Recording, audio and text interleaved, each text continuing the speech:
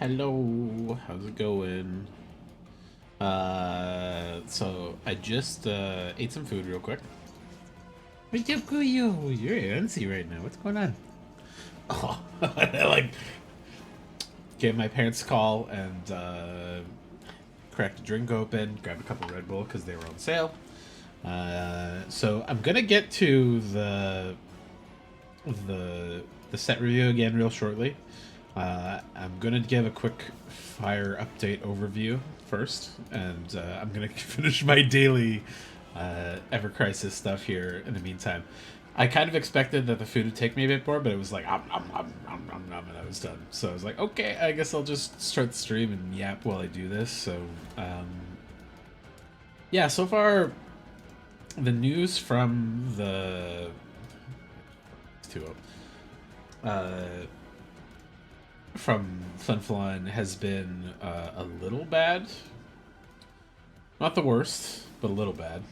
And the fires spread southwards on the east side of town a little more, but they've also managed to keep the fire out of the town boundaries for the most part. They've lost power in the city a couple times, but they've restored it as well a couple times. So it's a it's a real mixed state of affairs there right now, and some of the northern communities are struggling to evacuate because a lot of them aren't road accessible, which is problematic to get people out of the city. I'm running out of materia to use for these.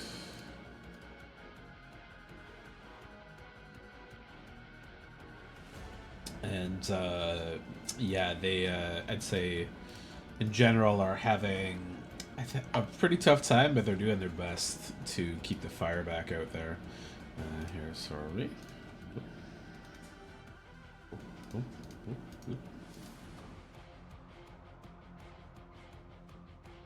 we go. More efficient. And yeah, they're doing their best, and I really appreciate the firefighters, military, and people up there that are doing volunteer work to keep the fire and houses and communities safe overall.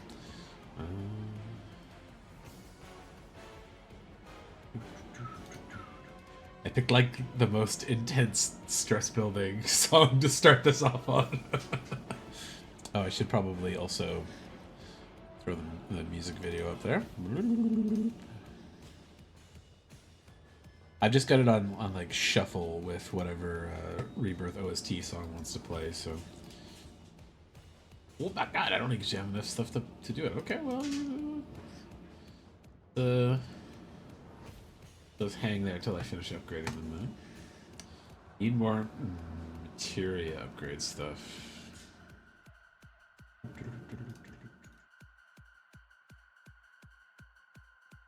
They updated the monthly redeems, so the Buster Sword stuff is upgraded again.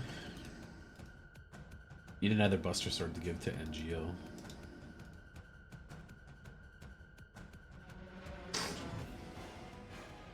But yeah, the fire news is, I'd say, equal parts good and bad.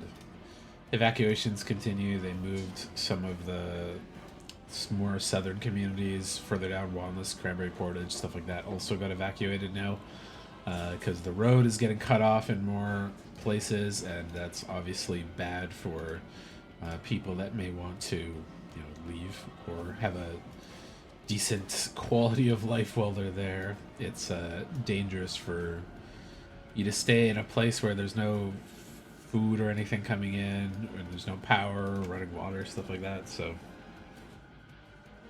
but the Puckanawagan Reserve has had luck pushing back the fires pretty well, apparently. I'll go over those shortly. Just kind of speed through these stuff quickly. Yeah, that's fine.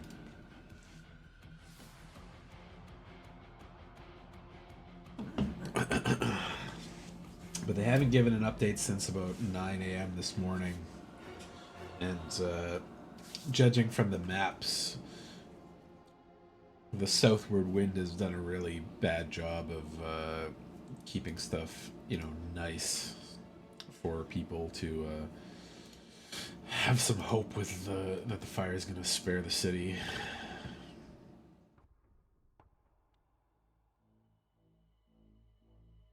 Nothing to do but wait right now. And there's a couple people going around the houses that people had to leave pets behind and stuff, and feeding them. But I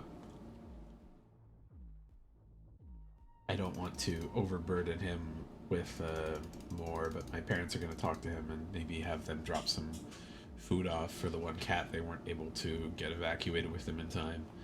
Because I don't know if I mentioned that, but they packed everything up. They got the cats in harnesses to get them a little more comfortable and used to it. And basically, right before they were ready to leave, they couldn't find him. And there's like bare parts of our walls or like roof sometimes where if the cats want to get away and hide, they're kind of like just going to get away and hide. You're not going to see them, and they had to leave one of the cats behind there, so they left some food and water out for him and stuff. But nobody's really sure how long everybody's going to have to stay away for, and that's always a little scary because they're not just like a little animal you can forget about. They're like children and family, right? And my parents have always liked adopting, taking in like strays and unwanted pets and stuff. So those two cats were like that. They were adoptions. So he's always been a little skittish, and my parents had like getting him to warm up to them a little bit. But he's, I guess, with the stress and people moving around and like emotions heightened and stuff, he just decided it was better to hide, even though it wasn't.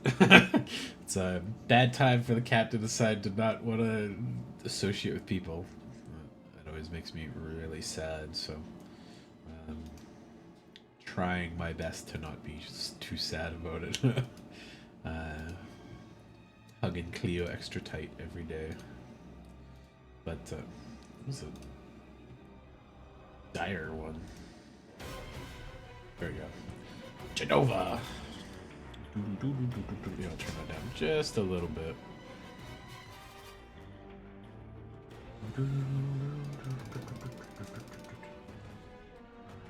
It's nice that the music is in theme for both Ever Crisis and the set review.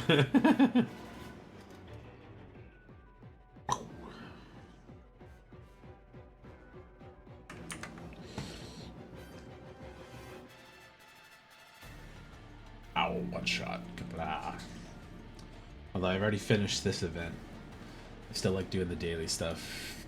The rewards are good.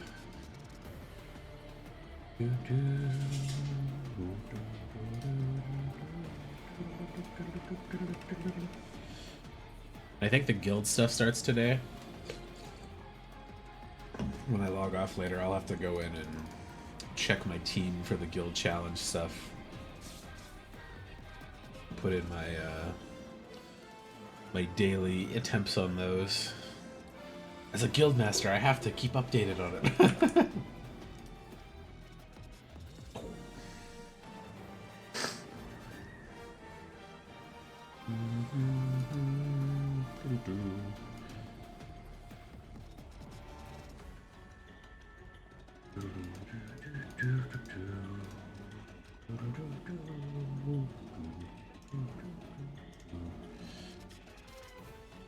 $2, okay, I'll do it later in the evening. I already made a team before with the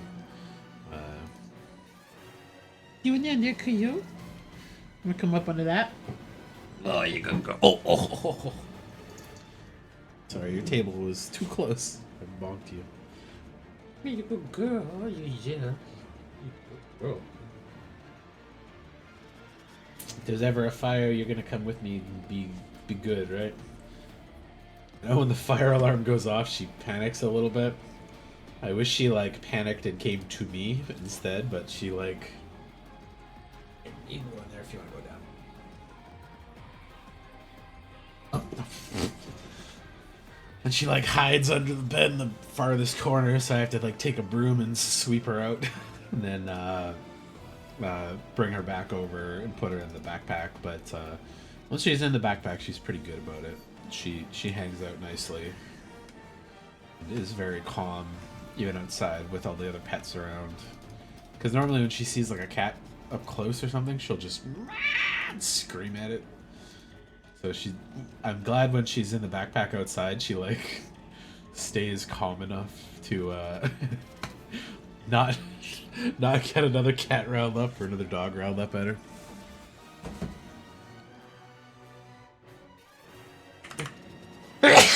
Oh my god.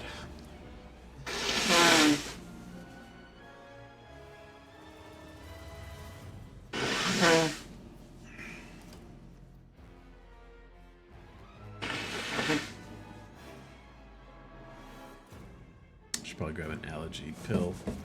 And yeah, when I woke up this morning, it was nice outside, but it rapidly got rainy, so no point doing a bike and walk around stream.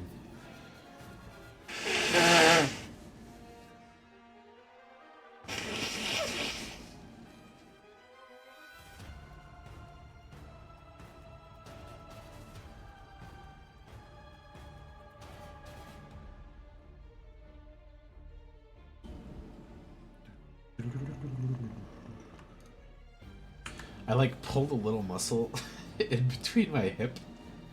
It's really dumb. But just like took a step weird coming back into the building and like kind of just felt a little ping in my hip. I was like, ooh, I need more exercise.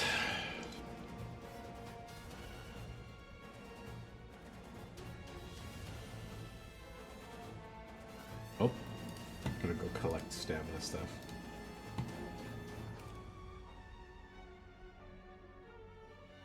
Penance, tails, and stamina, and that. Okay. Oh, I forgot to use the things in there. And I'll get them in a bit.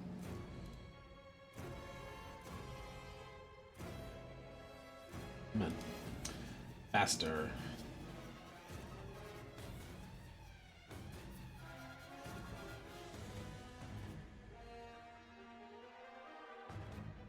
Am I short? Oh, what the? Oh, you know what? Maybe I didn't log in last night to just get the daily thing. Another member, eh?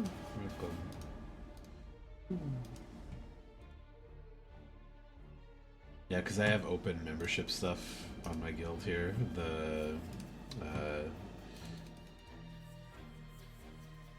That new one up there? No, it's not. They kick people automatically at 2 weeks, and then new people join in whenever. And it's a gacha game. I don't blame people for having drop in, drop out attitudes kind of thing. Go there. And then, look it, I'll consume some crystals. Normally there's enough. I have it like worked out to a science. If I like pop in and just log in and grab the like timed mission for the evening or whatever, I just have to log in and like collect it. There's enough to get exactly 2 co-op missions, and usually I have like 2 stamina things up, but I guess I didn't do that last night, so just went to bed right after I finished the stream. But yeah, I'm good for the long haul today, so I'll stay up and I will make sure I finish the rest of the set and get hopefully finished with Saga Frontier, I think. At least the first playthrough. I may play it again later, and I'll maybe use a guide to get 100% or something, but...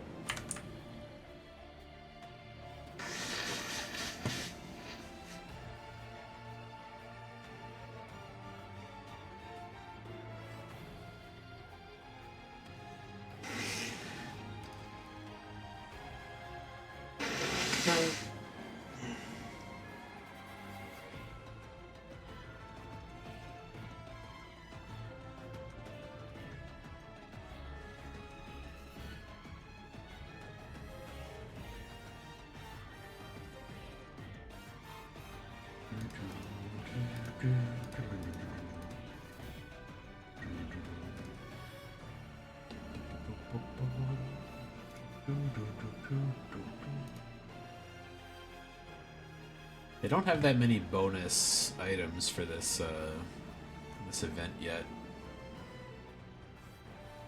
so it's a little hard to get the materials for it, unfortunately.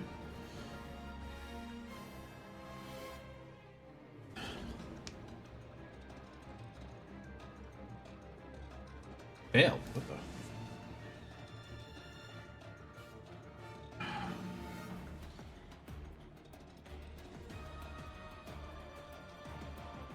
Good a time for stretches as any.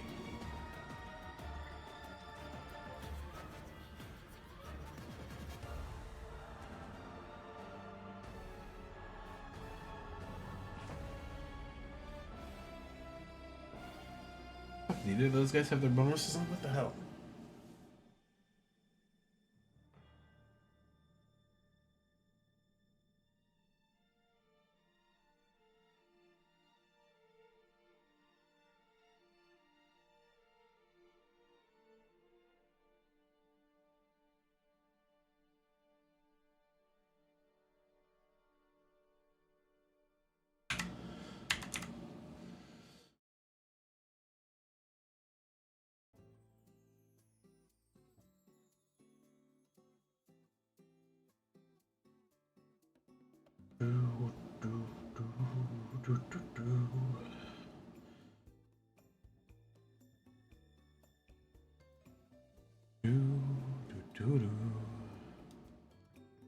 Oh, that's why I wasn't on this list last night, right? The audio levels are all fucked all over the place.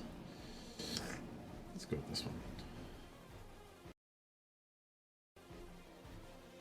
More consistent.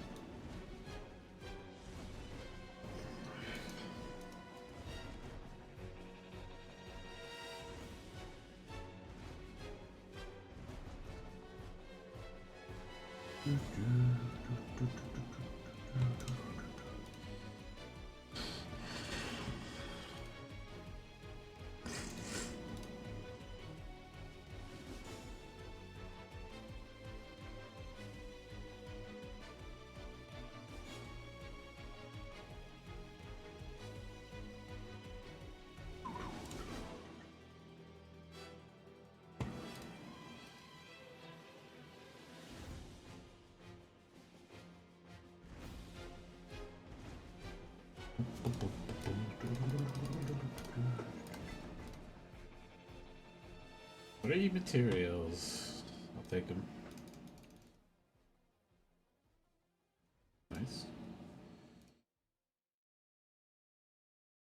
Here real quick.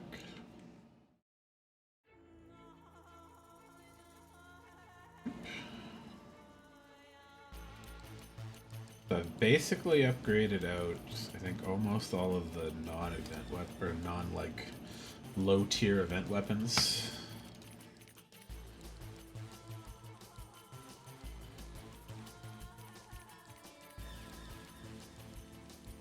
They've been giving out a lot of materials for upgrading your weapons lately, which makes me think they're gonna either add like a new tier to the weapons, or like a new level cap for a lot of them.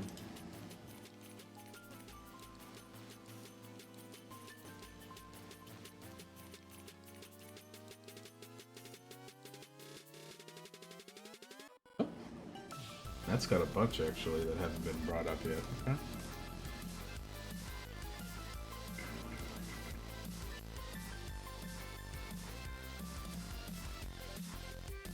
I've just been working my way up from the bottom, upgrading all of these up to at least 90.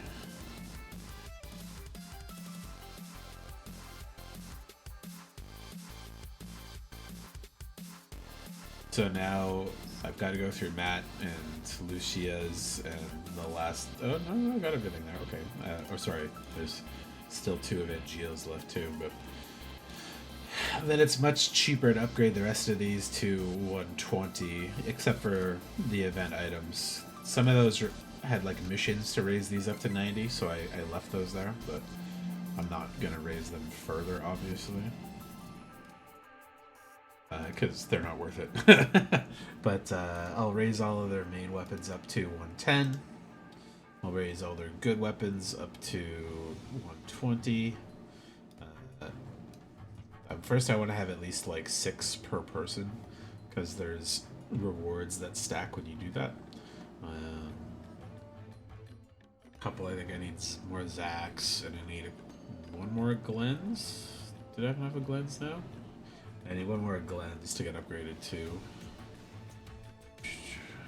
But then the next like milestone would be getting them upgrade, having I think 10 per person up would be the next one. Wait, let me see. Was I doing Yuffie's last or Glenn's? Okay, so start from Cloud. He's got 6. Barrett's got 7. Tifa's got 6. Aerith's got 7. Red only has 4. Yuffie has 5. So I was doing Yuffie. Oh no, Yuffie has 6. Kate's got 6. Vincent's got 6. Sid's got 6. Zach needs it. Yuffie needed it too? Fucking crazy. Red needed it. Okay, so Red and Zach both need an upgrade one, and Glenn needs one more. Okay, so Glenn's is an easy no-brainer. The only weapon he's gotten so far that had actual tank properties on it, even if it's bad, is a good upgrade there.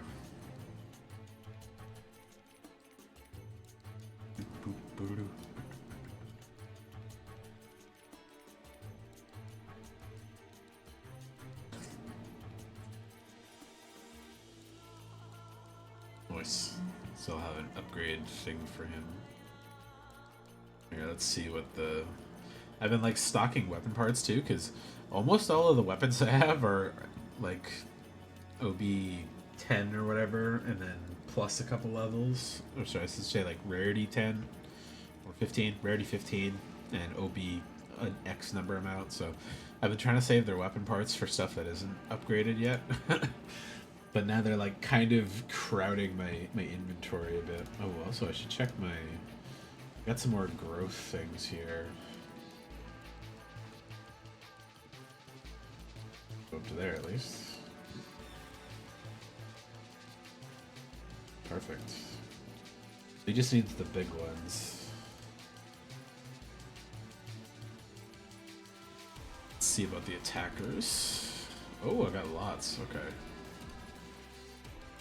Cloud, you got some of the best weapons so far, so... Not enough to go all the way up? Oh no! Okay, well, that's fine. So I did healer, attacker, tank, let's see. Nothing new in tank for upgrades. I hate that those aren't like grindable. And then support, there's only the 2 or 3, right? So... And a little bit of that. Need another couple there. Shit. Okay.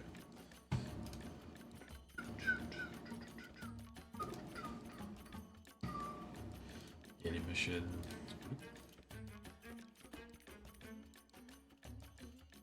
5 more stamina to get that, and then 2 more days of login. Okay. I'll get that pickup later when I pop back in later in the evening. What is this?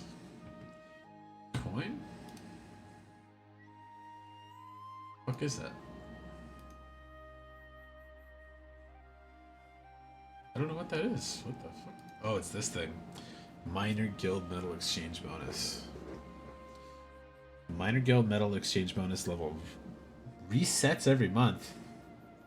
What? Oh, that's a bum. Oh, I guess that's for when you've leveled everything else up. That makes sense. Okay, because they increased the cap on these two, and I've been focusing on the high wind one to get that leveled up because that I think that has the best like overall extra result for people. And then the battles, I don't think it's that hard to get the experience cap, so we'll get there eventually. But I was gonna dump a bunch into this and level it up, but if that resets, a fucking point for that right now.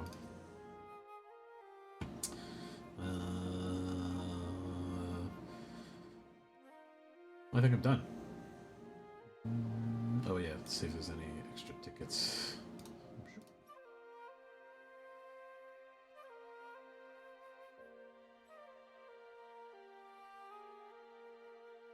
Oh, his magic wind sword. Cool.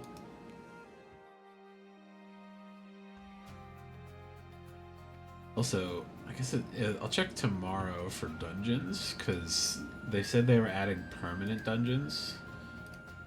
Crisis dungeons. I guess they haven't done that yet. And they said some new missions would also give you the crisis coins, because if you max these out, you're not getting any more crisis coins, and there's nothing to grind them on, so... is what it is.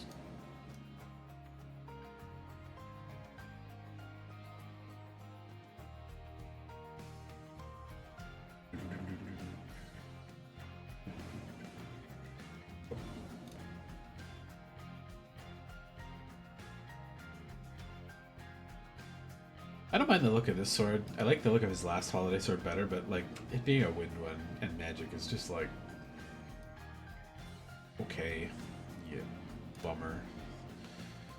Alright. Daily account games done.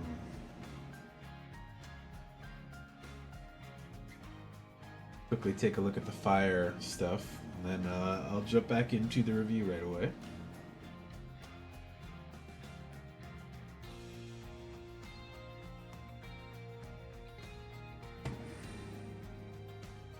I don't know why I keep thinking I'm looking for a restaurant there. So, not all of the fires are updated on here. Most of them haven't changed sizes yet. There's a bunch of the Sheridan fire that's not visible here. Because, like, Puckanawagan and this area are, like, have been fighting back a fire over there as well. Oh my fucking god. Yeah, was it new fires over there too? Jesus. Okay. Anyways, so the Flin Flon fire, as you can see, has once again like doubled in size by moving south here, and they've updated the borders a little bit to be closer. Although the last update we had from the city and the firefighting people is that it's still being held at the perimeter, as well as for Creighton here. So it's these fireboard or the Google borders here, I assume, are just a little bit like off because they're estimating it from satellite imagery and stuff. But they have expanded a little bit this ways, and expanded down this way quite a bit. And if it keeps going the way it's going, it's a little bit sketch because the actual airport for Flin Flon is right here. Even though I think they haven't been flying people in and out there lately, because the smoke is too bad from all of these fires. That's like the one good airstrip that's not the aerodrome strip down here, which is good for like the water planes and stuff, because it's right by the lake. They can get work done at the shop in there and stuff too. So if this keeps going south like that, I'm pretty sure that they would look to evacuate the firefighters. Like, if it cuts off the roads here, it's not worth their lives to, like, keep pushing back just for property. Because that would be quite dangerous at that point. But, yeah, if the fire keeps going south, cuts this road off, I don't think much else is going to happen there. That's good. But yeah, they evacuated Cranberry Portage and I think Wanless as well, which is here. Because, yeah, this fire got quite big as well and has blocked the road south that way. There's obviously still the big fire at the Paw that isn't on this map, but is on the other maps. And smattered fires around the other highways too. It's fucking bonkers right now. There's a couple other fires north of Winnipeg as well. Some on the Ontario side. It's a real bad deal right now.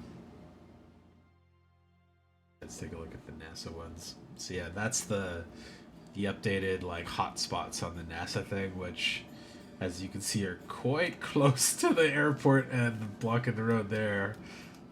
The hotspots they detected here do support what the Google map showed, is that it's like moved in towards the city a little bit there, but still seems to be kept outside of the perimeter highway a little bit. So fingers crossed, basically, that wind stays keeping things out, and then you can see the smattering of fires that are kind of like joining up across this way. And it's also pretty safe to assume that these fires are all like joining together essentially, which is a bit of a shame because that means it's just like cutting off huge swaths of access for people. Alberta's got some stuff cooking up there too, unfortunately. Not really much over here in Montreal, Ontario. We got good rain today, so yeah, we're good, I guess. It's jeez. I don't know if these are actually fires in the States or if that's just like plants or like fossil fuels or something there, but so much water up here and apparently so fucking flammable. I hate it.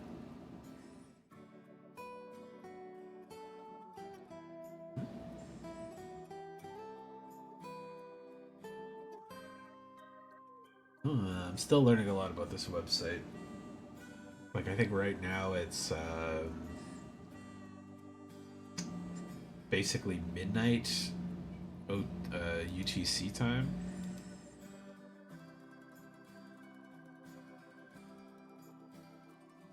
So I think it's 5 hours ahead of EST, which would be, yeah, basically midnight.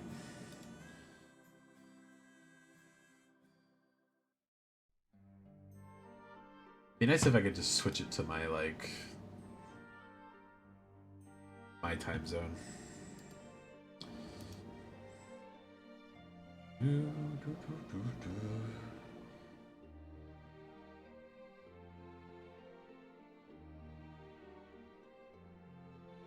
I got a present, say third at 6:30 to UTC minus 400.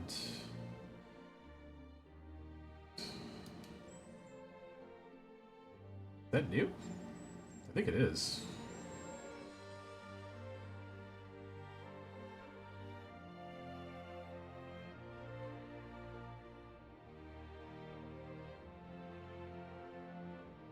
Here, let's see how the measuring tool is.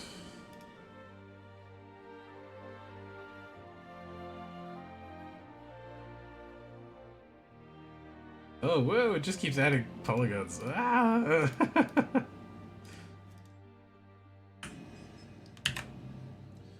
Just delete that. Hey David, how's it going, man? Yeah, I want to get a couple things done today. I want to finish the FF review. I want to get a good chunk in or finish Saga Frontier 2, because Brandon's like, play 100 line, and I'm like, I'm sorry, it's been a busy week. I haven't been able to do it. I was just updating that the wind stuff has shifted a bit and the fire has pushed south, but they're keeping it mostly outside of the city limits still, apparently. But the fact that it, like... sorry. It basically doubled in size again since yesterday. Like, this whole chunk of this wasn't here. And it's pushed down and almost cutting off the, like, road south out of the city again, so... It's, not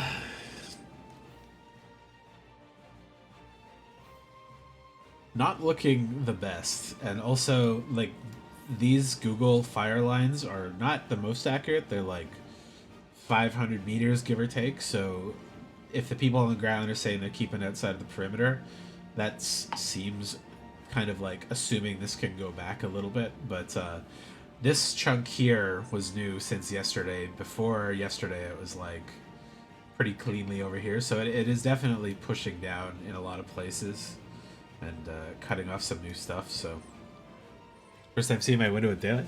Oh, it's been a couple times. I've showed the stuff going through there, but like it's just in the winter it gets dark earlier. But yeah. Fires pushed south, expanded that way, and possibly blocking off the highway soon. The south highway here is blocked too, so they have to take the long way around now. But there's also new fires over there, so yeah. There's some good Facebook posts from the guys up in Pucknawagan, which is here-ish. I don't know if this satellite has proper imagery for that area, but they've apparently kept the fire pushed back from some of the reserves over here. But yeah, it's definitely expanding still, unfortunately. Let's see. Refresh.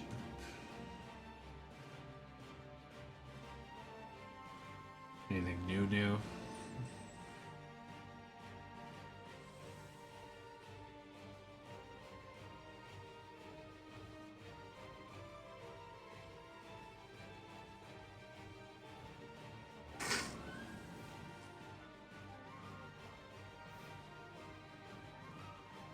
Alberta and British Columbia evacuating people to now. Oh, it's 4 provinces that are like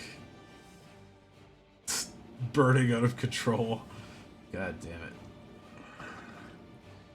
The forecast for both provinces is not promising. Cold front is expected to hit parts of Saskatchewan. It will not bring relief where the fire is burning. It's going to be windy. Yeah, that's the real downside. 22 million Americans are under air alerts because of this too.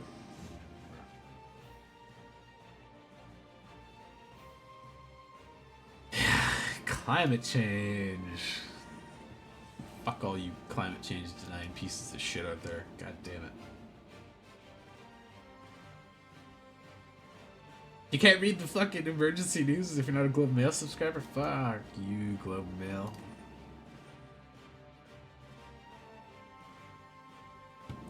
No rain forecast? Oh, God.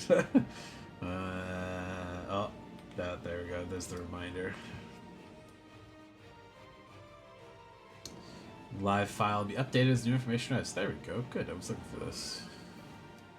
Reminder is the Flim Flon newspaper. It's still 24 degrees up there, too. Jeez. Staff reminder is evacuate Flim Flon, but keep writing is updating as long as possible during the emergency. If you have questions, blah, blah, blah, blah, blah, blah, blah. Threatened Flim Flon Crate and nearby communities grew Friday, but for now the communities are both still safe from the flames. Exact number is not currently known, but over 48,000 hectares of forest. Yeah, it's gone up like 10,000 hectares a day, which is a lot. It's quite large. The fire has been held off from Vancouver for the moment, but continues to spread elsewhere. Part of it spreading east to Big Island and Baker's Narrows. Part of it spreading west to the Hansel Lake Road past Corrigan. Saturday morning, no structures from Vancouver have been burned, according to the Flip Flop, but town created people are area fighting the blazes. No structure fires in Flin Flon. No structure dies from the damage last night. Could continue the wind direction expected being testifiers. Efforts and resolve. Conditions remain bone dry. Not great.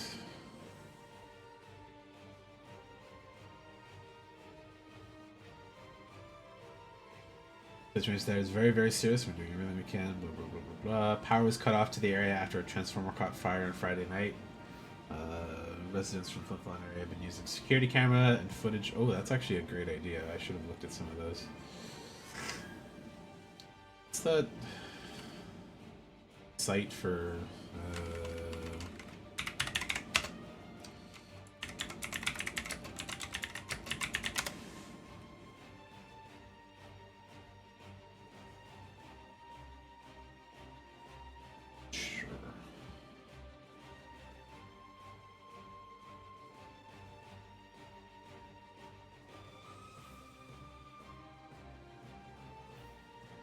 I don't want an ad. Oh my god, there's so many fucking ads.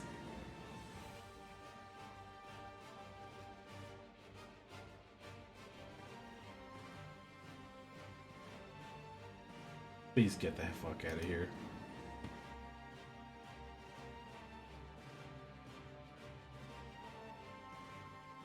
I'm glad.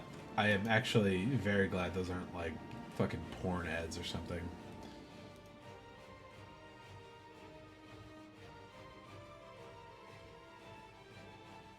I'm not a big fan of this slow growing ad at the bottom here.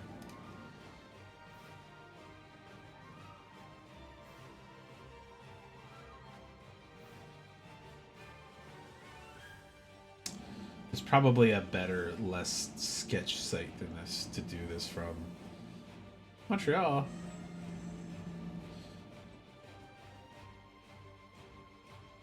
So, let's see. Then security camera.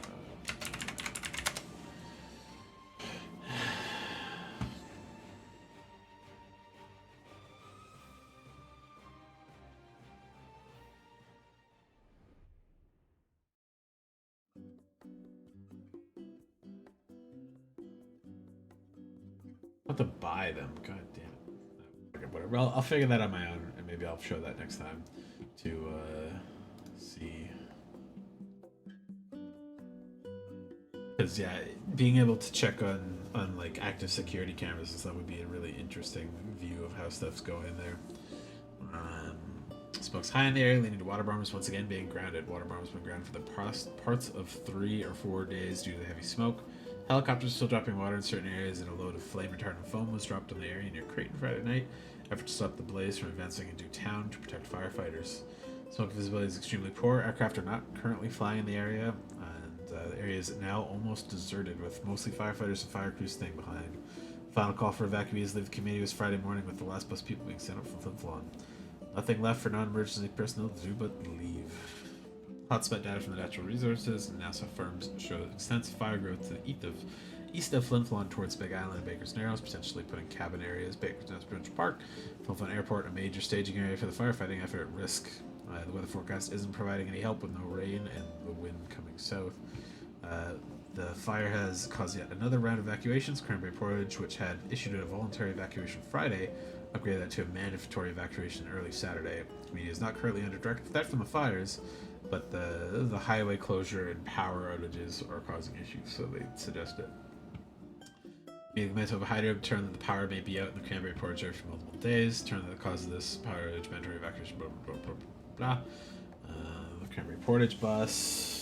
Cabin areas like Sourdough Bay, Sally's Beach, Bologna's Bay, and others have also been ordered to leave. These areas, along with Cranberry Portage, are residents of Wanless, and cabin areas at Rocky Lake are being asked to prepare to leave a 2-hour evacuation notice. The same fire that has forced the highway closure has jumped the highway is getting closer to those communities. Peter Valentine Cree Nation has also issued an evacuation order for Sturgeon Landing Saturday afternoon, both due to the fire threat and potential road closures. The one road in and out of town may soon be affected by the fire. Help is on the way to the north. Several American firefighting crews are coming up north to help fight the flames, along with other firefighters from other Canadian provinces. Air attack teams from Columbia, that's interesting, have also arrived in Manitoba to help fight the flames. Elsewhere in the north, fires continue to burn and spread near Pucknawaga, Matthews, Coulombe, Cree Nation, Cross Lake, Pimmet, Kikkamak, I always say that one weird. Sheridan, Pelican Narrows remains under threat from a fire burning north of the community and to the west around Pelican Lake. Pucknawaga remains the scene of dramatic evacuation attempt, with smoke too heavy from planes to land. Nearby fires so close to Logan Airport that explosions have been reported in the area. Flights taking evacuees out of town have been far and few between, with no road out and the rail line leading to the community also affected by the fire. Military helicopters have been brought in to take people away. Only 6 people at a time. That's brutal. The news conference, May 30th, Key News said that C-130 Hercules planes from the Royal Canadian Air Force will be taking people from Cross Lake, Pimmick,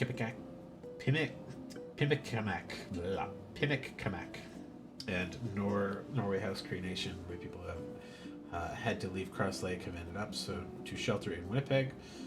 Said the aircraft Canadian Armed Forces will be transporting people out of Pucknawaga to Winnipeg, including people needing medical treatment. Quote, orange alert indicating a disaster or any other event requiring as many staff as possible, declared for St. Anthony's General Hospital in Mapaw. Firefighters working near Sheridan have installed value protection to keep the community intact, and ground crews are still fighting the blaze. More evacuees likely to head to Winnipeg, with more evacuation orders announced across the province. Fellow Manitobans, I would say over the course of the day we can expect thousands or more people from the northern parts of our province to move to other communities to find their way safety in other parts of Manitoba, predominantly here in Winnipeg. Namely Thompson, Portage Prairie, the Opaskwayak Cree Nation, Norway House, Nishiwesiak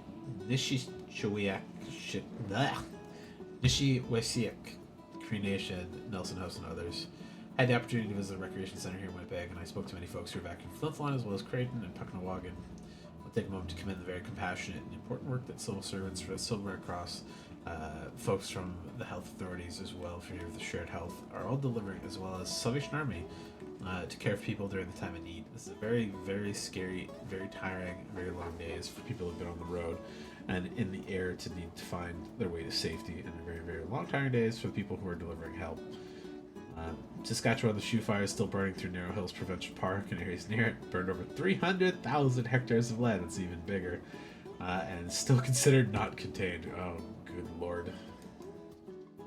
Whole fucking country's burning down. Also, this had some good pictures I wanted to show here of some of the people trying to evacuate and the fire updates from the areas.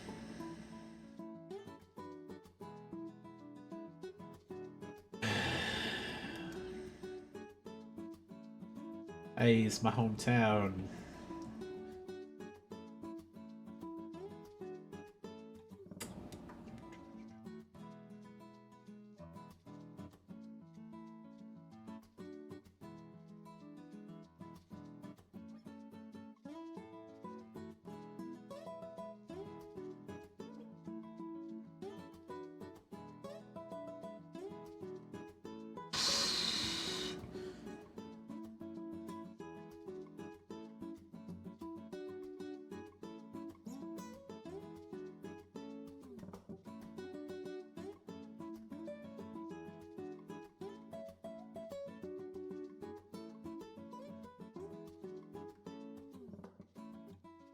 And they mandatory evacuated Cranberry Portage, but 600 more people.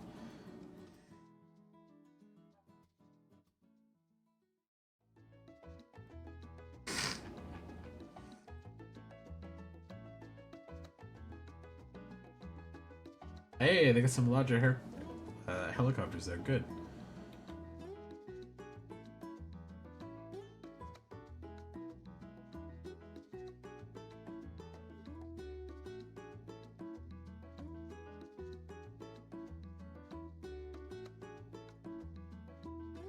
That was just a couple hours ago.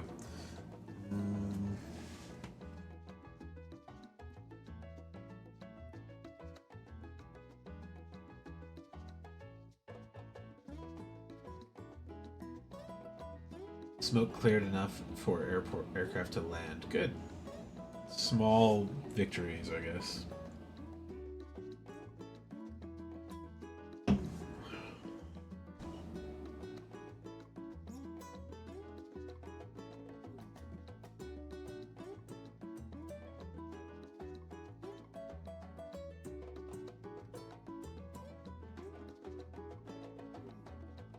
I'm glad they were able to get some of the larger helicopters up. Those can take 30, 40 people and some cargo pretty easily. The Chinooks. Flying from the paw, that makes sense. That's probably the closest place.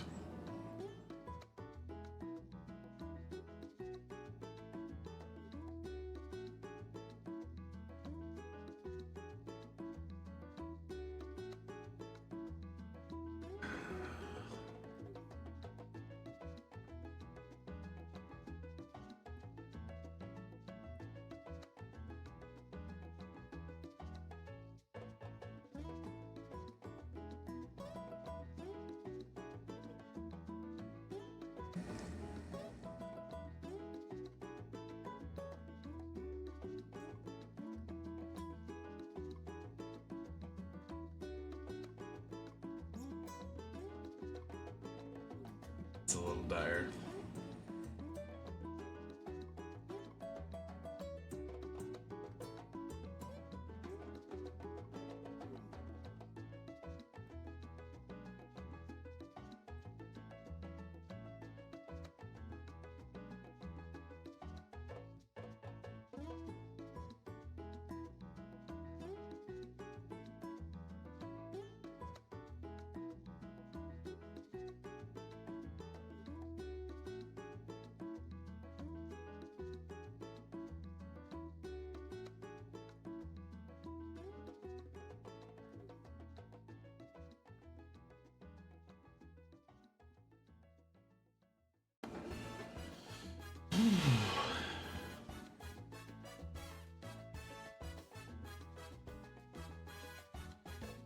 See, they post anything new on the website here?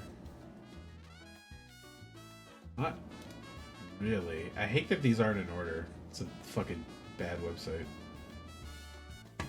Stupid, outdated, flim-flon website.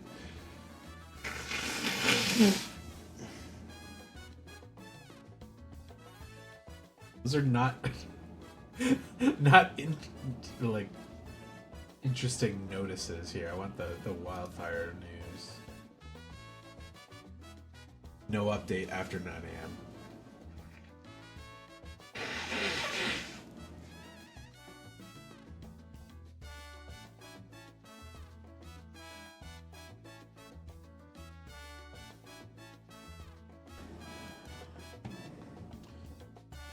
Yeah, this one still doesn't show the size of the fire, weirdly. Just that it's out of control still. The Sheridan fire being held out by the Pucknawagan one is nice.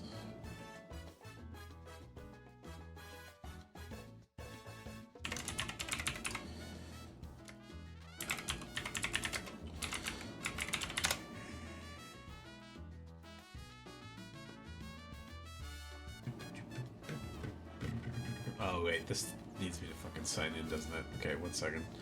Let me get a different window up here.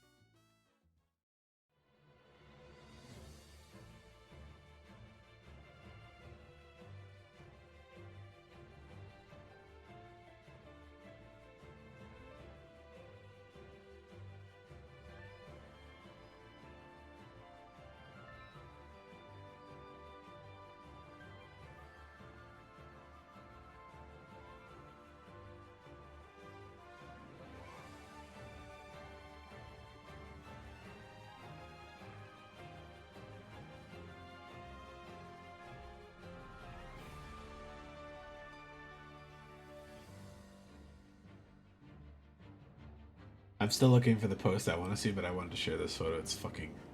That's terrifying. Right near the power transmission areas. Like, that's sketch.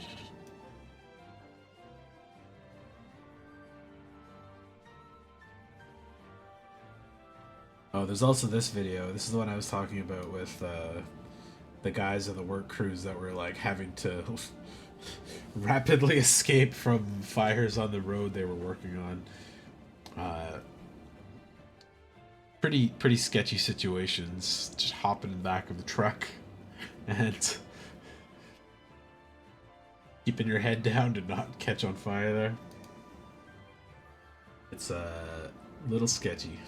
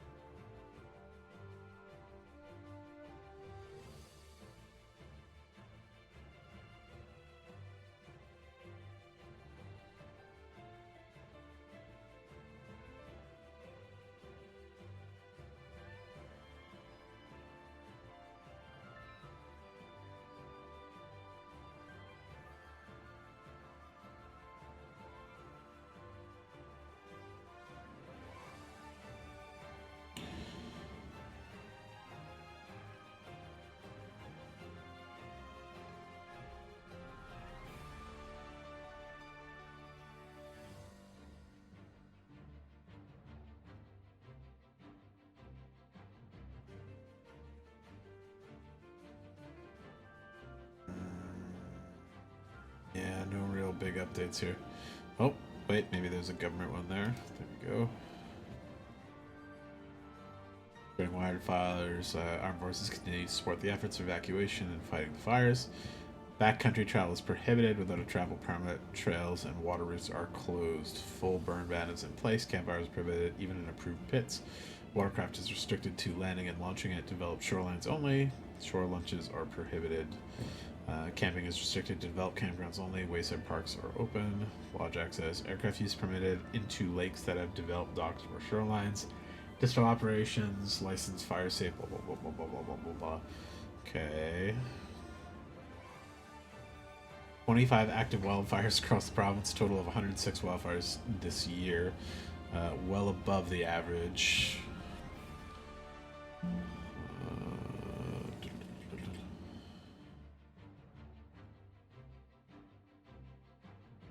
The half kilometer outside of Lynn Lake, 46,000 hectares. That was crazy.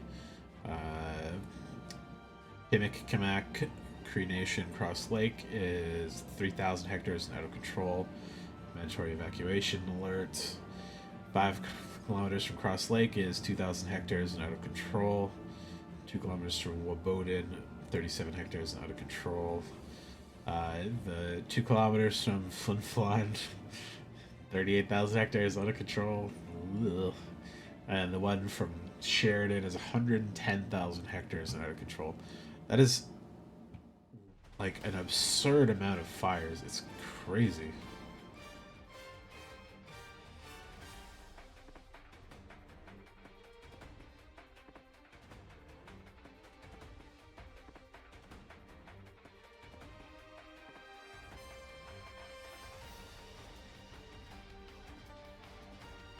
They don't really give much update on the actual status, though.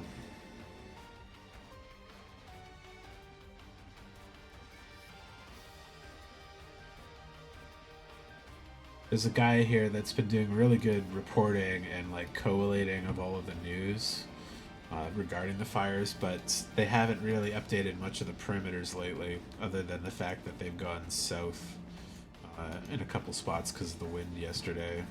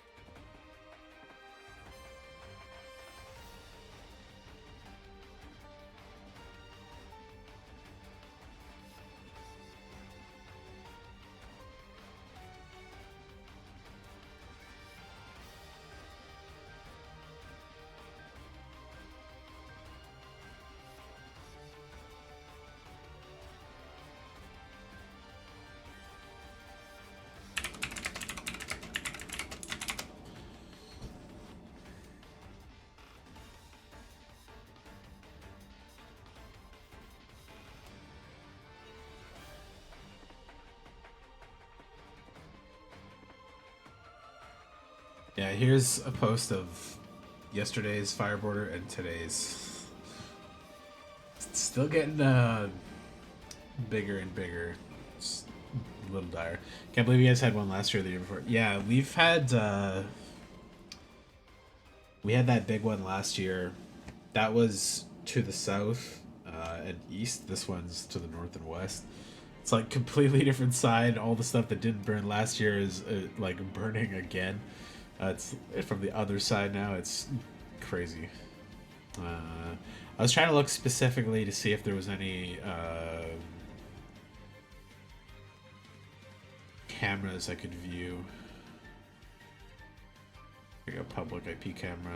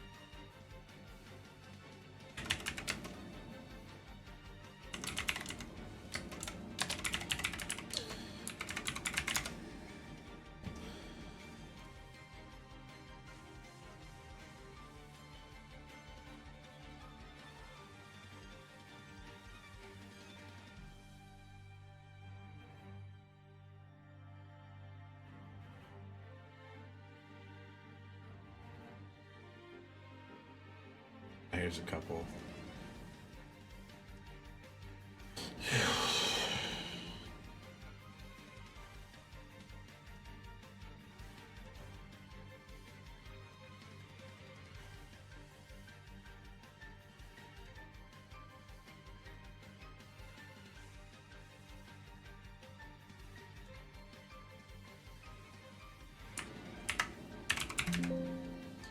Oh my god, Windows. You really don't need to go gambling whenever something doesn't work there.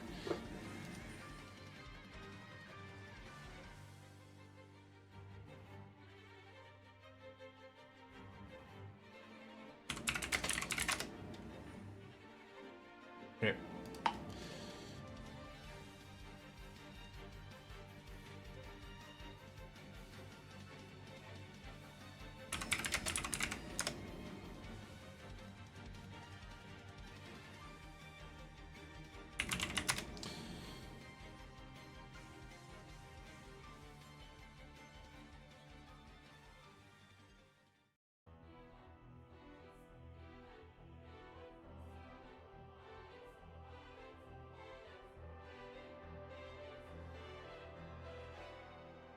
Ah, here we go.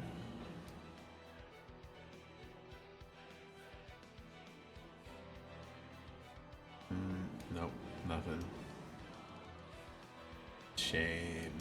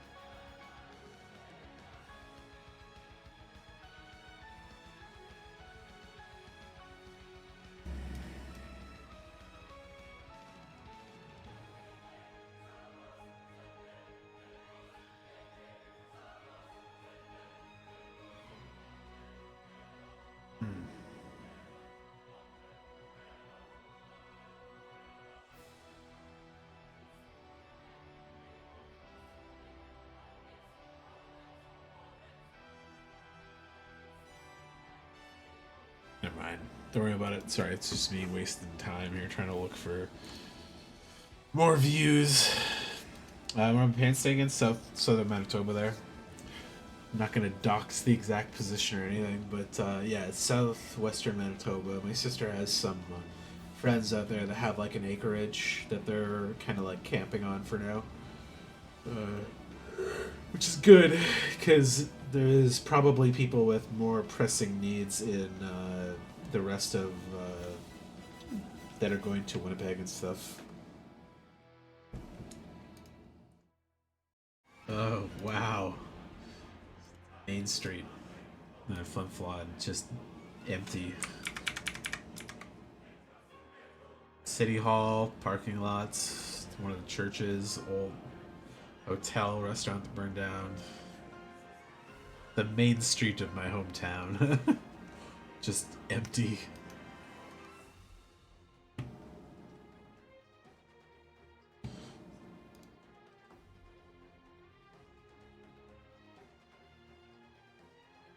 All these are a little late. They haven't updated much today. Last hour? 10 minutes ago. Is this just like a generic update? I think it's just a generic update, yeah. That's a bunch of data I'm not really too carried about. Chinook helicopters on the route.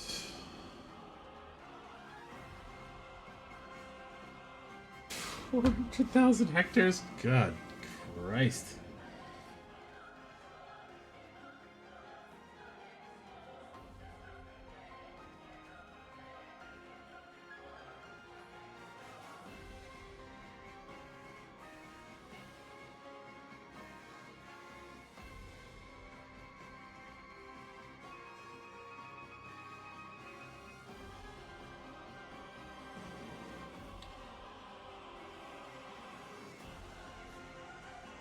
That's the same article as the other one. Not updated. Alright, I'll take a quick break and then I'll come back and I'll jump right into the set review stuff and we'll see how much of that I can get through. Oh yeah, I was wondering if they were staying at family's or motel or something. Yeah, so I think my sister, my little nephew, and the older family friend that's staying with them are staying inside of my parents because they have dogs and the cats and the little camper are just kind of camping out in the yard basically. Because they brought the trailer down with them, so they've got a place to sleep, they've got a place to cook food, they have to borrow the shower and stuff like that, but it's good for now. They will make do with it. So I'll be right back. Do a quick bathroom smoke and break, and then I will jump into doing this. So, back in a couple minutes.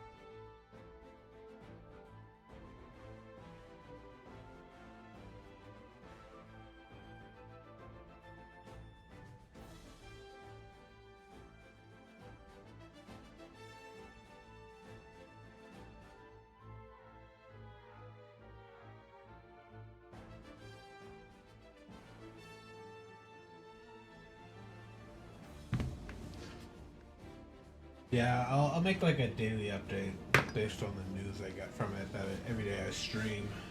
Um, Mostly just checking in with my family daily, scoping out the fire maps and stuff, trying to get them updates on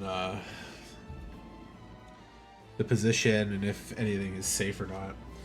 I'll take one last look at the fire maps before we get into the thing. Get the fuck out of here, wildfire restaurant.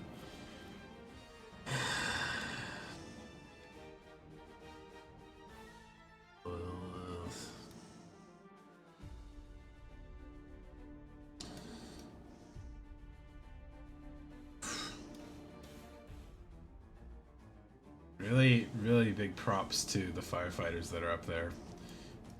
Keeping it like just out of the city is a hard task when it's like 400 or 500 square kilometers of fire.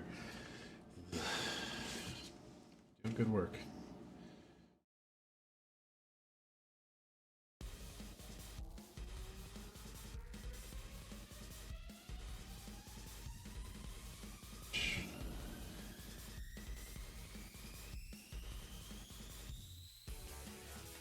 It's really a shame that these aren't like more accurate scans or anything because it's just hotspots, which doesn't really give us a real good idea of what's happening.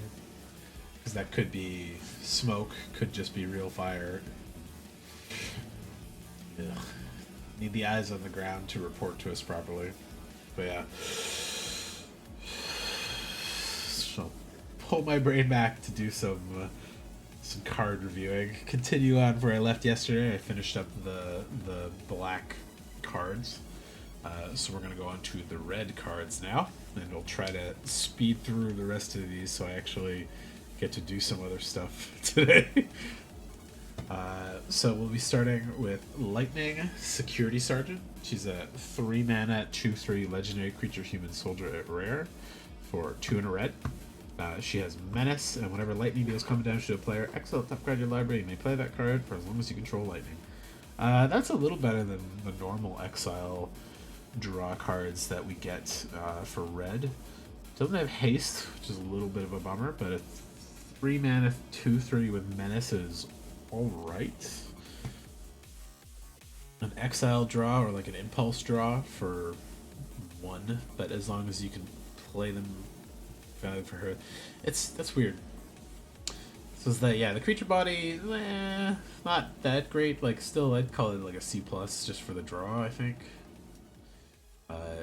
Having access to them for longer, if you can keep her alive, is good. But she's not that beefy, so you can't really guarantee she's going to stick around that long without some protection or buffs. Judgment Bolt, 4 mana red instant at rare for 3 and a red. So Judgment Bolt deals 5 damage to target creature and X damage to that creature's controller, where X is the number of equipment you control. Yeah, 4 mana instant speed, 5 damage is pretty strong. I would always happily play that. The X damage to the controller is a nice bonus if you've got some good equipment or a couple equipment on the field.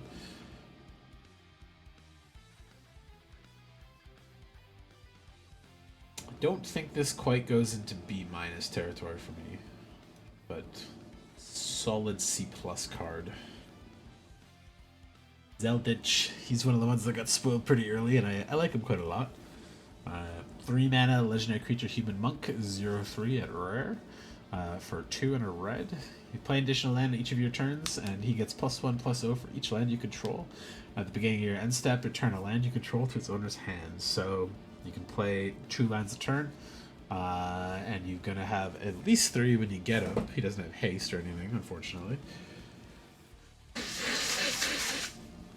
But he also doesn't have any evasion or like trample or any kind of buff like that. So this is nice as a threat that grows, and he helps re-trigger your landfall stuff because there's quite a good chunk of landfall things in the green, red, and bird stuff. But he He's not that beefy as well. He doesn't have that much invasion. But if they don't control him or remove him, he's going to be like a 7-3 or an 8-3 and present a real like lethal threat to damage. But you can chump block him with like 2 small 1 or 2 drops, which is kind of a downside for him.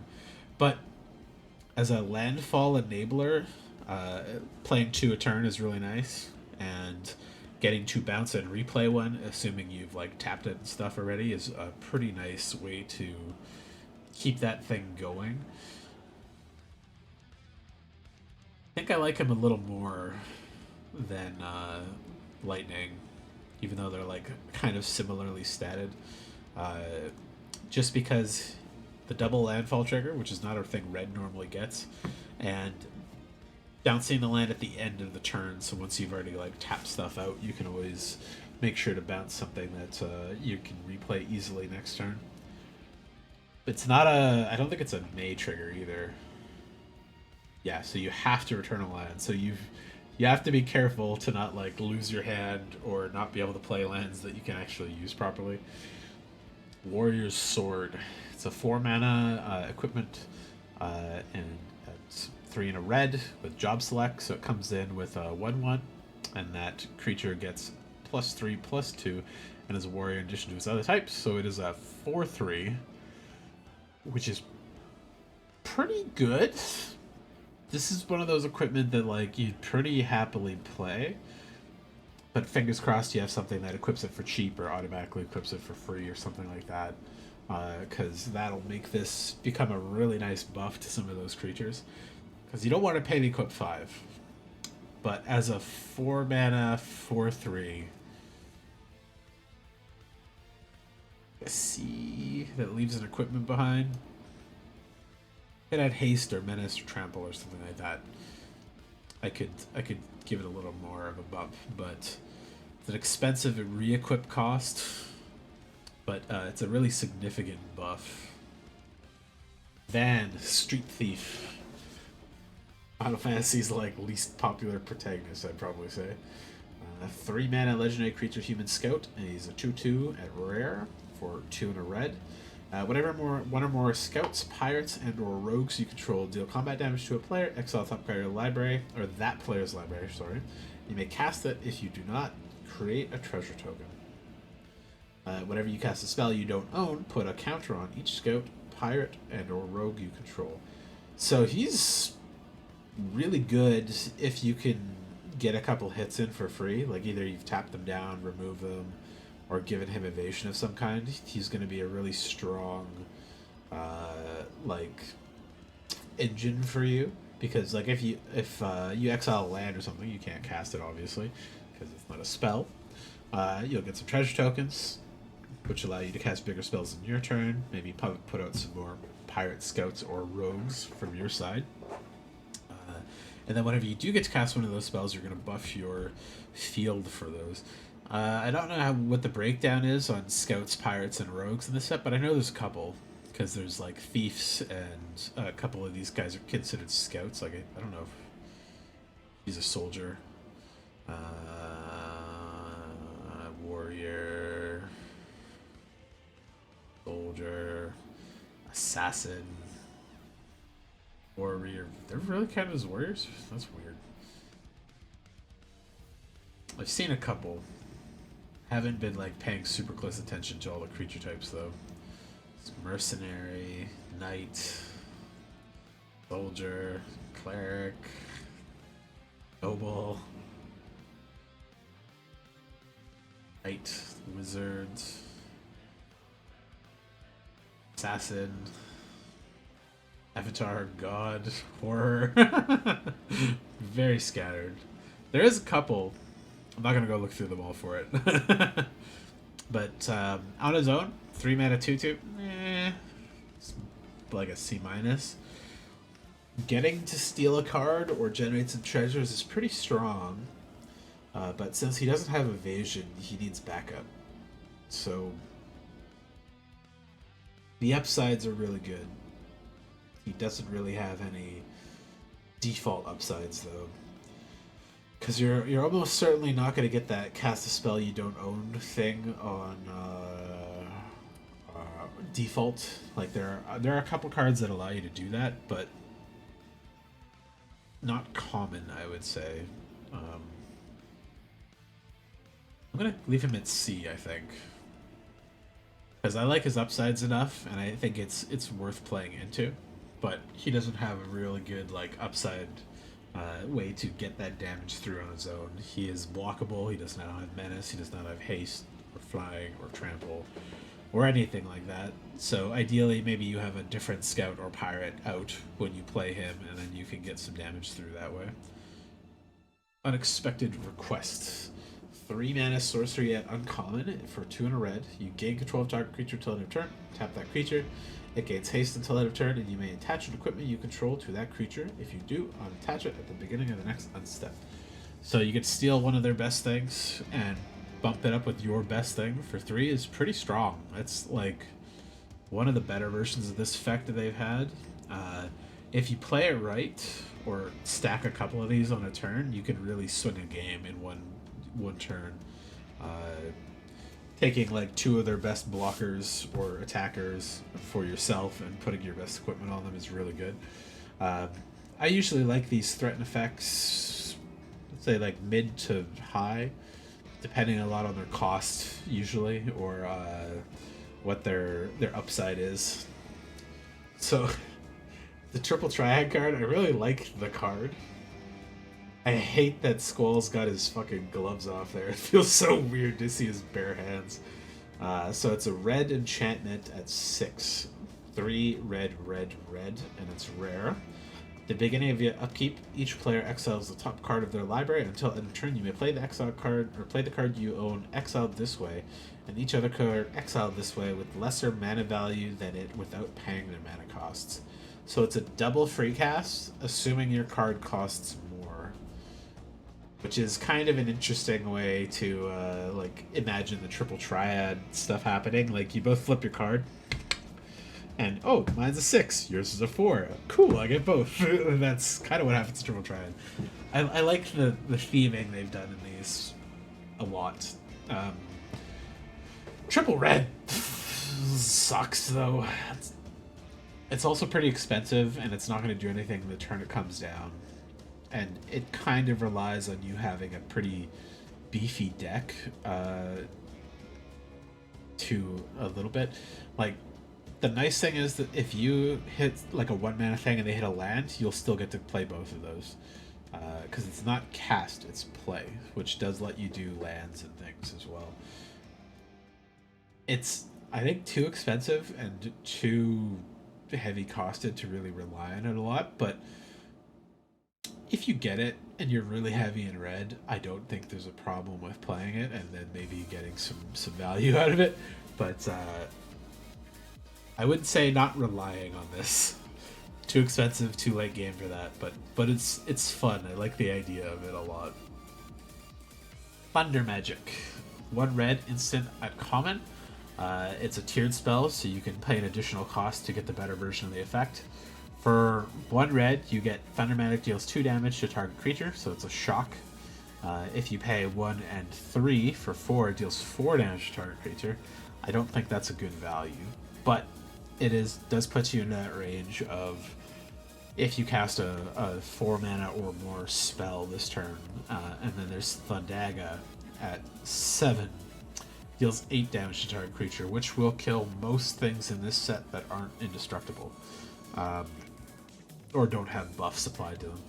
I don't actually think the Thundera and Thundaga are really worth it, but it's nice that they're there. I think the 2 damage mode is the one most people are going to play.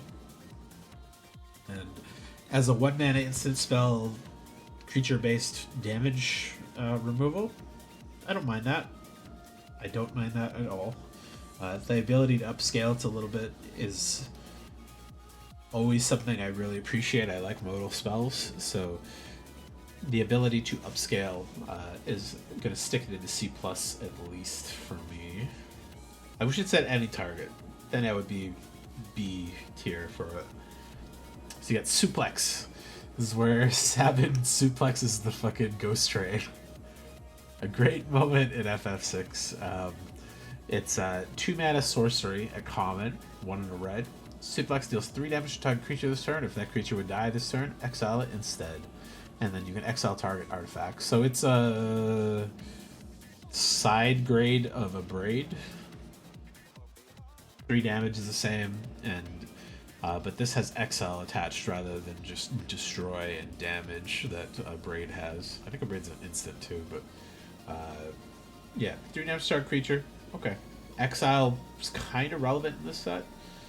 Exile target artifact. There's a lot of good artifacts in that, so I think this is one of the spells that's going to be quite valuable because a lot of the creatures kind of seem to hit that 3 toughness range, and then they either go 5 or 8. So this will kill a lot of the basic stuff and a lot of the good like equipment that are going around, or like a legendary vehicle or something like that. Just get rid of it. I think this will be played. If you're in red, you're gonna probably stick it in the deck. So summon GF Ifrit. This is the FF8 version of Ifrit, not the Clive's dominant Ifrit one. So this is a enchantment creature, Saga Demon at 3. It is a 3/2 for 2 in a red, and it has 4 Saga triggers, so you get at least 2 swings from it. You may discard a card. If you do, draw a card, and then you get it again, and then it can swing, and then you get add a mana, and you get another swing out of it there. One of the things that's notable here is this one isn't legendary, so you could play multiple copies of this. I don't know how valuable the looting is going to be. I think the mana ad is probably going to be one of the more kind of like underutilized but still valuable things on this. So interesting. Also, I'm a little curious because this the Saga triggers go on during the draw step.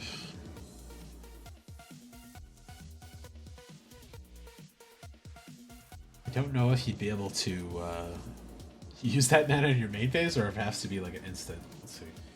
Gather Ifrit. Okay, that's not what I'm looking for. Summon GF Ifrit. They probably don't have this updated.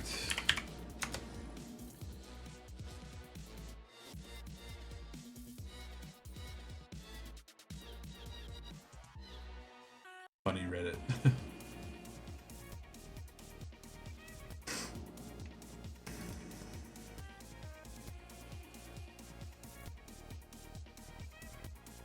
Gym Freak Ifrit, that's funny too.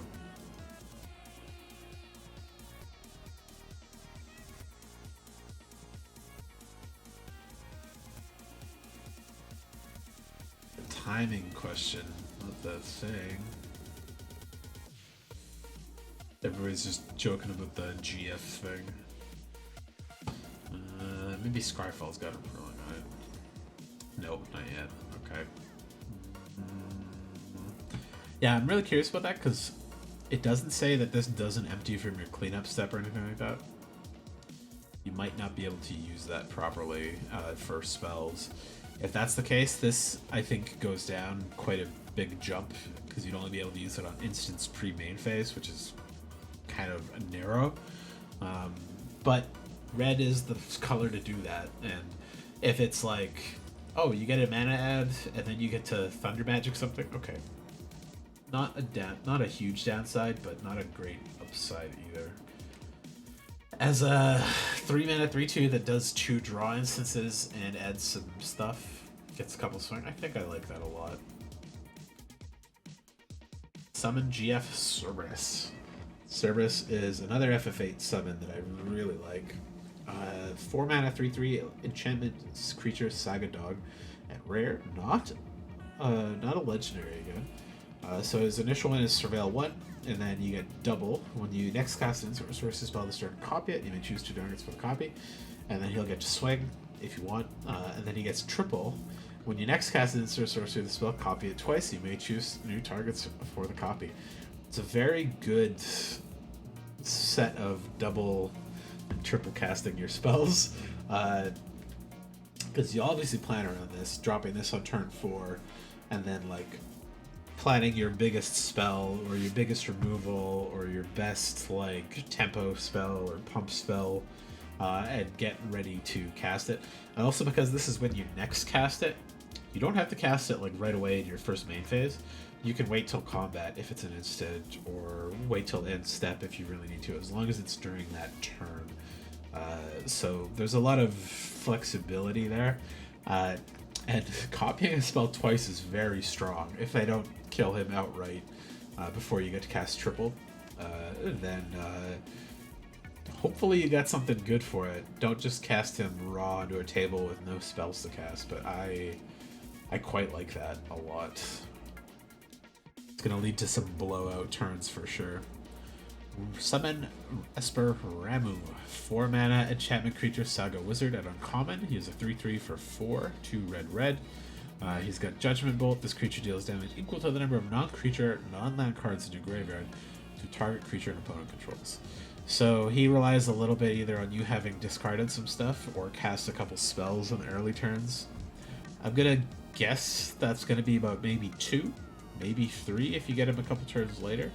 But I assume your first 3 turns are going to be removal, and then Ramu as a 4th removal. But if you do get that, I mean, good for you. You've probably emptied your opponent's hand and killed every single thing they had on board by then.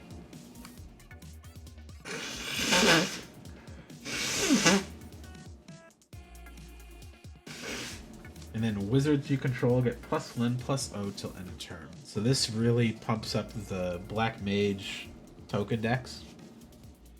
It also pumps himself for at least one of the turns he gets to swing. So he's going to swing in as a 4/3, which not a huge deal. Like I said, 3 damage is kind of that like sweet spot it seems like all of the mid-tier creatures sit at. So I don't think that's like a high bar to clear removal wise.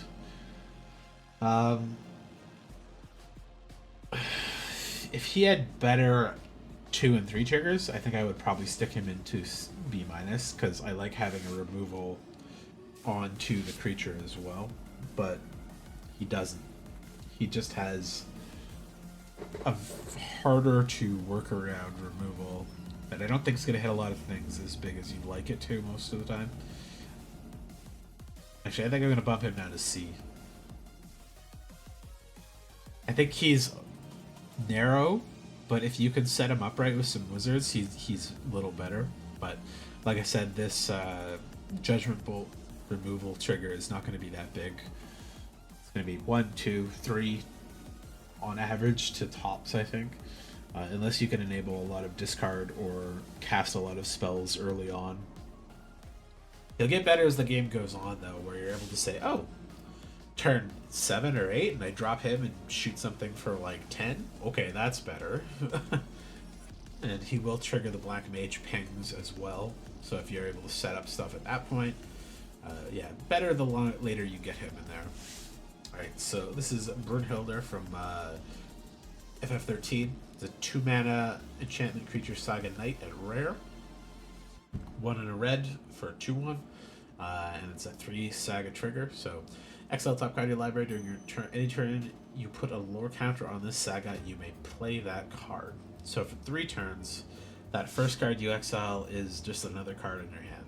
And it's got Gestalt mode, which is their vehicle mode, I believe. When you next cast a creature spell this turn, it gains haste until end of turn. As a 2/1, I don't think it's very valuable to swing it in, but swings are swings. And giving your another creature spell haste, if you plan around it really well, if this is your 2-drop, let's say, you might be able to exile like a 3 or 4-drop and then cast it with haste when you get it out, which can really set up some strong turns. It's a shame because I like the abilities. The body's pretty weak, so it's a C+. It essentially draws you a card, and you will be able to cast it for the next 3 turns, as long as Brunhilde is still here. They don't kill it immediately. Getting the haste is a nice little bump to make sure that you're always putting pressure on while it's out too. So yeah, not that good though. Just a little better than average. Sorceress's Schemes. This is a 4-mana sorcery at uncommon, 3 in a red. Target instant or sorcery card from your graveyard or exiled card with flashback you own to your hand. Add a red. So this is one of the cards I think people were a little interested in because you can return an exiled card from exile to your hand. And for flashback cards, I think they're generally like a little worse value than a non-flashback one would be, but you get to cast it twice. So getting to add a flashback removal that you played, that you already cast and flashbacked, and then putting it back in your hand to cast it and then flashback it again is strong. And then you can flashback this to do it one more time. It really works with her looping time kind of vibe that she does. It's a strong card. I think it's a little expensive, but it obviously fits that over 4 cost spell deck kind of thing. I'll put it at C because it doesn't do anything on its own. It just, you need to have some other stuff to work with it, but the deck that wants it's gonna want it fairly highly, I'd say. So we get the red side quests. Play Blitzball. I love Blitzball. So it's a 3-mana enchantment at uncommon, 2 in a red. At the beginning of combat on your turn, target creature you control gets +2/+0 till end of turn.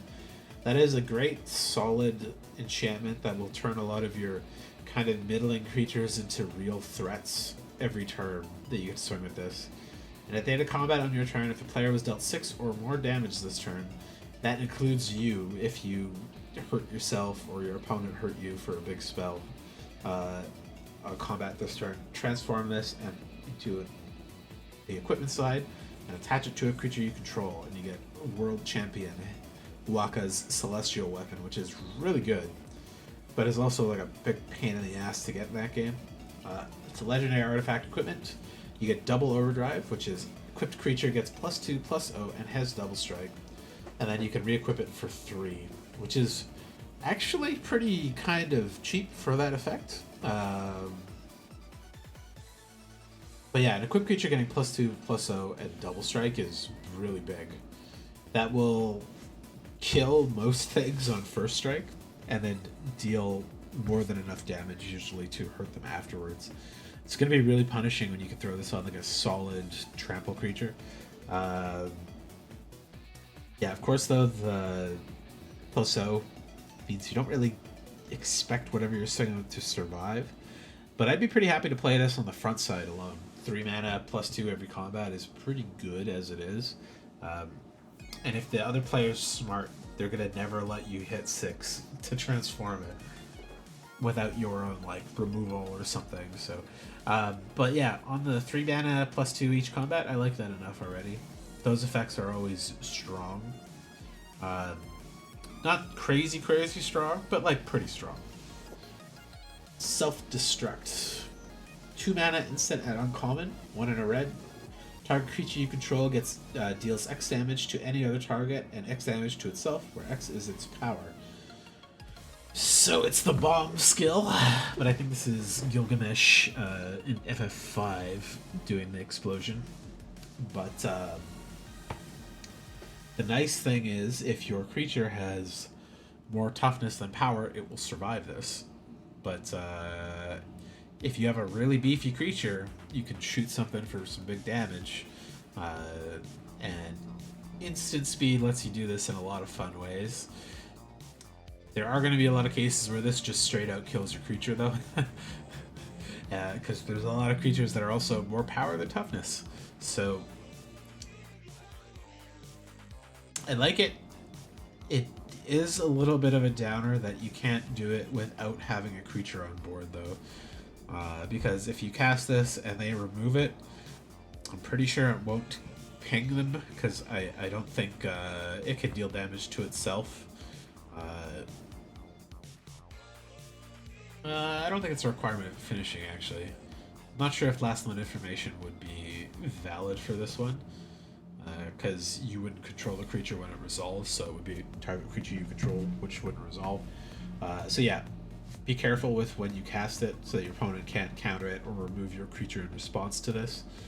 But instant gives it a little bit of flexibility to actually do that, so you can wait till they cast a spell or until they don't have the mana to cast something relevant in return. Cypher Alamazi, or Almasi. 4 mana, legendary 3/4, human knight at rare for 3 and a red. He's a FF8 antagonist, I guess is the best. He's like a nemesis. He's weird. Whenever a creature you control attacks alone, it gains double strike till end of turn. Exalted double strike is pretty good. It's pretty good, actually. Then his Fire Cross, which is his limit break. Whenever Cypher Almasi deals combat damage to a player, you may cast a target instant or sorcery card with mana value 3 or less from your graveyard without paying its mana cost. If that spell will be put into your graveyard, exile it instead. If he's attacking and you get double strike and you get to double cast some cards from your graveyard, that's really good. And it also doesn't have to be him to do the double strike, but it does have to be him to get the spell cast from your graveyard. But for a 4 mana 3/4, that body is totally acceptable. The double strike on any creature attacking alone is really nice, because it's almost assuredly going to trade with whatever it hits or just win the fight outright if they just jump block it. The Fire Cross on him, if you could keep him alive and do that, and like double cast removal from your graveyard, is really, really, really, really fun.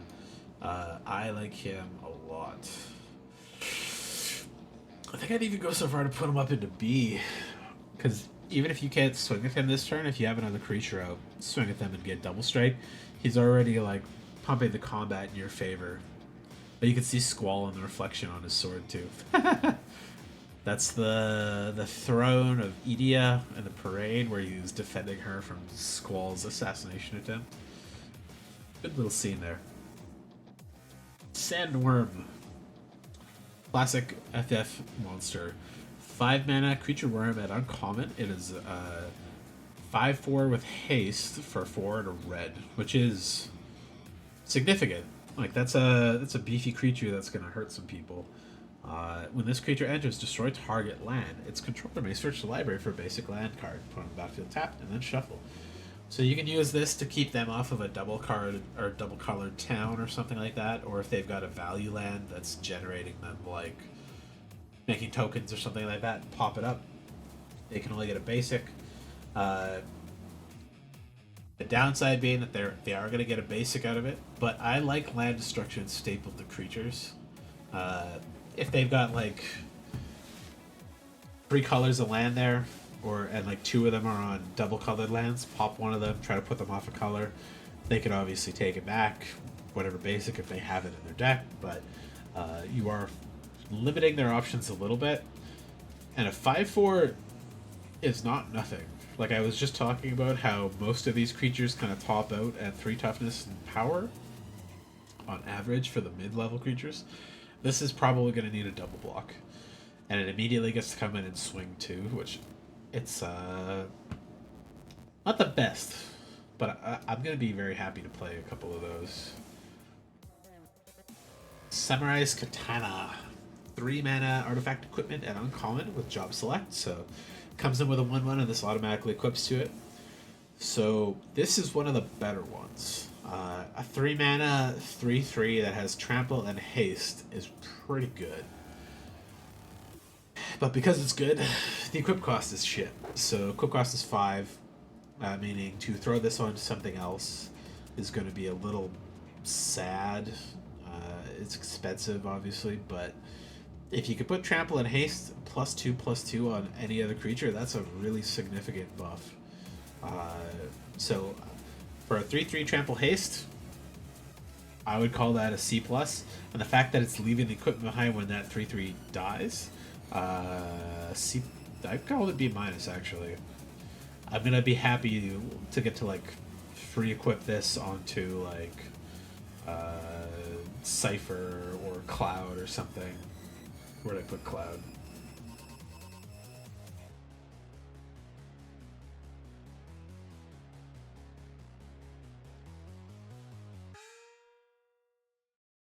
Yeah, it won't really work really good with Cloud because it doesn't have an ability that triggers. But putting it on Cloud to be like a 4/3 trample haste, it's pretty good.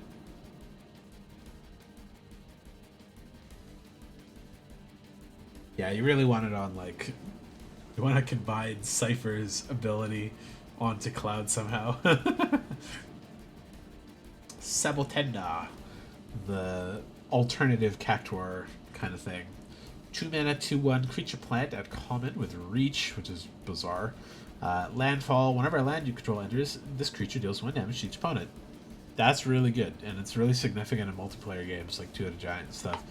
Especially with some of the double landfall triggers or the double land casting things. That's a pretty significant source of damage because in 2 at a Giant, you have 2 opponents, but they share a life total. So 1 damage to each is 2. And if you're casting 2 lands a turn, that's 4.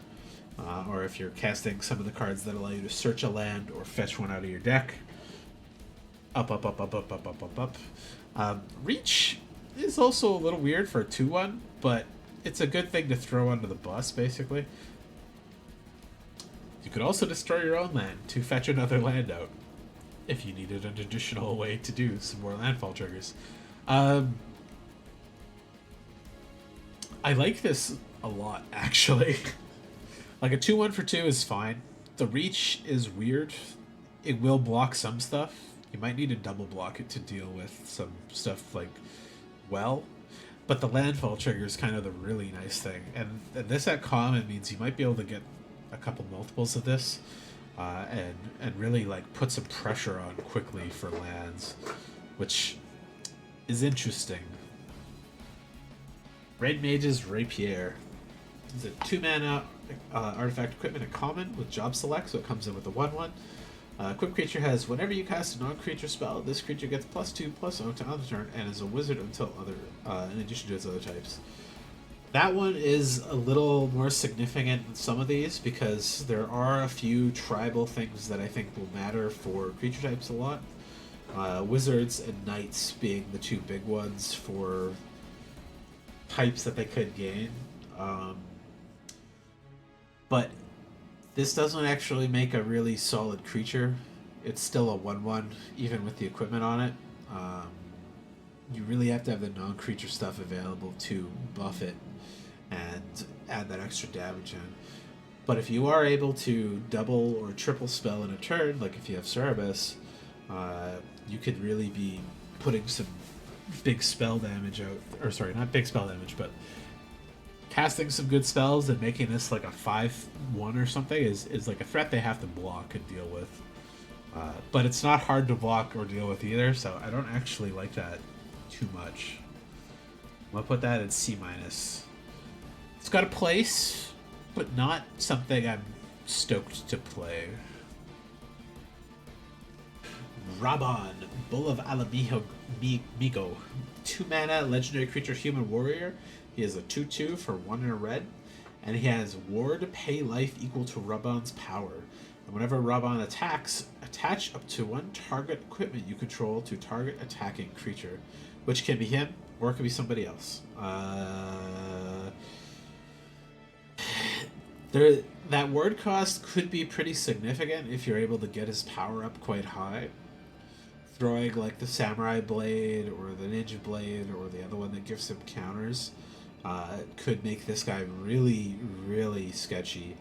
And also, there's a little neat trick you can do where if somebody chooses to target him with a spell, actually maybe I don't know if it would work that way. I was gonna say like if they target him with a spell, I think they've already paid the ward cost. I'm not sure if the ward goes on like a trigger, because if the ward goes on like a trigger, you can pump his power before they have the choice to pay the ward spell and make that ward cost a little more expensive for them. And I like life wards a lot more than I like pure mana ward because life costs that are like 2, 3, 4, or 5, people are more inclined to pay it once or twice. But if you're uh, able to put that up at a high enough number, he's probably just going to be fine because they might not want to pay that much to deal with him.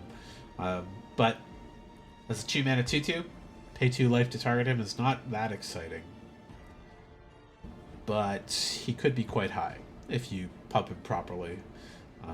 Especially attaching some equipment for free is a really nice upside that only a couple cards in white have done so far. So, or one is free and one is much reduced at paying 1. This is the second free equip I believe they've put out so far. So I like him a lot. E minus. Random Encounter is a big flashy red spell. Good for the Izzet color deck. 6 mana, sorcery at uncommon. It's 4 red. Shuffle your library, then mill 4 cards, and then put each creature card milled this way onto the battlefield, and they gain haste. At the beginning of the next step, return those creatures to their owner's hands, which is... It's a gamble, of course, but if you're playing the red-green stuff, and you're able to mill a bunch, or get your lands out a little quicker, you can kind of stack your deck in a pretty good way of just like... I know there's a pretty decent chance I'm going to hit like a couple big 6/6, 8/8s, whatever. Even if you hit some smaller creatures, if they've got good into the battlefield triggers, this could still be pretty valuable. And then they go to your hand after. They're not sacrificed, so you're able to play them again if they survive combat, obviously. And then you can flashback and do it again. This is just like just on the verge of being too expensive, but I think in the green-red decks and the blue-red decks that want these kind of big spells, this could be really, really punishing. It's like a pretty good version of like a red overrun almost. Like, oh, suddenly 3 more big creatures popped on the field. My field has haste. Boof. Hit for a lot, or at least going pretty wide, so... I don't think it fits in the red-white decks so much, because I think they want to be a little cheaper. But, yeah, green-red, blue-red, probably like it. I like it enough to call it a C+. I think it's maybe a little narrow for some of the strategies, but I do like it. It's a big gambly play that could win the game. I like those a lot, usually. Queen Brawn. 3 mana, 2/1 legendary creature human noble at uncommon for 2 and a red. She has prowess, so whenever you cast a non-creature spell, it gets +1/+1 until end of turn. It's not a counter. Then whenever Queen Brawn attacks, create a black mage creature token, a 0/1 that pings whenever you cast a non-creature spell. She's a really key card in those decks, obviously. Being able to keep her alive and generate black mages every turn is pretty good. Also, being able to, like, say, double up that trigger with something would be really nice. But 2/1's is not that hard to kill. So hopefully you keep a couple prowess things available, like quick spells to either bump her, or cast removal, or combat tricks, or something like that to keep her alive. And as well, if you do those tricks after she summons the Black Mage, you're going to get some pings out of it as well. I think I like her more than I should. I can't rate her higher than a C+, because she's just too squishy. But I foresee a really good tempo deck of, like, play some things, make a Black Mage, put a thing out, then I've got a cost reducer, play her, then she goes to swing, makes a Black Mage, I've got 2 or 3 Black Mages on the field, they block it with, like, a 3/3, I shoot the 3/3 for, like, 2 damage, she gets a prowess trigger, trades on it, pings them for 3, like, okay. I'm cool with stuff like that. I like those kind of good complex combat steps and damage triggers, so... Prompto, the photographer buddy in Final Fantasy 15. He's a legendary human scout, 2 mana 2/2 with haste at uncommon. Cool. 2 mana 2/2 with haste, I'm already, like, really happy with that. Selfie shot. Whenever you cast a non-creature spell, If at least 4 mana was spent to cast it, create a treasure token. And theming wise, I like that for him, because if you do a big thing, you're making a good memory as like a treasure from his photos. Good stuff. I like it. He's just great. He's just really solid. I don't think he can be high in C plus because he's just a 2/2 with haste, but I like on curve drops that can swing right away, and he also fits with wherever the fuck he is. Vaughn, Street Thief. It's just a shame that it's bothering me that Vaughn is like a good enabler, but he's like kind of shit on his own, which kind of fits with his position in FF12. So he's a good enabler to like push some of the story parts that is there, but he's not actually that important in the scope of the story. Opera Love Song. 2 mana instant uncommon. This is from FF6 for 1 and a red. You exile top 2 cards of your library. You may play those cards till your next end step. I like that because you get a full turn cycle to play them if you need to, and you can still play them on your opponent's turn too. And then the other option is 1 or 2 target creatures each get +2/+0 till end of turn. +2/+0 is not a great buff, but it's not bad.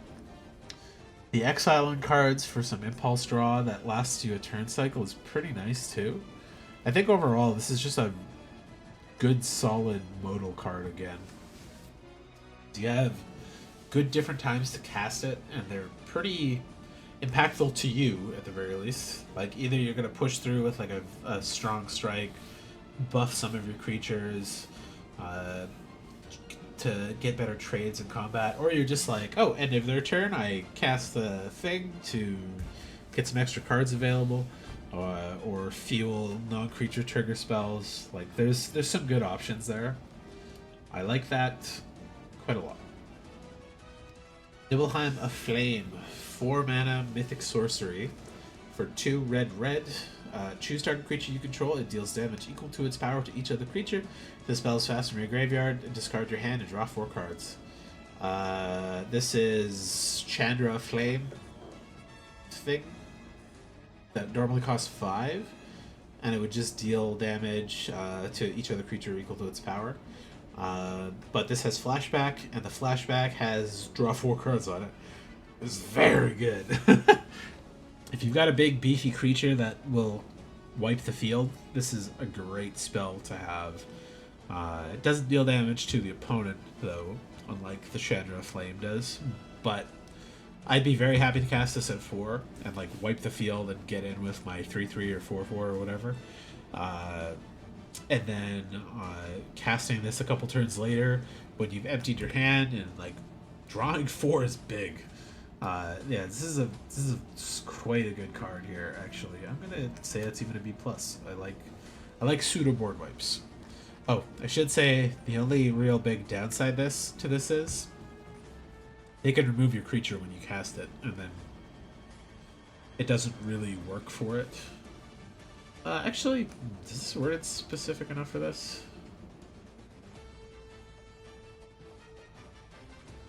No, I think it works that way still. I'll double check on the day of, but I was curious if the way it was worded means you don't choose the creature till the spell resolves, but I don't think that's how it goes. I think it's choose a creature, then the effect happens.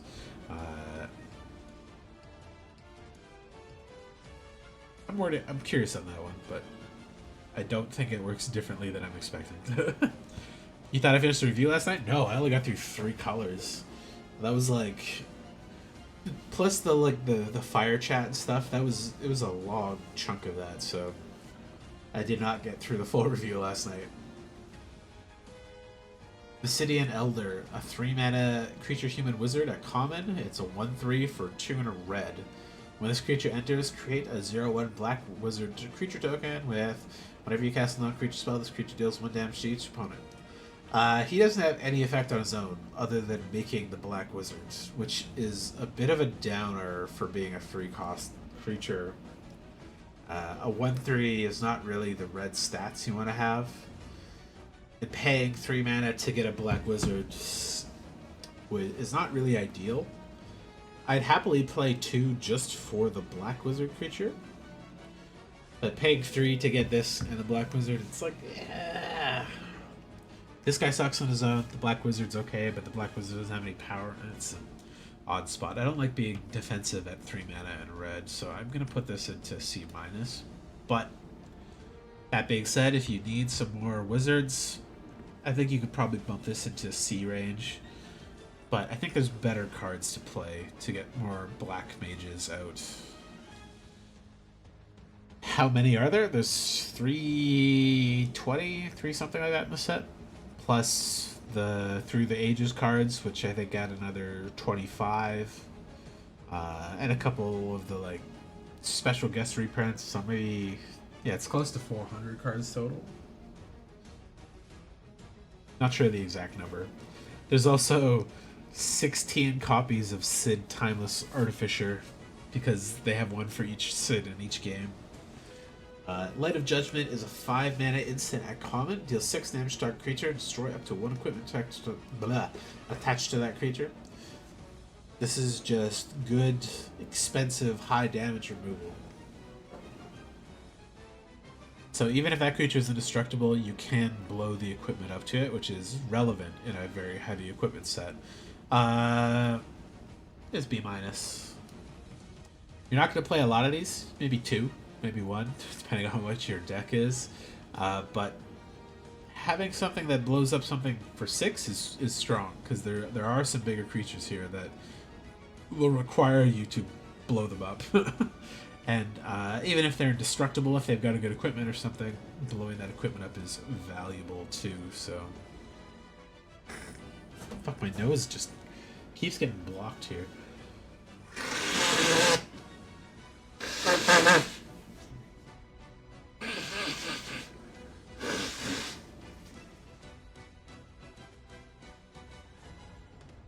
Laughing Mad. 3 mana instant at common. It's the typical discard a card, draw 2 cards kind of thing. It's a little more expensive, like I was talking before. Normally they're 2 mana to do the same effect, but this has flashback, so that initial cost is a little higher because you can do this twice. It's hard to say these are ever like good, but I like casting it twice. I like that the second cast can trigger your expensive spell cards.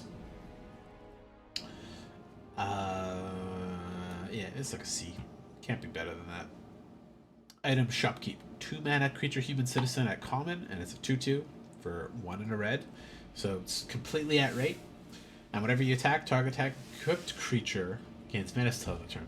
This doesn't give that creature the equipment, but if you have an equipped creature, like any of the hero job select type creatures, or something you've already equipped with another spell, with another equipment, I should say, they get menace, which is good for stuff like throwing some basic ass equipment on Cypher and getting a double strike with double cast from your graveyard stuff, or for say like Cloud or something and keeping him alive. So this is like it's a C with some bigger upsides in the right deck. Not good enough to be a C+, because it doesn't do anything on its own. And it doesn't do anything on its own with even 2 other things out. They have to be like equipped and to an attacking creature. But if you draw this a little bit later and you already have an equipping creature out, you could just play this and get a menace bonus on that, which is just good and fine. Yeah, so C with not an upside, unfortunately. Not a default upside, I should say. Hilgigas. 6 mana, trample haste, 5/4 giant with mountain cycling. So this is the red cycling creature.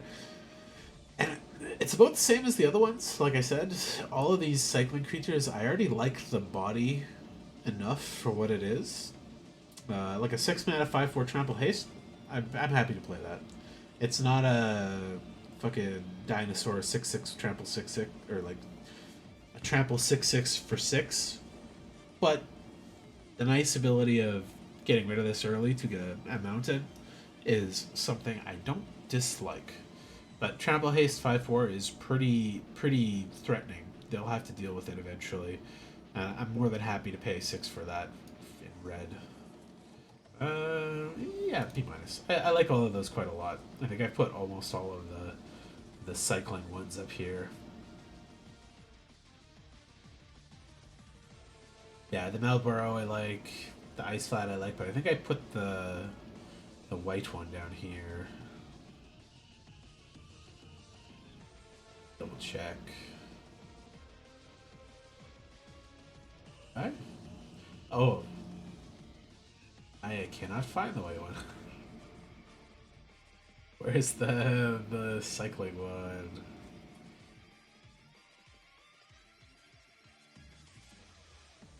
Am I blind?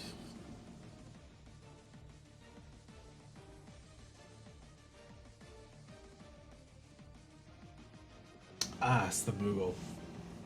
Yeah, I thought he was a little expensive. Getting a 2/3 flyer for 5 is not great. Getting a 3/4 flyer for 5 is okay, but the other ones are better. All 3 of the other ones so far are better. I don't remember what the green one is, but we'll get there eventually. Haste Magic. 2 mana, instant at common, 1 in a red. Target creature gets +3/+1 and gains haste on a turn. Exile the top card of your library. You may play it until your next end step.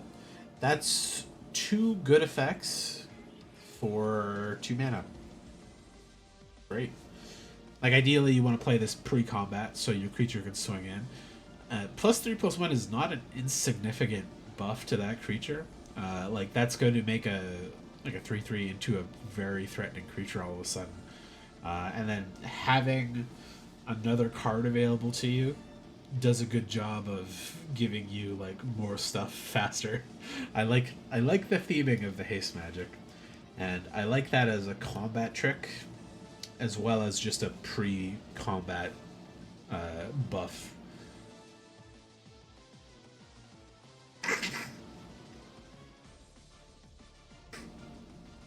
Okay, Gilgamesh, Master at Arms, 6 mana, 6/6 legendary creature, human samurai at rare. This is the FF5 version of Gilgamesh. Whenever Gilgamesh enters or attacks, look at the top 6 cards of your library. You may put any number of equipment cards from among them onto the battlefield. Put the rest on the bottom of your library in a random order. When you put 1 or more equipment onto the battlefield this way, you may attach one of them to a samurai you control. So, I know there's 2 or 3 samurai Oron and the hero select, job select thing are decent ones. He is also a samurai. I don't remember another samurai, but I'm pretty sure there is at least one more in there. 6/6 for 6 is already at rate. Digging 6 cards on enter and attack is really big. And in limited, if you've got like, I don't know, let's say 7 cards plus draw another 3 lands. Yeah, let's say at earliest you're down to 30-ish cards in the deck by the time you could play him. You're going to search your whole deck and get any and all of your equipment out in like 2 to 3 swing cycles of him. You're going to like 6 cards, 2 artifacts, bloop, then equip them to or 1 or more equipment. Equip one of them to him, then give him haste or something. Trample haste with the samurai thing would be fantastic. Make him an 8/8. Trample haste is, and then doing that again on attack is gross. Like this card could blow a whole game up in like 1 turn. If you're not playing artifacts, he's a 6/6 for 6, which is not bad. I should say artifacts. I should say equipment. All artifacts or all equipment are artifacts generally, but not all artifacts are equipment. It's a little specific, but this could easily turn a game over in 1 turn, especially if they weren't expecting this. Like, say you played it job select or something, and they dealt with the creatures. You traded them. You got some leftovers here. You play him, dig, get something big out on the field, equip one of them to him to give him haste or something, and then when he attacks, equip another thing to him, dig some more cards. Like that could end the game in one shot if you're doing a well played time for it. Freya Crescent, the Rat Lady. 1 mana legendary creature, Rat Knight, and uncommon. She is a 1/1 for 1 red. And during your turn, Freya has flying. Like the other Dragoon, Kane, they have flying on your turn because of jump, which is cool. She's also a red mana dork. A red 1 mana mana dork, but only for casting or activating an equip ability, which is interesting. Because I think she's going to hit more often than you'd expect for having flying, especially in the early turns where there aren't that many things that can block her on the like turn 1, turn 2, turn 3 cycle. And then once she's, say, getting blocked by a 2/2 flyer or a 2/2 with reach or something like that, then you could start using her to pay some of those expensive equip costs to equip her or somebody else. She's just good. She's really good, and I think she's really, really, really, really good in the artifact deck. I'd even go so far to put her up into B minus. Like, it's very squishy, obviously, but 1 mana is not a lot.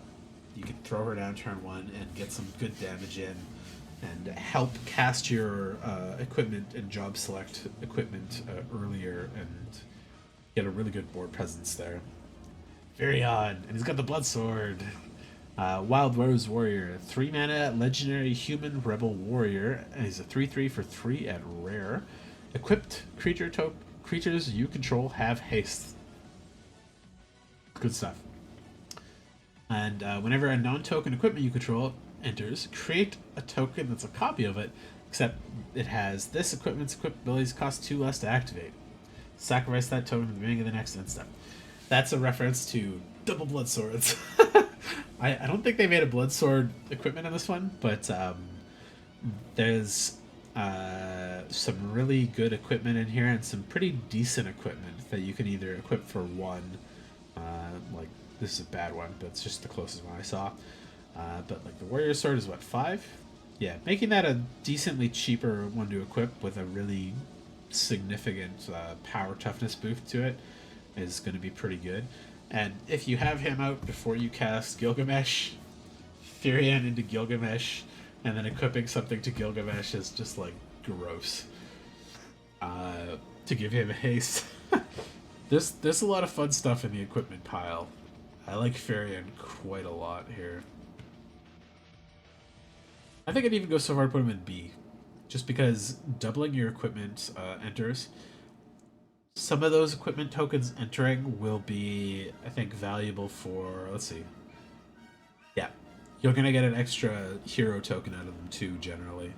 So even if that equipment goes away at the next upkeep, which would be your opponent's turn, you'll still have an extra 1/1 sitting around to block as well. I like that a lot. I like that a lot. Fire Magic. VV. 1 red instant at uncommon. It's a tiered spell, so you pay the additional cost to get the better version. You get fire, and you pay 0 to Fire Magic deals 1 damage to each creature. Great for sweeping away all of the enemy black mages or heroes that have been de-equipped or something. Fyra, pay an additional 2 to deal 2 damage to each creature. It's like, eh. And then Faraga, pay 6 total to deal 3 damage to each creature.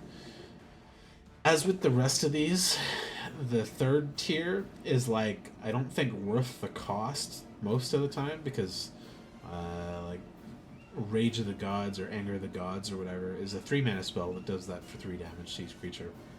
And they also deal it to Planeswalker or opponent or whatever variant of it. But it's versatility that makes these ones really well, because like, you play it at 1, and your creatures will probably survive in a lot of cases if you play around it. Paying it at 3 gets you the generic Fire Sweeper 2 damage to everything spell that's in a lot of sets. And then 3 will deal with most of the creatures in this set if they haven't been buffed or equipped or countered or whatever. Um, but expensive, so yeah, C plus. I wish this was and each opponent, but oh well, it is what it is.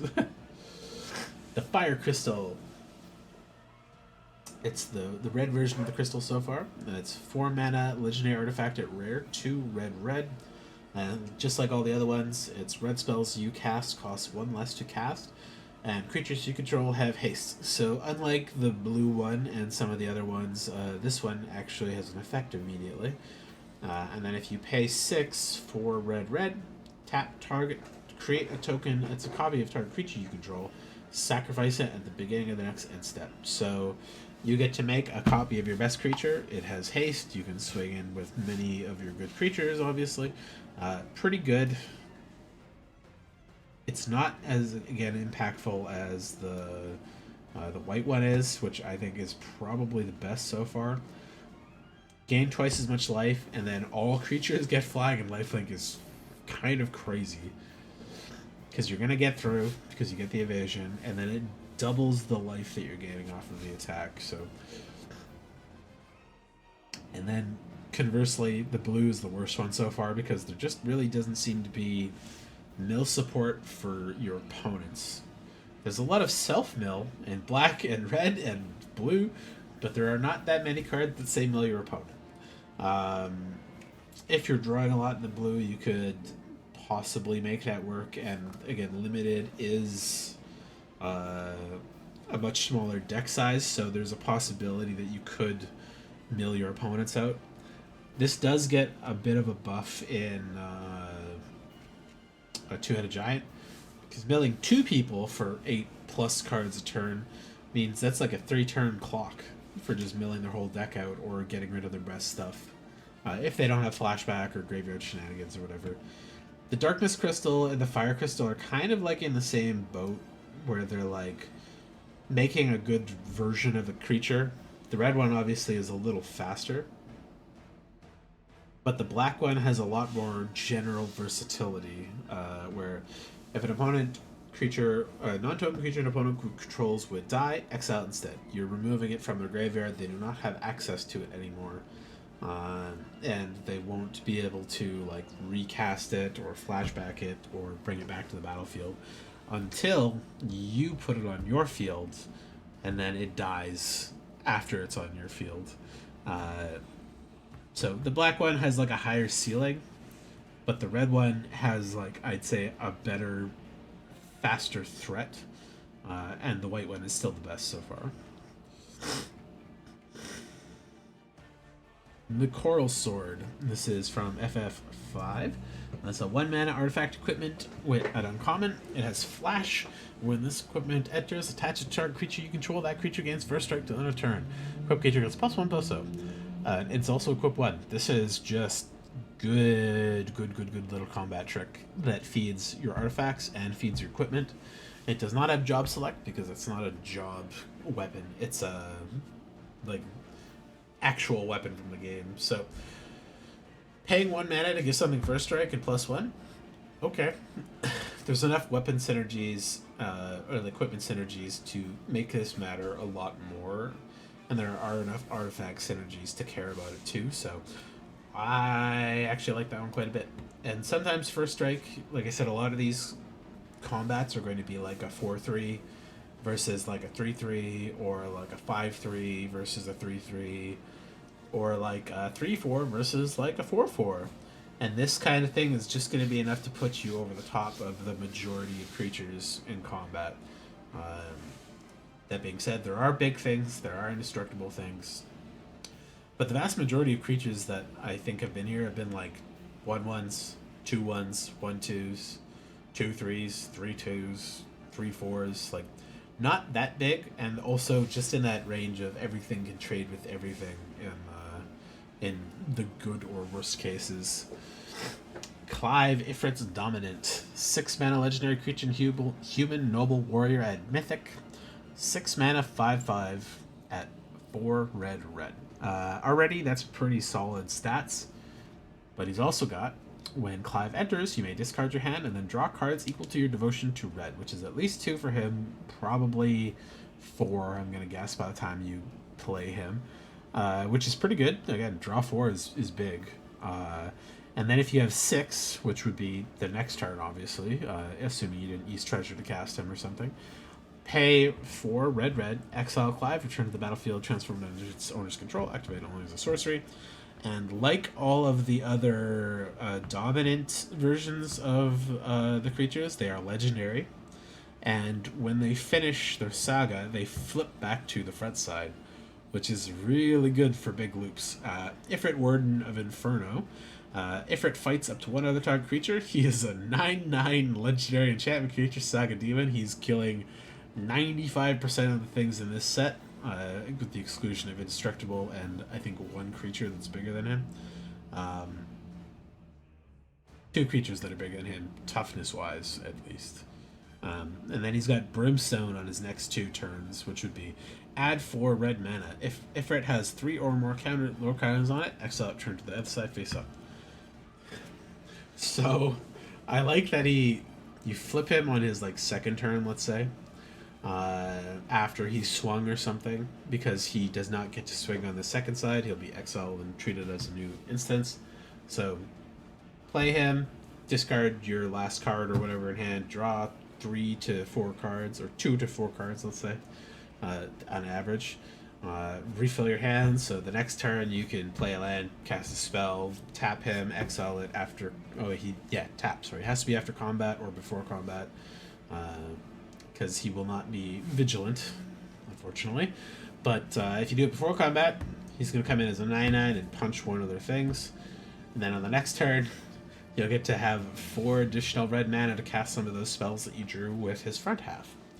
And then 1 turn cycle of swinging is a 9/9, which is really big. And then on his third turn, you get 3 mana. He exiles, comes to the back to the battlefield, and you get to discard those cards and draw more cards. And then you'll have some extra mana to play for it too. Might even be enough to just exile him again and flip him back over to Warden, to Ifrit, Warden of Inferno side. Clive's really good. He's not as impactful as some of the other big 6 mana spells immediately, but draw 2 to 4 or more is really strong, and 6 mana 5/5 is totally acceptable for cost. But the really fun loop here is once you get him out of that first turn and are able to like tap and exile him again, and then like fight a thing, get mana, play big spells, exile him, bring it back, tap him again, because he does not have haste, so he can't be tapped immediately. But there's a lot of ways to give him haste in this set already. I don't think it's going to be too much of a problem to do that and prep for it by the time he comes back from the Ifrit side to Clive. But I like him a lot. He's a little, like I said, segmented, but the power of that loop is really strong. In fact, I'd be hard pressed to say it if I think Neon is probably still better. Just because he comes out earlier, makes more bodies, and presents a wider threat than Clive does. But Clive is really good. Yeah, maybe I'll do this like that and put... Yeah, I'll leave Clive there too. I think Dion's actually just an A. Yeah, Dion's an A. He's very strong. Clive is an A-. Very, very, very good. I'm actually gonna bump Gilgamesh up to A as well. I like his ability a lot with the digging 6 is very big, and then free getting your equipment out of it. Choco comment: X red sorcery at uncommon. Choco comment deals X damage to any target. I like any target spells. And create a 2/2 green bird token with whenever I land in his battlefield. This token gets +1/+0 till end of turn. That's the ability every base Chocobo token has. And they've got landfall +1/+0, basically. Red X spells, they're better when they're 1 red and X. Red X I think is fine because you're getting a body out of it as well. This could be a finisher. It can deal with a big thing. It can deal with a little thing. Paying, you could even pay this at 0 if you wanted. Just red, get a 2/2. The versatility is really strong. I always like Crater's Claws because of the can't be countered stuff on it, but you know what? Actually, B minus. This scales better than a lot of the general removal. I don't think it quite goes up to B though. Call the Mountain Chocobo, one of the other Chocobo summoning cards. 3 mana, red sorcery at common. Search your library for Mountain card, reveal it, put it into your hand, then shuffle. And then you also create a 2/2 green bird token with the landfall trigger. And it's flashback. So this does weird double duty in the expensive Is It card set and the landfall red-green set. Because it gives you the landfall creatures, but it also gives you landfall on searching your library to put a land into your hand to play. But both halves of the flashback and regular cast cost more than 4, so you're getting those triggers as well. 4 mana for a 2/2 is not good. 4 mana for a 2/2 and getting a land to your hand is okay. But flashback is also where it's like the front half of the card is a little less good than normal, but it gets flashback so you can do it twice. Is like, yeah. I like it enough to be C+, but instant would have made this like probably a slam into B, I think. But the Blazing Bomb, I don't like the art of this one for some reason. The 1 mana creature elemental at common, it's a 1/1 for 1 red. Whenever you cast a non-creature spell, if at least 4 mana was spent to cast it, put a 1/1 counter on this creature. And then you can tap it, sack this creature, deals damage equal to its power for target creature, activate one of the sorcery. Is like, it's not good enough. Paying this the first turn and then having to wait 3 turns to cast a non-creature spell to make it a 2/2 is like... And also blowing up and dealing its damage only to 1 creature is kind of as well. Like, it's not bad. Like, if it's outclassed, you could use him to shoot something. And unlike many of the cards in this set, this does have activate only as a sorcery, which means you're giving up your chance to attack with it to possibly not kill something, and that's a little bit of a bummer. It is only a common, so whatever. If you're playing that big spells deck, you're probably still gonna toss this in if you draft it, but like, I think this is actually a C minus. Like, the effect is okay, the idea is okay, but it's like a bad 1-drop that you're playing and having it do nothing for 3 turns is a little bit sad. Barrett Wallace, 4 mana legendary creature, human rebel. He's a 4/4 at 3 and a red and at uncommon, sorry. And he has reach, which is appropriate for his gunner status. Whenever Barrett Wallace attacks, it deals damage equal to the number of equipped creatures you control to the defending player. 4/4 for 4 with reach is very solid stats, and dealing direct damage to the opponent is pretty good. He doesn't really affect equip boards or do anything with equipment other than the trigger. So I think you're still able to play him in anything that plays red as like a solid reach blocker. Like, I'd be happy as a 4/4 with reach for 4 as like any deck, I think, that plays red. Being able to deal some extra damage sometimes, or deal a lot of damage on the attack trigger could be really good. But particularly, he doesn't deal damage based on the number of equipments, it's equipped creatures. So this is one of the instances... one of the instances where it's actually better to have more separate equipped creatures. So he almost does better with the job select. So like if you're like job select, Barrett, and then Barrett gets to swing and he deals like 5, that's better. But if you have like Cloud and he's loaded to the gills with all these equipment and stuff, Barrett's only going to deal 1, which is a little less exciting. But 4/4 for 4 with reach, it's like a very high C+. I always like those creatures, and they do a really good job of filling a lot of roles in limited, because they'll block most of the flyers pretty happily, and they'll swing into and usually require a double block a lot of the time. So they do fit a really good role in a limited thing, and it's perfectly rated cost-wise, so sometimes having an extra trigger is just a nice little bonus, but not a crazy bonus. Skip a couple songs ahead. Boop. The Corel theme, yeah. Ragavan getting a reprint here is funny, because this is by far my least favorite Zidane art. Ragavan Nimble Pilferer is a fucking stupid, busted card, and I think it suits Zidane's like skill set as like an aggressive, fast little thief. Whenever Zidane Tribal deals combat damage to a player, create a treasure token and exile top card of that player's library. Until end of turn, you may cast that card. Can't cast lands, but you get a treasure as long as he deals combat damage.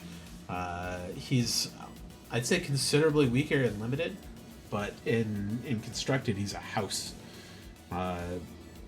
Dashing him out means he bounces back to your hand, but he gets haste. So you can play him out speedily and get a hit in, usually, if they haven't played anything, and get a treasure to ramp the next turn, or cast a spell that they hit. Or you can drop him turn 1 and just threaten to steal their shit over and over. Ragavan, this might be the cheapest version of Ragavan if people don't like the art, but Ragavan's really good. He's just really, really good.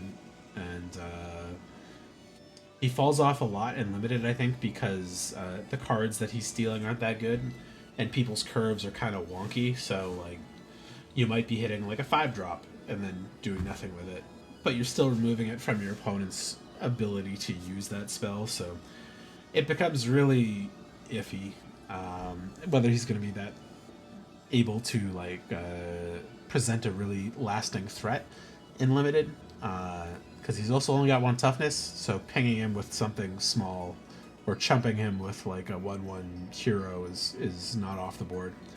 Cloud Strife is Najila, the Blade Blossom, which is my favorite personal like high power commander. It goes insane in like a couple turns of just Najila getting out there and attacking, because she exponentially increases warrior tokens on the field. If you have a couple other warrior cards or warrior token generating things, whenever a warrior attacks, you may have its controller create tapped 1/1 white warrior. So it just doubles, swing, doubles, swing, doubles, swing. But the thing that really makes her go crazy is she has the 5-color ability, white, blue, black, red, and green, to untap all attacking creatures, including the tokens you just made. They gain trample, lifelink, and haste till end of turn. After this phase, there's an additional combat phase. So you swing in with like 5 guys, you get an additional 5 warrior tokens. Then you pay her ability, they untap, get trample, lifelink, and haste. And then you swing in with those 10 to get 20 tapped and attacking guys. And the cards you would play with her are normally things like, whenever you declare attackers, put a counter on this card, it gains X counters. You can sacrifice a counter or remove a counter off of it to add 1 mana of any color. So you swing with a couple guys, you get 5 counters on that card. You remove 5, pay the ability, untap, get a second combat phase, swing, get 10 counters on that card, repeat till everybody's dead. I think there's enough warriors in this set that you could probably build around this. And I think the 5-color ability is a little hard to get. There are a couple rocks that'll help you, and the towns obviously would be the things that help you the most, as like dual color lands that come in tapped or untapped. There's a decent amount of treasures and stuff as well, But I think this is just more for Commander players like me that want a cool cloud art as a Nagila version instead. It's the Nomura art, which is totally acceptable and fine. The background's kind of boring. These Through the Ages ones are really hit or miss for me, but I want this card. I want this card a lot. And as on the face of her, ignoring the 5 mana ability, 3 mana, 3/2, whenever a warrior attacks. So it doesn't have to be her, but it does include herself when they swing. You're getting an extra body out of it. It really goes strong in the red, white, go wide decks. I would call that, I think, at least a B- as well.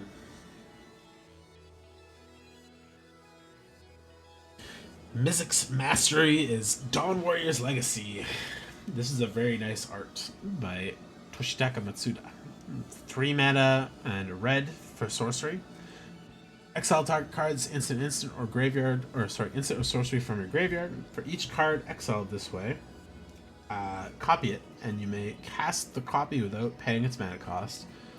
And then it's got the better version for Overlord, or Overload, not Overlord, where that goes in replacing target to each. So if you pay 5 red, so 8 mana, 3 red, exile every instant and sorcery in your graveyard, copy them all, and get every one of them cast. That could be a bunch of removals, could be direct damage. Doesn't work great with X spells, but as a 4 mana spell, it suits the Izzet deck. It suits some of the decent red spells if you get it. I think the Overlord cost is actually going to be the goal for this one a lot of the time, but not bad. Not that great, because it doesn't do anything on its own. Needs a graveyard, needs a usable spell target in the graveyard too. Actually, I'll put that down to C because it doesn't do anything on its own. Lightning Bolt! It's technically in a standard set. Great. I don't know what the fuck Throne of the Vestige is. I don't remember that from 13. But it's also whatever. It's not, it has a lightning bolt in the art, I guess. Lightning Bolt is the king of instant speed red damage. 3 mana at any target. 1 mana. It's a B+. Kills a lot of things, deals damage to a lot of stuff. I would be stoked to open this and play it in any red deck. Unfortunately, it's not in standard, this one. But it is playable and limited if you open it, I'm pretty sure. So, great. Promise Fulfilled is light up the stage.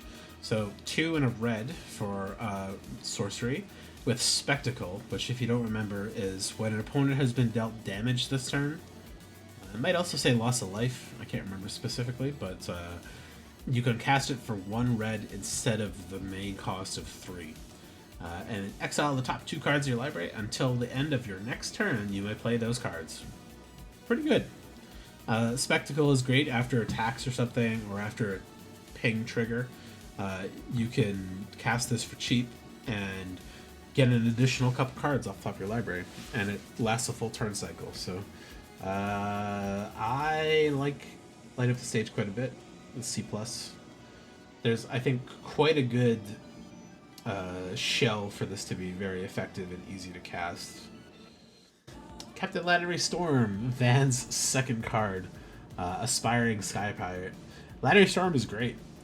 It's a 3 mana 2/2 with haste, and whenever they attack, they create a treasure token. And whenever you sacrifice the treasure, they get +1/+0. It's not the most impactful creature, but getting it out and swinging and making a treasure, you can have it trade with other 3/3s, even if it doesn't have the toughness. Like, you could just literally swing and then sack the treasure for no reason to give the buff if you really want to. But ideally, Laddery Storm comes in, gets a couple swings, gets some treasures, and then you can protect her in combat by sacrificing a couple treasures to remove a creature, pre-blocks, or play a good combat trick during blocks to buff her up and trade on that creature as well. This one I like better than the actual Van Street Thief, but they actually play together pretty well too because it cares about the pirates. So they are different creatures technically too, so you could have both of them on the field and have the other one out first, then have this one come out, swing both of them, make a couple treasures. Things care about treasures on this one. If they stole a spell from the opponent, you could use those treasures to cast it to put counters on them. So there's like weird good interaction with both copies of Van. And Purpose, the God of Fire, getting a reprint here is pretty neat. There are a couple of very big go wide cards in here, and this being Kefka, I think is interesting. Being an indestructible god is a funny way to put him in. 3 mana and a red to play a legendary enchantment creature god. And the trick these guys had was unless you had enough devotion to the color of the god, they were not a creature. So he would just be an enchantment with this effect sitting on the field, which for his case would be whenever another creature you control enters, deals 2 damage to each opponent. And 2-headed giant, that's 4. And in regular it's 2 obviously, and then you could also pay 2 and a red to creatures you control get +1/+0 turn, so 3 mana to buff your whole field, a pretty decent amount. So he's going to play well in the go wide decks, in the black red and the white red obviously for token spam of black mages and knights and stuff. So yeah, really good. And if you can turn him on, he's a 6/5 indestructible creature, which is not bad. That'll swing through a lot. B+. Yeah. Purpose is cheap enough at 4, and you can easily have him turned on when he enters as well. But it's the creature enter trigger that's really the big threat. You play him, and you play a couple of those cards that drop 3 guys onto the field, deal 6 damage to a thing, pay 3 mana, you're swinging in for another 9 or something. Like it's a strong card wherever it shows up. Godo, Bandit Warlord, for Gilgamesh, Weapon Collector, as a 6 mana, 5 and a red, legendary creature human barbarian as a 3/3. Whenever Gilgamesh enters, you may search your library for an equipment card and put it onto the battlefield, then shuffle. Whenever Gilgamesh attacks for the first time each turn, untap it and all samurai you control. After this phase, there's an additional combat phase. Again, it's another card that works well with the in-set version of themselves, but this has a lot of good use in the equipment-based deck. So 6 mana for a 3/3, not that great. But 6 mana for a 3/3 that is almost assuredly giving you an enchantment, or sorry, an equipment that will put another body on the field because there's so many job select things in here. That's like 6 mana for 2 3/3s in a lot of cases. And if whenever he attacks for the first time each turn, if you could equip him or protect him, you're getting double combat every time. Sorry, double combat with him and the samurai, which there are a few, but not that many. So Godo B-. It's one of the few sets where I would actually consider him more powerful than normal, because normally in a set you'll get like a common equipment, maybe 2 uncommon equipment, and maybe like 1 good rare equipment. This one has like, I'd say 3 good equipment in each color and a couple very good equipment in the all colors, so, or colorless stuff. So if you get a couple of those and you get Godo, go for it. You're gonna have fun. Ancient Copper Dragon. This would probably be one of the more expensive cards in red too. 6 mana, 6/5 dragon. 4 red. That's already great. Flying is really nice to have on a big evasive creature. And whenever this creature deals combat damage to a player, roll a d20. You create a number of treasure tokens equal to the result. That's just great. Fuck it. Deal 6 damage and you get 1 to 20 treasure tokens. Okay, and they're not tapped either, which means you can just cast a bunch of shit right after you get a big swing with this. So if you're able to give this haste, you're in a very, very, very, very, very good spot. Ancient Copper Dragon, I would put at a solid like B plus. Yeah, yeah. I don't mind my 6 mana creatures being nice and splashy. In fact, they should be. If they're not doing something big when they come in at 6, they're built wrong. Okay, I'm gonna take a quick break, cigarette, washroom, and I will continue to the green shortly. We'll be right back. Give me a couple minutes.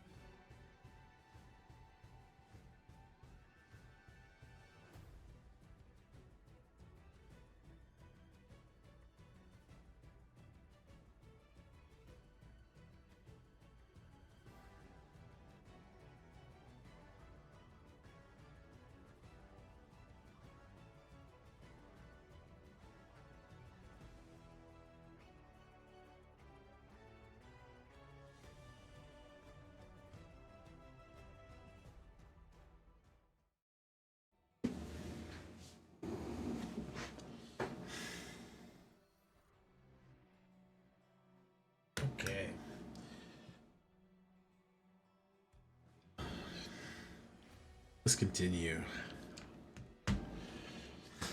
Starting off with Vanille Cheerful Sea.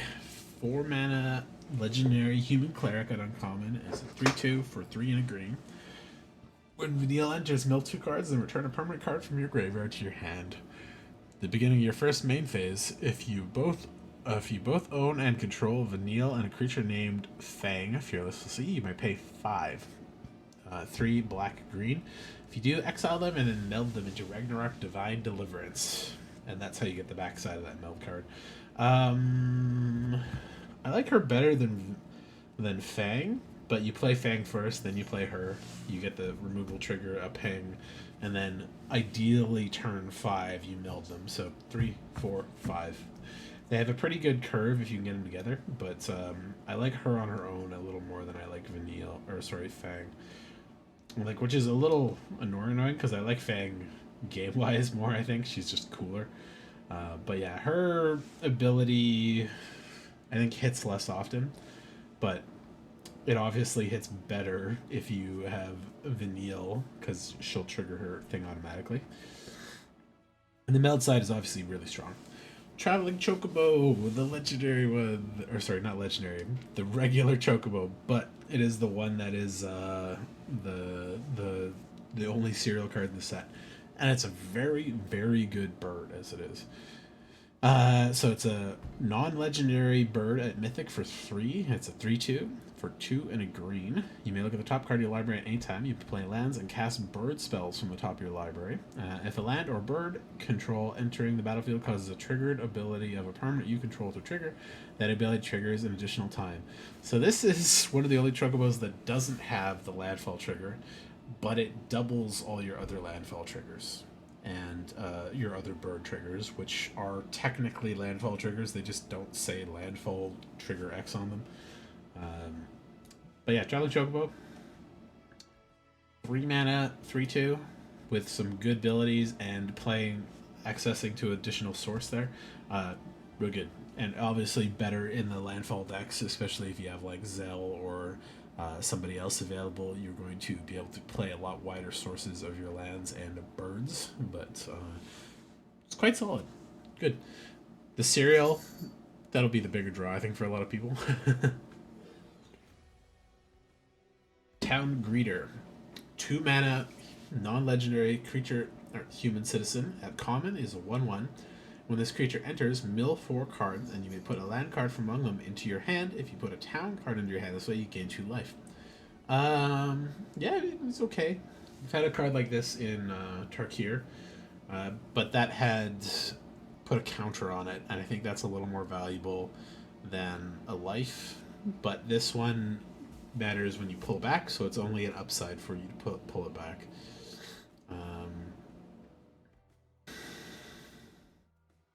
It is a little more narrow because I guess it has to be a town specifically.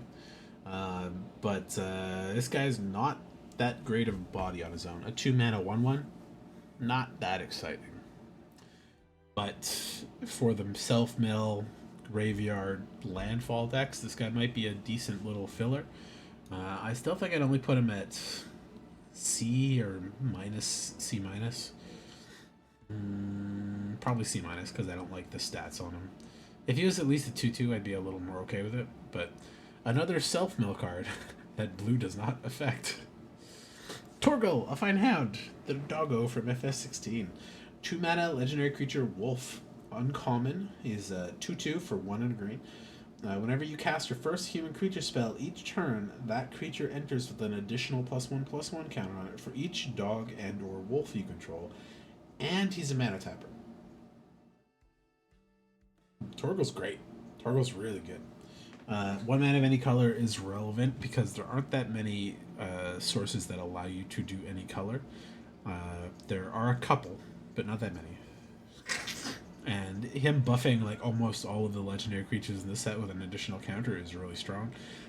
I don't think there's many other dogs or wolves in the set, but if you do have like a second one or third one, then he's going to be obviously much better. Yeah, Torgal is great.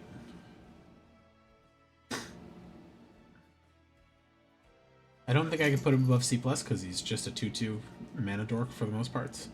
But yeah, you're gonna just play him if you're in green. Mana dork that will buff probably most of your creatures is okay. Here we go. What you doing? How you doing, Kit Kat? Tifa's Limit Break. 1 green instant at uncommon, and it's a tiered spell. You can pay 1 and nothing for target creature gets +2/+2. Not as good as Giant Growth, but okay. And then if you play 1 and 2, it gets double target creature's power and toughness till a turn, which debating on your creature is better than +2/+2. I think that cutoff's going to be obviously when your creature is a 3/3. If it's a 2/2, paying 1 for that is just better because it's the exact same effect, and you're not paying extra for it, obviously. Then you get Final Heaven, which is triple target creature's power and toughness till a turn, and that costs 8. So this is one of the ones that actually has a very worthwhile top end. And if you're able to ramp a little bit, like in the green-red and green-blue and whatever green decks, that's a great finisher if they didn't block a creature and you know they don't have the mana for a counterspell or something. Turning like a 5/5 into like a 15/15 is a very good way to just end the game. Doubling it even still is pretty strong. So I think you're going to see this one a lot. But yeah, be careful how you play it, because you might not be getting the best value out of it all the time. But yeah, flexibility, I think it's a B minus. Still vulnerable to removal, but playing it at the right times could stuff some removal. Can stuff first strike if you have the right amount of power toughness getting added to a creature. It's too bad you couldn't do like all 3 if you paid like additional couple sets of cost, but nobody's paying like 15 mana for that either, so. Even Lockhart. 2 mana legendary creature human monk, and she is at rare for 2 mana. She is 1/2, 1 and a green, and she has trample. And whenever a land you control enters, double Tifa Lockhart's power to end a turn. So through like say basic conventional methods, she's probably only going to get doubled 1 or 2 times. But if I think Evolving Wilds or something like that's in here, but there's also a couple cards that let you fetch lands. And there's cards like Zelda that let you play 2 lands, and a couple of the cards that double landfall triggers. So if you have the right cards, this could become very strong very fast. And I think you only need to double it 6 times. 1, 2, 4, 8, 16. Yeah, if you double it 5 times, you're at like a 16/2 trample is usually going to finish most people off. So doubling it twice, it goes to 2 and 4, so she's a 4/2 trample, which is already pretty solid. If you double it 3 times, she's an 8/2 trample, which is very good. And then if you play her, double it twice, and you've got her limit break or something, you could pay 4 and just double it again. I think she's a little situational. In all general cases, she's going to be a 2/2 trample. Like, assuming you just play a land every turn. But you play her in the landfall deck, and you play around timing your landfall drops and stuff, and make her work a little better than normal. You could also buff her with Torgo, give her a catcher on it already, or put an equipment on her and then double her power, and you're going to get even more boost out of it. So there are a lot of really good ways to use her.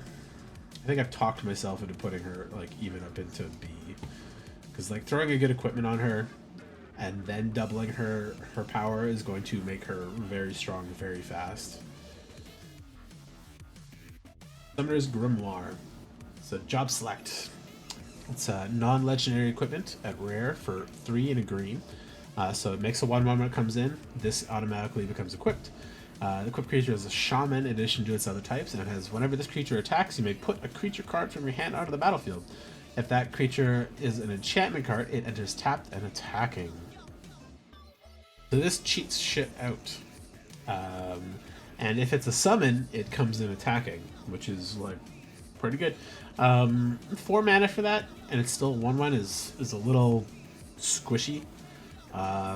But and you also have to attack with that shaman, so there's a good chance your shaman just gets killed in combat.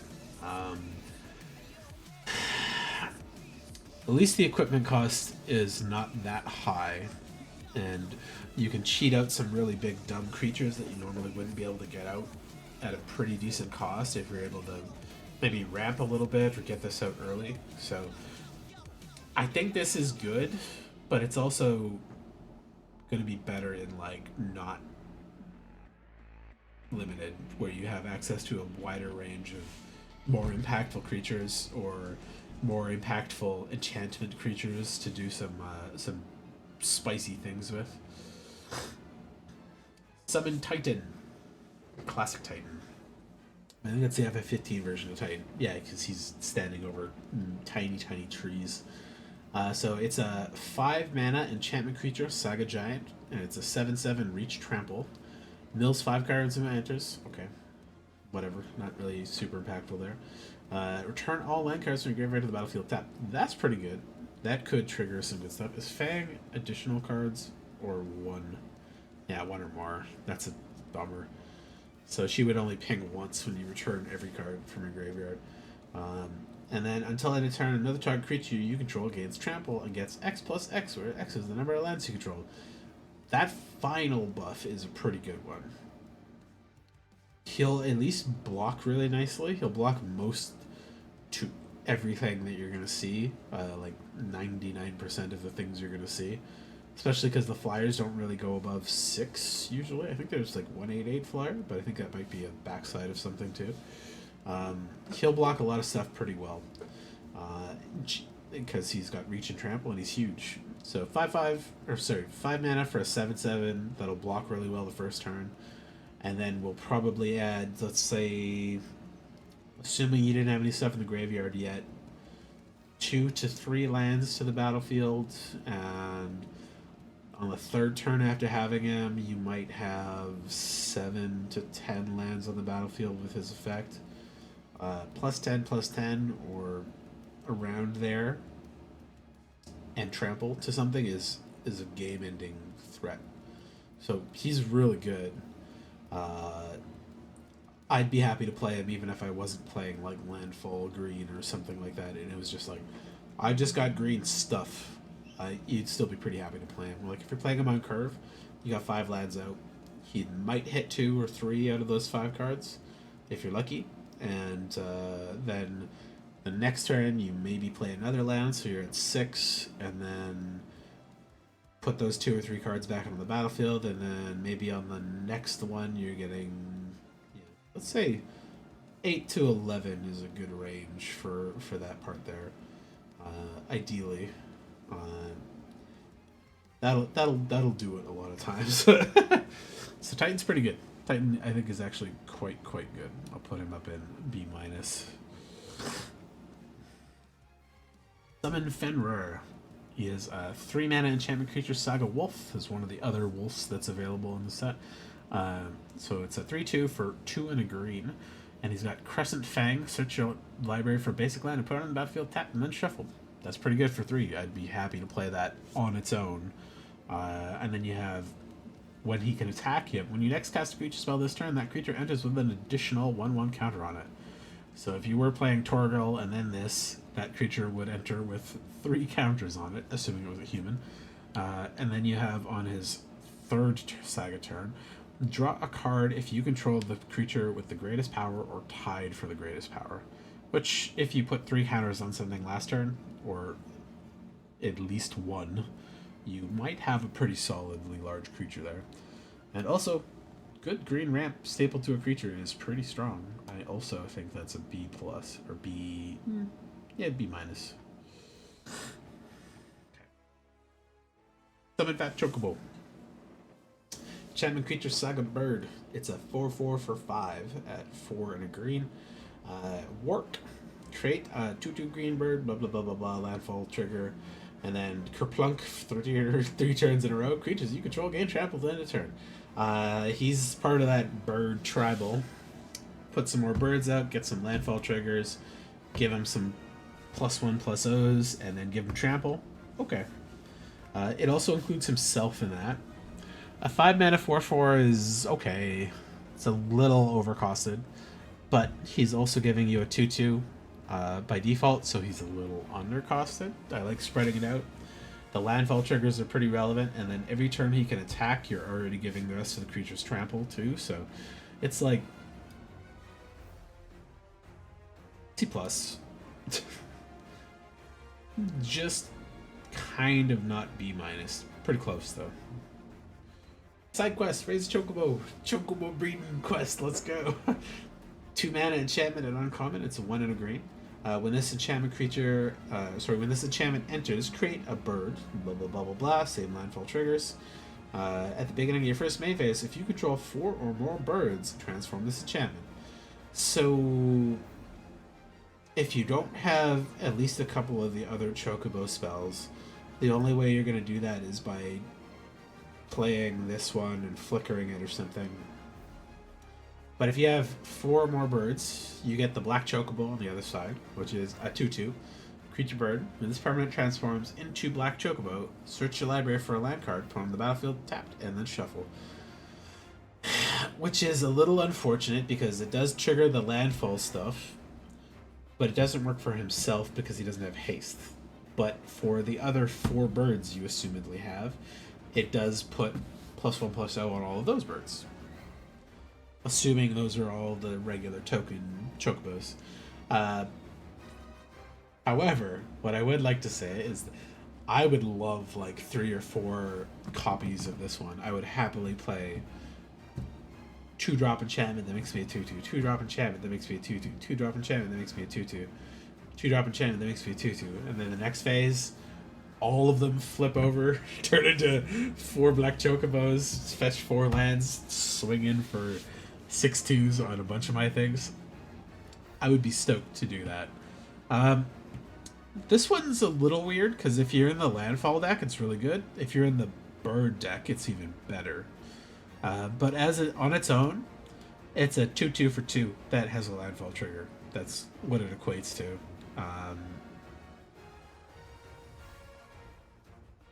Slightly above average, but I think that the upside and the value of this kind of pushes it for me. Normally, I wouldn't consider that as much, as heavily in my score for it, but I think the birds are common enough that you're going to be fine with that. Zaz's Chocobo. 1 mana, 0/1 bird. Landfall, but it's a counter. Good stuff. I am actually super okay with those. And I'm totally fine playing that turn 1 and then just landfall, landfall, landfall, landfall. Fetch some lands, play some additional lands, get some bird buffs going. Like, that is a very strong, solid little creature that will grow, I'd say, appropriately, and even better if you can ramp a little bit. So, C+ for me. That's also just cute. Zaz's Chocobo is adorable. Zaz Catroy. 4 mana, legendary human pilot creature at 3/3 for 4. 3 and a green, and he's also rare. When Zaz Catroy enters the battlefield, you may search your library for a bird or basic land card, reveal it, and put it into your hand, and then shuffle. Not the battlefield. A shame. But whenever Zaz Catroy attacks, put a 1/1 counter on target creature, and then double the number of counters on that creature. That part's really strong, and it obviously plays really well with his bird. So if you play Zaz, you can search his bird out or land and get ready to start going nuts with it.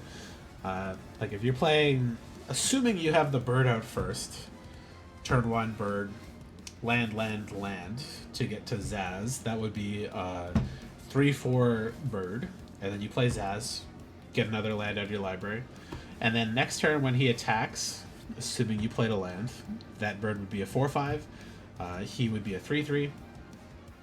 You could put another counter on his bird to make it 5/6, and then double it to be a 10/11. It's like, okay, yeah, that's a pretty good curve if you can do bird into him. Yeah, it's Zaz, the art on him just looks bad though. It's like it's kind of a nice enough painter style, but it's like not detailed enough. It's a weird one. Maybe they couldn't find someone that could draw a black guy good enough, but it's very strong card. Very strong card on its own, and even better in the bird deck. I will put him at E minus. Yeah, I'd say so. How many packs am I buying at least? I'm going to enter at least 2 or 3 pre-release things. I'm not going to buy any packs right away. If they have a gift edition there, because I was top 8 at the last qualifier thing, I've got some store credit, so I could put like $80 of store credit to buying like a gift bundle or something, which would have 1 collector booster, and I could pay a little bit of that in there. I'm not like crazy flush with cash yet though. Like the pre-release happens before I get my like OT paycheck, so I'm like, ah. And I might buy a collector box once things calm down a little bit and they're not being insanely scalped by people. But also the Japanese ones are cheaper, and I don't really care about the serial chocobo. It'd be nice, but I'm gonna be honest. I probably won't get it. I'm not eluding myself to winning the lottery or anything. So, well, normally Magic isn't too bad for scalping because they're print to demand in a lot of cases. But the collector boosters they've been making are limited to an extent because they have serialized cards in them, like the if they show it here, then pretty sure they do.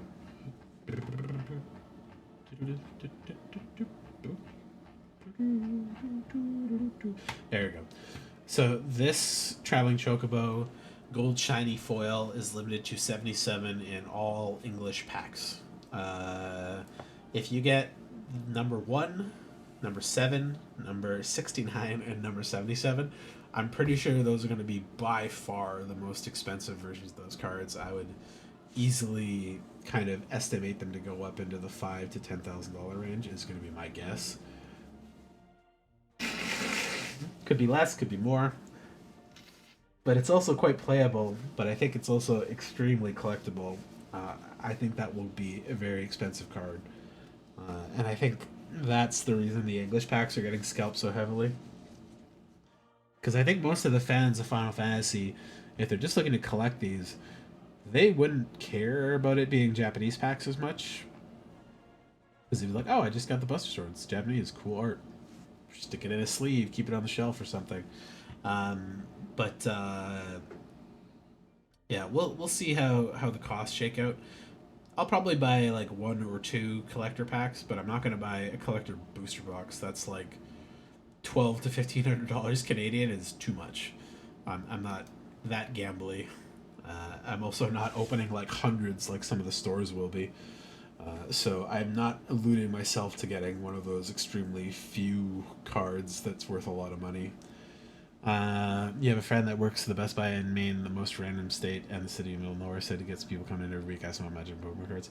Pokemon cards is much more scalpable because it's got a very collector aspect to it, and people are like speculating about those ones a lot more, I'd say, and I think they reprint a lot more than Magic does. So, like, conversely, most of Magic cards are based on their playability, not their collectability. The very slim amount that are super expensive because of their collectability are the stuff on the reserve list because they cannot reprint those legally anymore. The reserve list was a thing that they made that was kind of, I would call a mistake, back in the late 90s.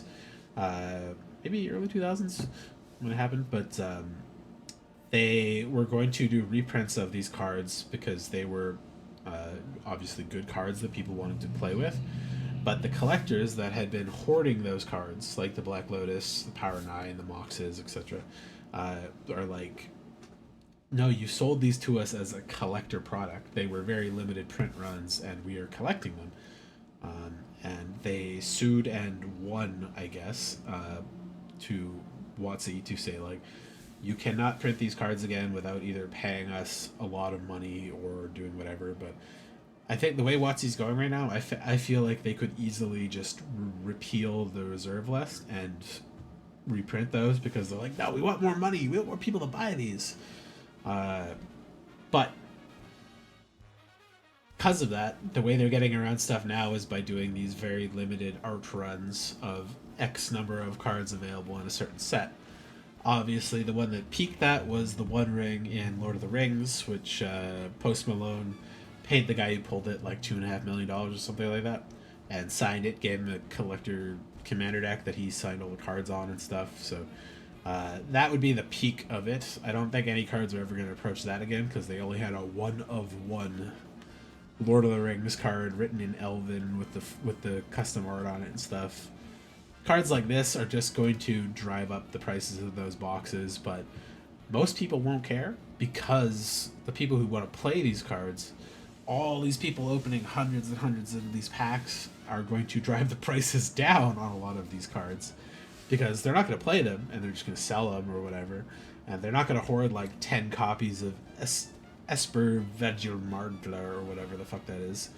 They're just going to be like, oh, I got this thing that I don't want, or I've got more copies, and they'll sell them away. The price will go down, especially if they're not playable. It's a Magic has a lot more economy based on the playability, I'd say.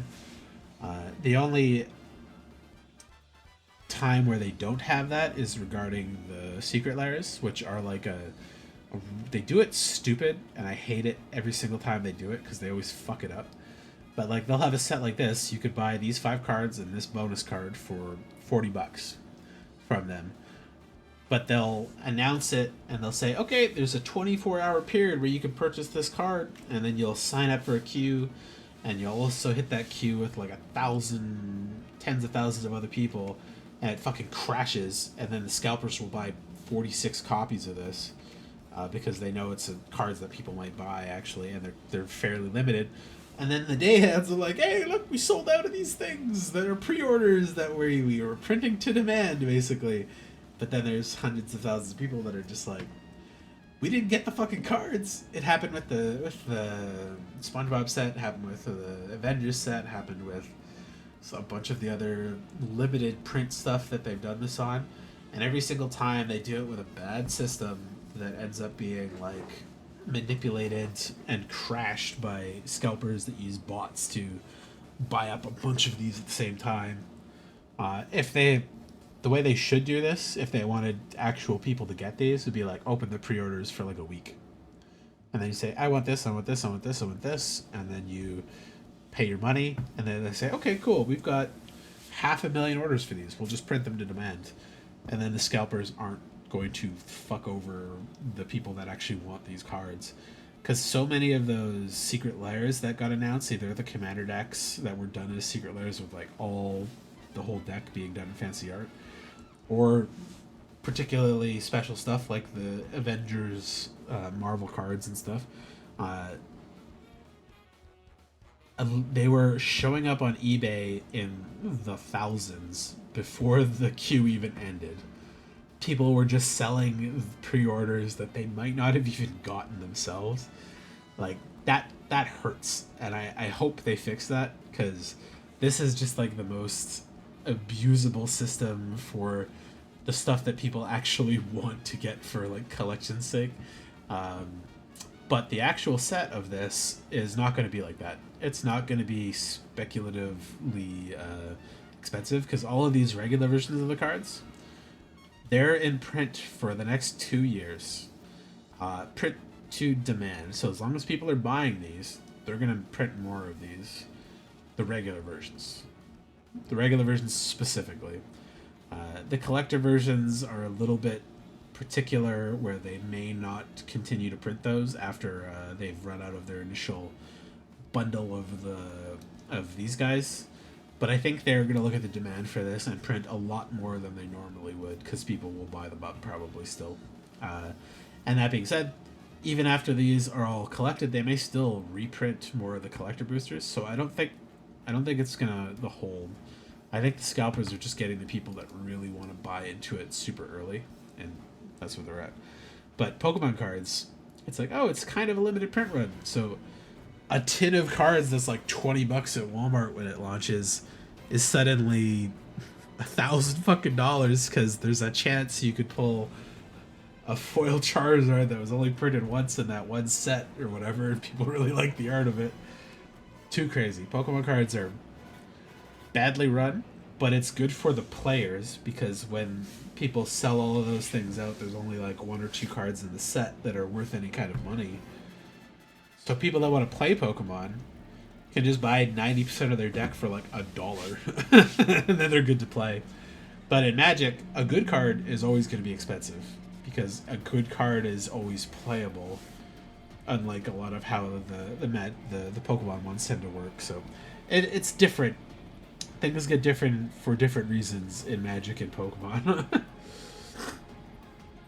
Also, cards that are good and stay really expensive, but they may not be able to reprint because of the Final Fantasy license, they can print a functional reprint. So this card that's Rydia's Return, 5 mana green sorcery at uncommon, they could reprint this exact card and just call it like Back from the Grave or something, and if this card held a lot of value for some reason, outside of it being a Final Fantasy thing. So it's a weird situation where I don't think it's going to be expensive at all to get all the basic versions of these cards. It's really going to be the special stuff that's going to drive the price up. And that's why I'm not worried about getting the special stuff right away. I'm not going to stress about it at all. I'll wait like 6 months to a year when people have bought everything they could purchase, and then they're like, oh, actually, I don't really want the 6th version of this Alt Art Cloud. And then I'll be like, I'll take one of those. Thank you. And I'll just put it in my commander deck or whatever. But yeah, back to the review. Rydia's Return. A 5 mana sorcery. It's uncommon and it's 3 green. Creatures you control get +3/+3 till end of turn. It's a classic overrun effect. Or return up to 2 target permanent cards from your graveyard to your hand. That's a really expensive regrowth, but it is versatile. So if you're in a winning position and you buff your whole field up and go in for the kill, or if you're in a losing position and you have nothing on the field and no cards in hand, you can pick the 2 best things you need out of the graveyard. It could even be 2 lands to trigger landfall stuff. Yeah, C+. Overrun effects are nice. This doesn't give trample though, or some other kind of evasion, which would put it up into B- territory for me. But C+. Ride the Shoopuf. 2 mana green enchantment at uncommon for 1 and a green. It has landfall. Whenever a land you control enters, put a counter on target creature you control. And then you can pay 7. This enchantment becomes a 7/7 beast creature in addition to its other types. Ride the Shoopuf. All aboard. This is a very solid card for the land deck. The only downside is you can't put a counter on itself, and it doesn't have trample.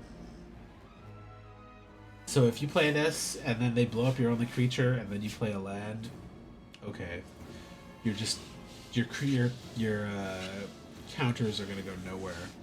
But there's a couple cards that will really like getting these counters dropped on them, and I think this has a really strong place in both the landfall and counters deck as a way to enhance your birds and other cards that care about counters on them.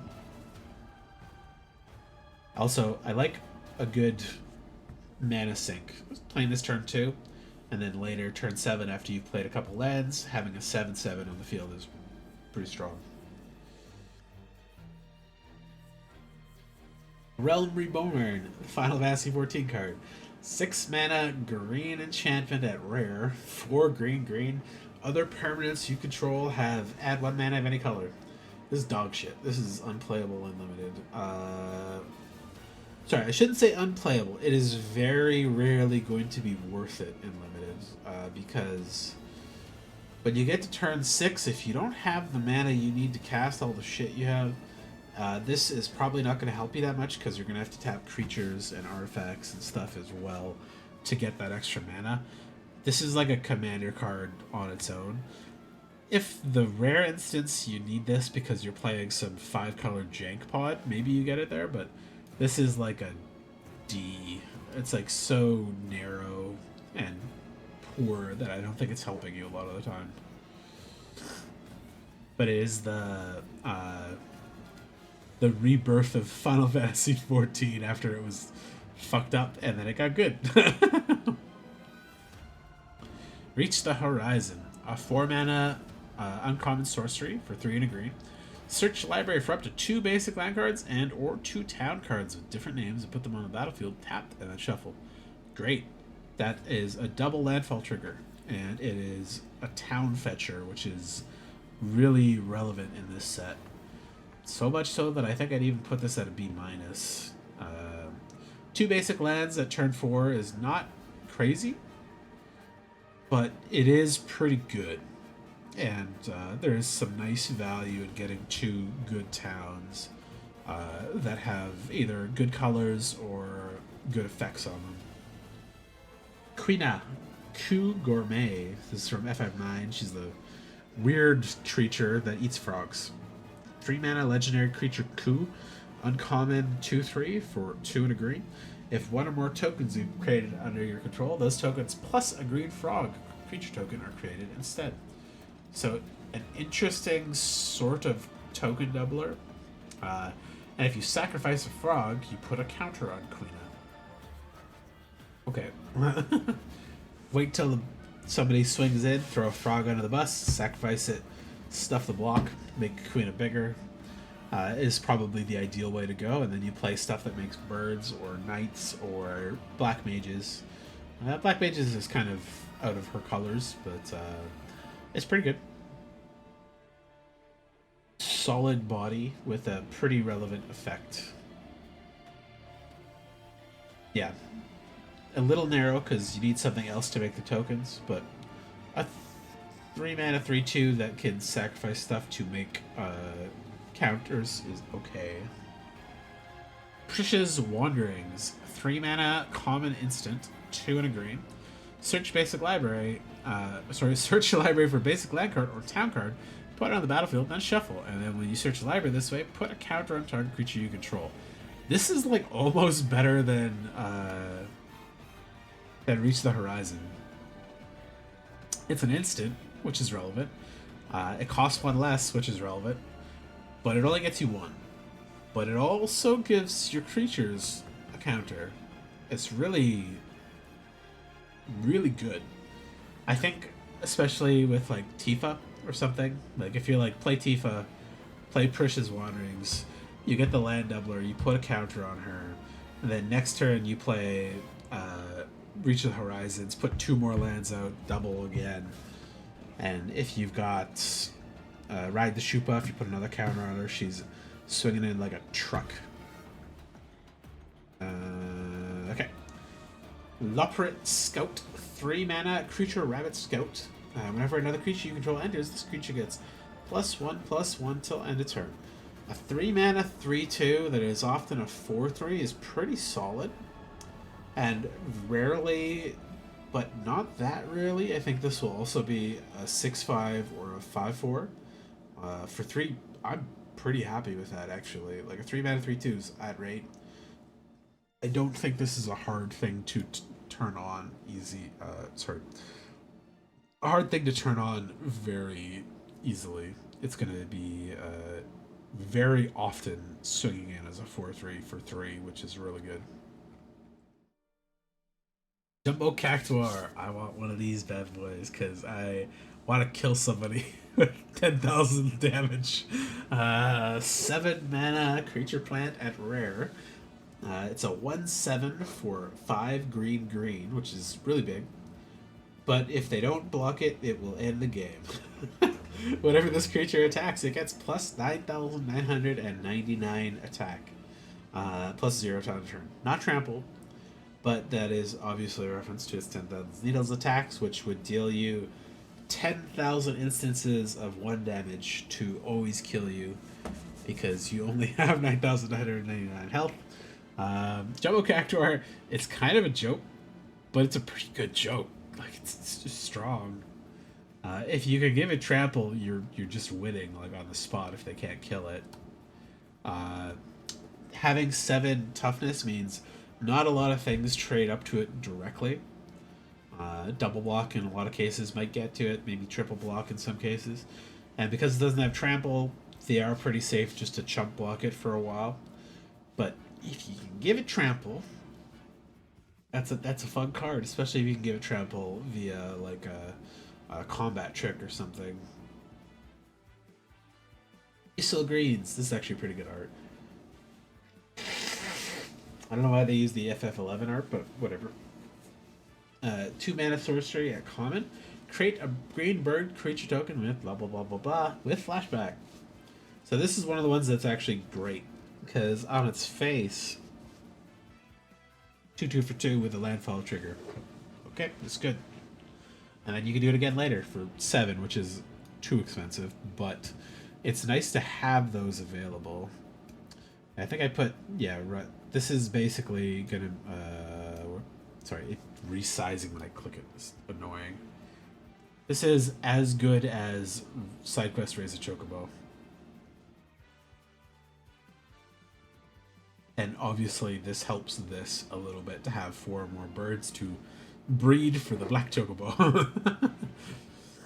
Grand Pulse Uchu. 1 mana, 1/1 Death Touch. That's great. Pay 8 until end of turn. This creature gets +1/+1 for each permanent card in your graveyard. That's pretty big, actually. By the time you get to 8 mana, there could be a lot of stuff in your graveyard. There's a decent amount of self-mill. This getting fucking gigantic for 8 mana is not a bad cost, but I like 1 mana 1/1 Death Touchers. I like playing them early. I like having them there to throw under the bus under things like the stupid fucking Mythic Turtle you'll see in a little bit, and the Jumbo Cactuar and stuff like that. Paying 8 for it is not unreasonable to probably make it at least like a 6/6 or 7/7 or bigger. Not having trample does suck a little bit, but this counts all of your creatures and lands, artifacts, enchantments, but not your instants and sorceries. But 1/1 Death Touch with a late game upside is C+. Gubu Gardener. Another weird one from 11. They had a lot of awkward looking random variations of creatures. 2 mana creature plant beast at common. It's a 1/3 with tap for mana. They don't like printing 1 mana mana dorks a lot of the time without like weird restrictions on them, but a 2-drop 1/3 mana dork is pretty good. That's very playable. I wouldn't call it more. Yeah, it's a C+. It's good. Toad, another creature you could sacrifice to Quita, but as long as you control 7 or more lands, this creature gets +2/+2. So it's a 4/4 for 4, and like I talked about with Barrett, that's a very playable creature. It's not great, but 4/4 for 4 is like a pretty good spot to be like a decent wall, a decent attacker, and if it's got an additional good effect on top of that, it's pretty good. This one does not have an additional good effect. +2/+2 keeps it relevant, I'd say, but it doesn't have trample, doesn't have reach, doesn't have flying or menace or something. Being a 4 mana 6/6 is above rate, but not crazy above rate. It's like a C, but a strong C. I rated Barrett higher because of the reach and the ping, but this does not have reach. Just getting to be a 6/6 is not an incredibly big deterrent, I think. Guluf's Final Act. 2 mana instant uncommon at 1 and a green. Until end of turn, when target creature gets +1/+0, and when this creature dies, put a number of counters, +1/+1 counters, equal to its power on up to 1 target creature. Not a great combat trick, but you probably want to trade when you play this. You're probably not intending him to survive this because you kind of want them to kill whatever they're taking or they're fighting, and then buff one of your other things.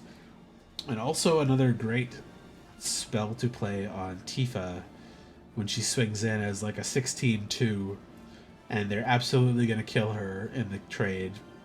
But but you want to get a little bit extra damage through and put like 15 counters on something, great way to play it. Tifa is such a good card for every card in this set. This one is weird because, again, I think you have to be particular when you play it and how you play it, but it is a good card. I just don't think it's useful in every single situation. Like the best worst case scenario you play this in, you have 2 mana up, you don't have a card to protect something, but they're going to blow up your best creature on board. So you play this, get the counters from that thing, put it on a different creature, and then that other creature becomes irrelevant at least. But this isn't saving the creature, it isn't killing another creature, it's also not like giving you life or something else, but if you don't have another creature, this is also just like a dead card too, so yeah. Esper Origins, 2 mana rare sorcery. It's 1 and a green. Surveil 2, gain 2 life. If the spell is cast from a graveyard, exile it and put it onto the battlefield transformed under its owner's control with a finality counter on it. So play this turn 2, Surveil 2, gain 2 life. You can pitch some shit to the graveyard, you get some life, you get to keep whatever the good thing is on top, and then you can flash this back for 4, which will trigger the expensive card Carabo thingy. And then you get the backside of this, which turns into Esper Maduin, which is enchantment creature Saga Elemental. It's a 4/4. Reveal the top card of your library. If it's a permanent card, you put it in your hand, which counts as lands, artifacts, enchantments, and equipment. Sorry. Lands, artifacts, creatures, and enchantments. There we go. So paying 4 to maybe get a draw, and then the second turn he's out, getting to add 2 mana is kind of nice. I almost wish it just fetched a land instead, though.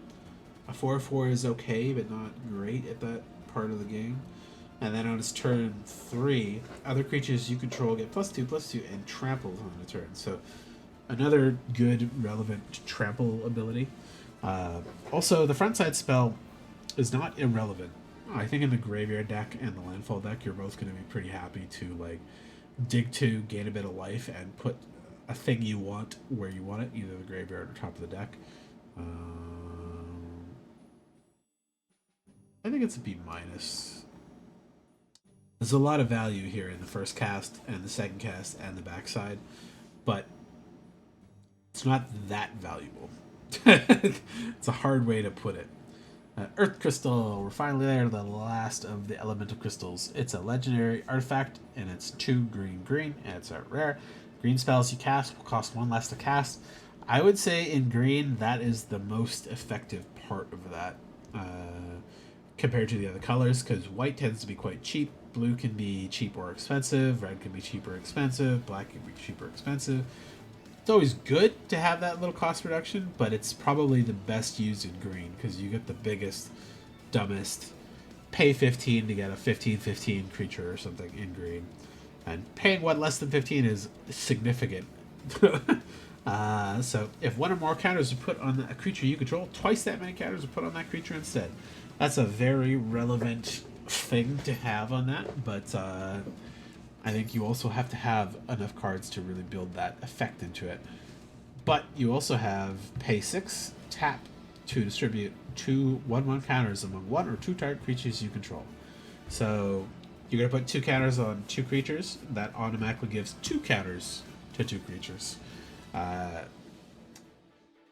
Yeah, that effect on the back end is weaker than the black or the red or the white one. And the middle effect, the counter one, is, I think, also not as relevant.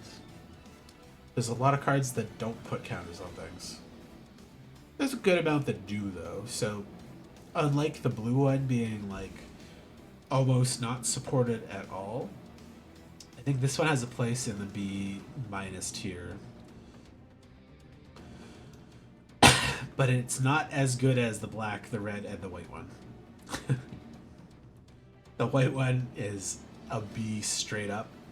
The black and the red kind of sit in that B- tier, I think, too.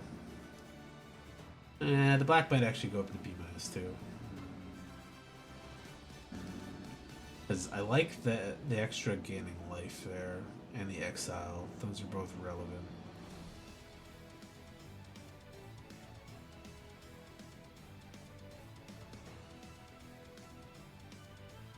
Actually, I'm gonna put Wood Crystal B plus. I'll put the Darkness Crystal B minus.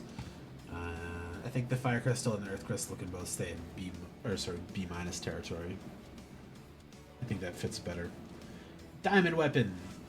A big, sort of bad kaiju you fight in FF7. It's a 9 mana legendary artifact creature elemental at uncommon. It's an 8/8 for 9, so 7 and green green. This spell costs 1 less to cast for each permanent card in your graveyard. I don't think it's out of the realm of possibility to play this for 2 green. It has reach, which is pretty nice. Wish it had trample, but it is also immune. Prevent all combat damage that would be dealt to Diamond Weapon. So you can swing for free with this thing all day. They can't hurt it with creatures. They can jump block it, but they can't kill it with creatures. It has to be removed with artifact removal, or creature removal, or bounce, or something. But permanent card is relevant, because if you mill a bunch of lands with your 2 or 3 other cards that mill some stuff, and you drop this for 4, that's a pretty good 4-drop. If you drop it for 2, that's an amazing 2-drop. And being like semi-indestructible is really nice. I would put that up in B territory, because I think even in the worst case, if you're thinking of playing this at turn 9, like raw, you're going to have at least 2 or 3 cards in the graveyard that'll either be a creature, a land, a sorcery, or something like that. Maybe you've got another artifact or something in there. And then you've reduced the cost by 3. And then that would be a 6-drop, 8/8 with reach and semi-indestructible is still really, really, really, really good. Not having trample keeps it from being like a B+, or something to get damage over top of things, which is kind of exclusively what it did in the game. Like, you were able to stop it at the coast, but then it just goes and like blows away most of the upper half of Midgard. You're like, alright, we couldn't stop it from just blowing away the Shinra Tower from like 1,000 miles away. Not trample, but it blew some stuff up pretty quick. But yeah, I like having I wish they had all of the weapons in here. Or at least the main, like Ultima, Omega, Diamond, Ruby, Emerald, but I think they only have...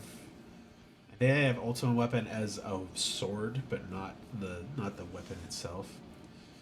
Commune with Beavers. 1 mana sorcery, and it's common. Look at the top 3 cards of your library. You may reveal an artifact, creature, or a land card from among them and put it into your hand. Put the rest on the bottom of your library and enter it. This is a really good dig for 1 green. Like, it's a really good dig. Basically, scry 3 and draw 1 for green. Like, artifact, creature, land, and maybe a couple enchantments and instant sorceries I think are going to be your makeup in the deck anyways.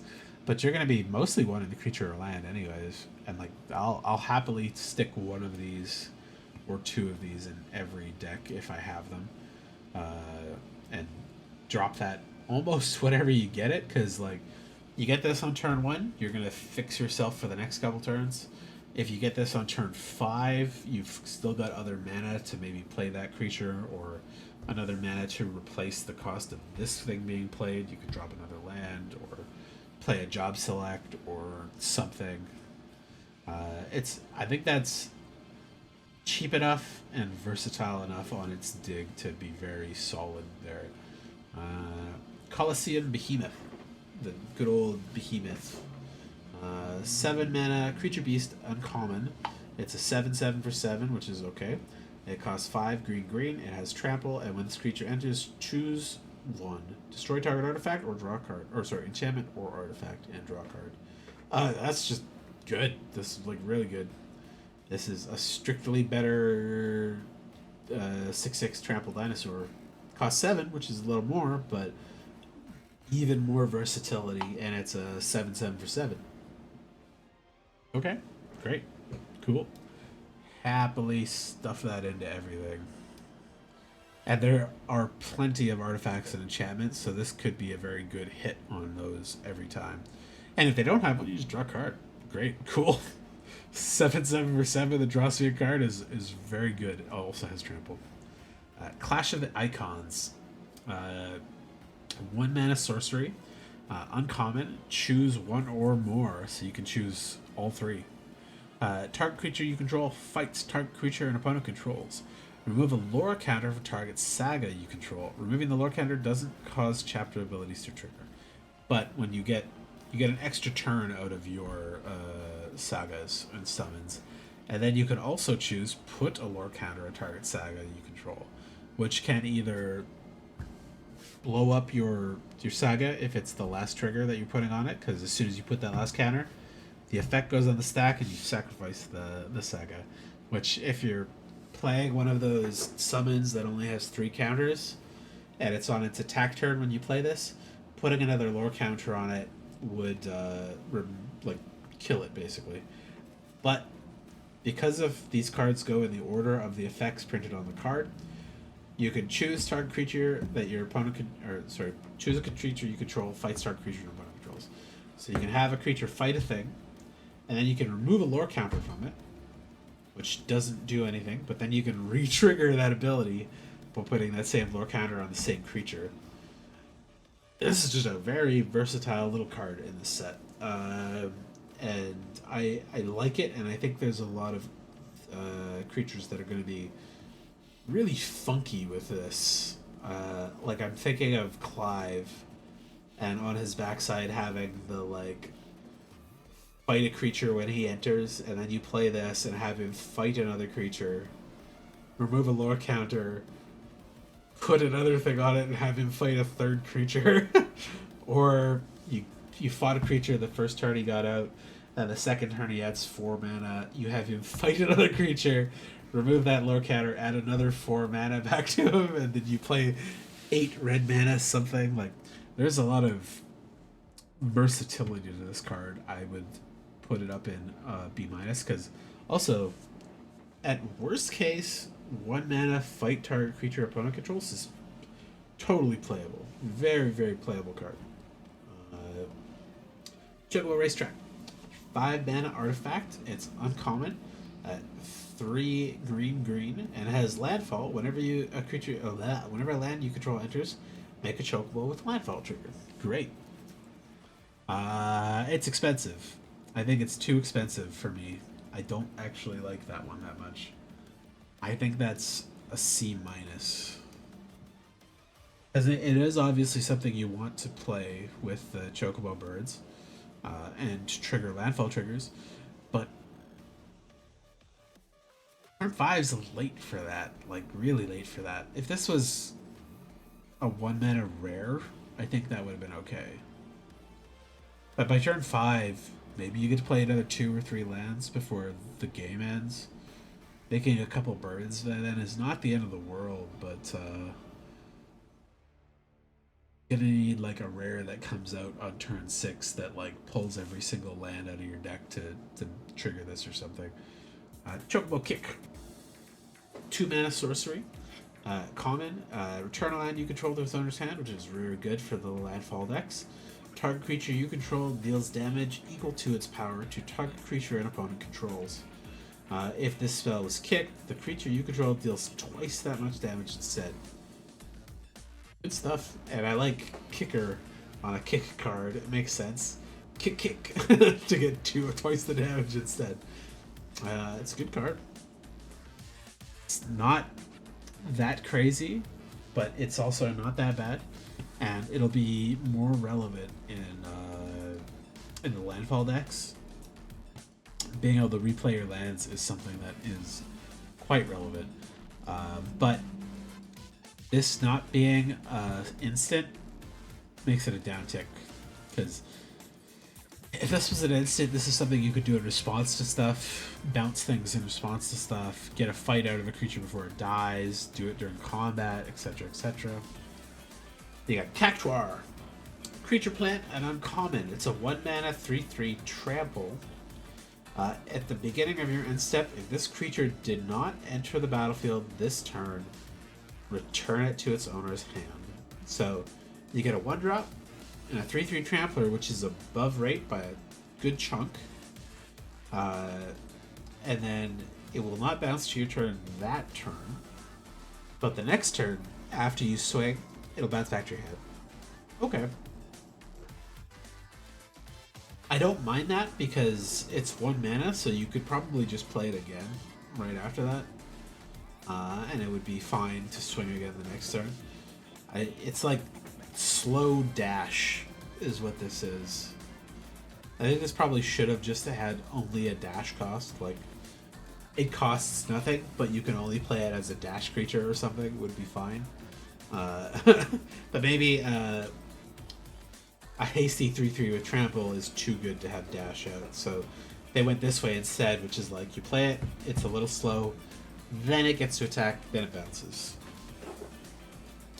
Yeah, as a 1 mana 3/3 though, it's really good. I think there are things that care about creature centering enough that this is strong, but I don't think it's above a C+ on its own. I think people are going to play with it wrong all the time. Blitzball Shot. 2 mana instant, and it's uncommon for 1 and a green. Target creature gets +3/+3 and gains trample to end a turn. Trample is going to be very, very, very relevant, and +3/+3 is not insignificant. It's not giant growth at 1, but it's pretty good combat trick. Not anything special, but +3/+3 will get you out of range of a lot of base damage attacks, and it'll almost always swing combat in your favor because of the power levels of cards in this set.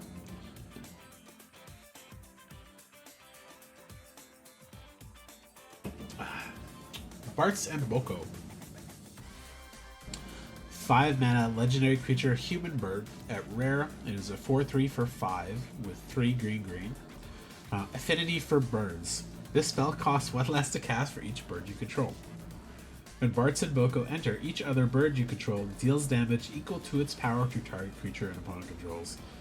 That's a pretty good removal stapled to a pretty good creature that you can get for pretty cheap. Like, I think ideally you get this on turn 3, but that's pretty hard. Like, you either have to have a mana dork and a bird on turn 2 or 3. Like, maybe your turn 2 play is Torgal or that little mana dork guy, Goober Gardener or something, and then you play a bird spell like one of the 2-drop bird spells that makes a bird, and then you can play him next turn for 4, but you're paying you're paying with the creature and reducing the cost of the bird, and then your bird, your 1 bird on the field deals 2 damage to something. But you also kind of don't want to play him too early. Like, you're probably fine playing this guy for 5, or at least turn 5 if you've got 2 or 3 or 4 other birds on the field, and then the birds will team up and kick the shit out of just about anything on the field. Especially if you've had a land enter, all those birds are going to be 3/2s or 4/3 or 4/2s, I should say, and then he comes in and the birds stomp the ever-living hell out of something. Bart's and Boko is actually very strong.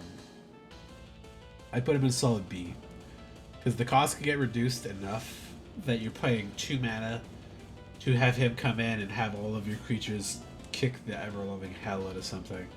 But a 5 mana 4/3 on its own is fine, even if nothing else triggers. That's average, but you know what? B minus. Having to have some birds is a little bit of a downside. It's a weird one, because like, I'd be fine playing this at 5. He doesn't need the affinity for birds to be good. Bard's Bow. An FF14 job. 3 mana artifact equipment. At common, it's 2 and a green. Job select, so it comes in with a 1/1. And equipped creature gets +2/+2, has reach, and is a bard. 3/3 for 3 with reach is totally fine. It's an expensive equip cost. I think it's the most expensive we've seen yet. but C plus, yeah. Like I'd probably give a 3/3 for 3 with reach C plus on its own. This is a 3/3 for 3 with reach that leaves behind an artifact where the creature dies. That can give that ability to somebody else. And +2/+2 is on the higher end of those buffs we've seen from those cards. The Balab T-Rexar, 8 mana creature dinosaur, or sorry, 6 mana creature dinosaur, 6/6 with trample. This creature enters, you gain 3 life. That's a weird effect to give that, but they just didn't want it to be that good old stupid T-Rex that's been in every set that I forget the name of. It's the forest cycling one. So yeah, C plus. Like 6/6 for 6 with trample is already at and above rate, and you're happy to play it in like every deck that can play it. And then gaining a bit of life, okay, cool. I feel like it should have had something like it fights target creature when it enters instead, but I don't think it's as good as the other 3. No, it's B minus. 6/6 for 6 with trample and gains of life is okay. Here is the dumbest, neatest card in the set. Ancient Adamantoise is 8 mana, 8/20 creature turtle. It's at Mythic, and it's a 5 green. So it's very hard to cast unless you're main green. It has Vigilance and Ward 3. Damage isn't removed from this creature during cleanup steps, and all damage that will be dealt to you and other permanents you control is dealt to this creature instead. And when this creature dies, exile it and create 10 tapped creature tokens. So, this is a big boy. It's very hard to kill, and it protects everything you have and you for probably a turn or 2. The downside is that even if they have a 1/1 Death Toucher, and you don't block it, and the 1/1 would deal Death Touch to you, instead it deals 1 Death Touch to this and kills it. And that gets around the ward. It obviously chumps this thing easily, because it doesn't have trample, silly. But even if this dies, you get 10 treasures, which is like kind of okay too. I don't know though. It's really hard to evaluate this for limited. So let's screw back to my Final Fantasy earlier stuff. Because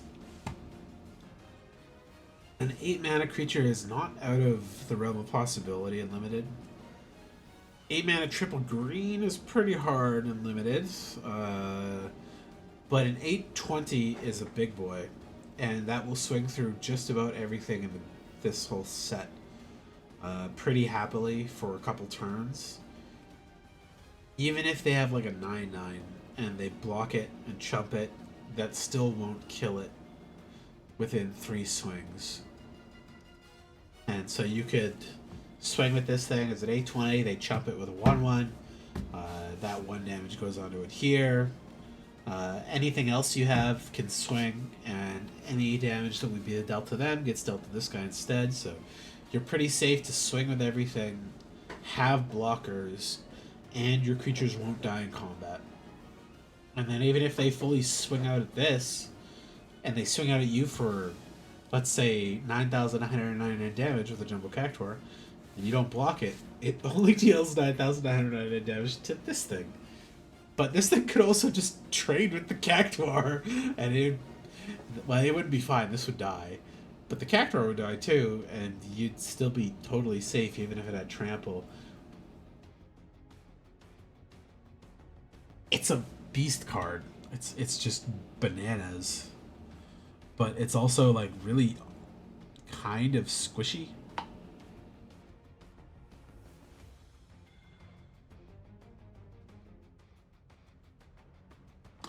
I think it's an A minus, because it's not as aggressive as I'd like it to be up in those things. And you know what? It's a B plus. That's what it is. The Ward 3 does help it from being removed too easily from regular creature-based removal, because they're going to have to pay 7 or 8 in a lot of cases to try to blow it up straight out. Um, yeah, the better, easier way for them to do it is just block it with a Death Toucher or swing all out at you, so all of the damage that would be normally dealt to you is dealt to this instead. But this will eat most things alive, and it protects all of the creatures they have or you have as well, if you're the one that has it. And it's got vigilance, so even if it doesn't have trample, it can still block after. It's a really strong card that is kind of weak. It's really awkward, but it's very good. If you're in green and you get it, you should probably play it. There isn't much you can do to abuse its ability either in this set specifically, because as soon as it dies for any reason, it gets exiled and you get the treasures. But there are certain things that work with, like when this dies, instead of exiling it, you can have something happen, or removing it from the game with a flicker effect to remove the damage that would be dealt to it normally. So you have to think of this as like when you're dealt certain damage, it loses HP. So it goes from 20 to 15 or something. But if you flicker it or exile it and bring it back, it will lose those damages. I think phasing as well also removes the damage from it. So if you can keep it alive with those kind of tricks, you're just can't lose the game territory for a while. But it's also not winning you the game either. It's a weird one. Airship Crash. 3 mana instant at common, destroy target artifact, enchantment, or creature with flying, and it has cycling. That's just solid and versatile, and I think basically green unconditional removal for a couple things in the set, and cycling just makes it easy to replace it if you don't have a target for it. Good. C+. Prime Titan. Primeval Titan, I should say. Prime Time. It's Astral Titan. 6 mana creature giant with trample. Whenever this creature enters or attacks, you may search your library for up to 2 land cards. Put them on the battlefield, tapped, and then shuffle. 6/6 for 6 with trample is at plus above rate. Plus search your library for 2 land cards is very good here. Like I put the T-Rex star in B-. This is B+. Nature's Claim. 1 mana instant destroy target artifact or enchantment, and that opponent or the controller of that gains 4 life. You can pop your own if you need to gain life, but 1 mana destroy target artifact or enchantment is about as cheap as this effect gets. You don't care about them gaining 4 life usually. That's not normally going to be the end of the game. I'd still only put this at C because I think it's like kind of a sideboard card. You could probably pretty happily run it in the main deck, and you'll find a source for it. Every color has a good couple enchantments and things to play, but I don't think it's maybe main deckable unless you really need an enchantment removal or something that you don't have in another card. Vayne Caradas Solidar is Finn the Fangbearer. 2 mana, 1/3 legendary creature human warrior with Death Touch for 1 and a green. Whenever a creature you control Death Touch deals damage to target to a player, that player gets 2 poison counters. I don't think there's enough Death Touch in this set to really make this a theme. There's like 2 or 3 creatures, I think, total that have it. But 2 mana, 1/3 Death Touch is pretty good. That does prevent a lethal threat on his own if they don't block it fast enough. You'd only have to swing at them 5 times to kill them. 5 damage from this guy. If you can make him unblockable or have flying or something like that, you'll win eventually.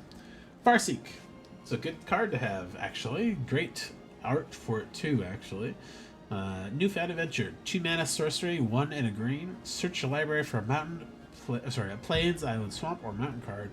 Put it on the battlefield tapped and then shuffle. So this is one of the green 2-drop spells that searches up basic land types from your deck. So you could pull the Pain lands or dual land or one of the tap duels or a triome from your library and put it on the battlefield. And specifically, it costs green, but it does not get you green cards. It only gets you every other color, which is fine for multicolor and great for the landfall deck that's green-red or green-blue.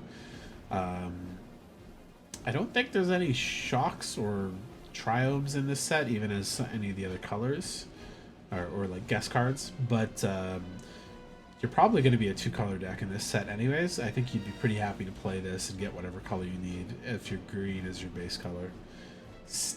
And it does go to the battlefield, and it's cheap, so I'd call it a C+. Carpet of Flowers. This is an interesting one. We haven't had a reprint of this for a while. I don't think the art actually makes sense, but it looks pretty for this. 1 green enchantment. At the beginning of each of your main phases, if you haven't added mana with this ability this turn, you may add X mana of any one color, where X is the number of islands target opponents control. In Limited, this is super narrow and is like, I would call borderline unplayable. It's like a sideboard card that if your opponent's playing like a mono blue deck, or you're playing Two-Headed Giant and one of your opponents has a thing, but you don't normally get to sideboard between Two-Headed Giant games. It's weird. It's I think it's too narrow to play in the main deck, but very good when you can. Better than Realm Reborn for sure. Nyx Bloom Ancient. 7 mana, 5/5 enchantment creature elemental with trample. And if you tap a permanent for mana, it produces 3 times as much of that mana instead. It's a mana tripler. I like the art. Good old Amano art. And triple green sucks though. But there are a couple enchantment creature synergies. And a 5/5 trampler for 7 is nothing to sneeze at. If you can ramp this out or cheat this out with the creature that dumps an enchantment thing to the battlefield, which would also give it haste, you're tripling your mana, which is bananas and limited.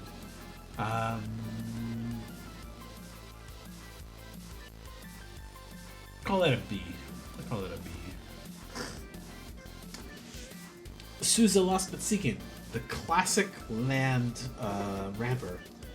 Allows you to play 2 additional lands on each of your turns. This is Princess Sarah from FF1. It's a 3 mana, 1/2 legendary creature human monk. And yeah, 2 and a green, and you can play 2 additional lands. It's a good way to super up your land triggers. She's not anything special as a creature or anything, but if you've got lots of lands and lots of ways to add lands to your hand, you're going to dump them on the battlefield like crazy with her. She presents a lot of card advantage, so I want to put her in C+, but she's quite squishy and a little expensive for her cost, so it's like C+. She's classically amazing, so. Okay, we're into the multicolored cards, which I think is the biggest color chunk of the set. And then the colorless, which is still pretty big, but significantly smaller. I'm going to take another break. I'm going to do the multicolored, and then probably take one more break, and then I'll do the colorless and the lands together after that. I'm going to have to crack a second Red Bull. It's almost midnight already, goddamn. Maybe we'll get to play a little bit of Saga Frontier. Maybe I'll just not do that if I finish this at like 1 or 2, and I'll just get some good sleep and come back earlier tomorrow. But yeah, I'll take a break right now, and then I'll come back to do the rest after that. Be back in a couple minutes.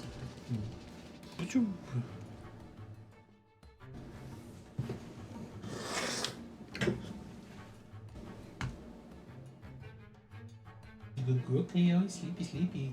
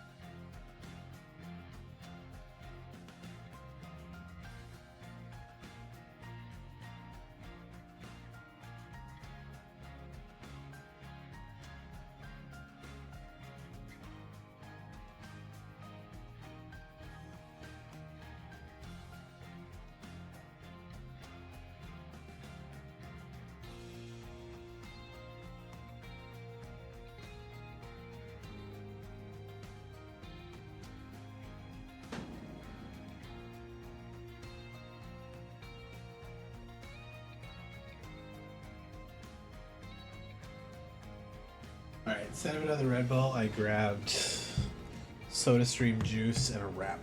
So I'm gonna munch on that. Hopefully that'll rejuvenate my talking bits a little more.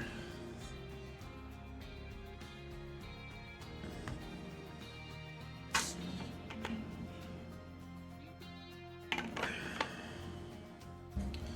still got a little bit of Red Bull to finish. So. Let me take a couple bites first. And, jump back in with Cecil.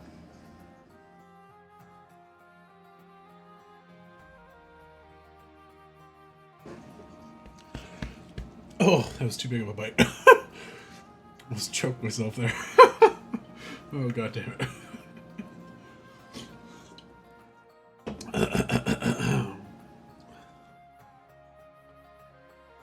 Okay.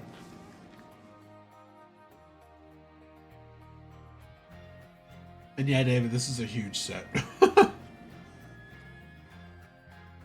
I'm totaling it at like 8 hours and I'm still not done it yet. So we'll start with Cecil Dark Knight. He's a 1 mana legendary human knight at rare. With Death Touch, he's a 2/3 for 1 black. That's already way above rate. And whenever Cecil deals damage, you lose that much life. And then if your life total is less than or equal to half your starting life total, which in most games is going to be 10 or 15 in two-headed, or 20 in Commander, untap him and transform it. So he'll come down early. He'll hit you. He'll hit the opponent and you for 2 for a couple turns. Maybe you can pump him up a little bit, and then he will come down, and then he will flip into Cecil the Redeemed Paladin. He's a legendary creature human knight who has lifelink, and he's a 4/4. And whenever Cecil attacks, other attacking creatures gain indestructible in turn, which is really good. This is like one of the best cards in the set.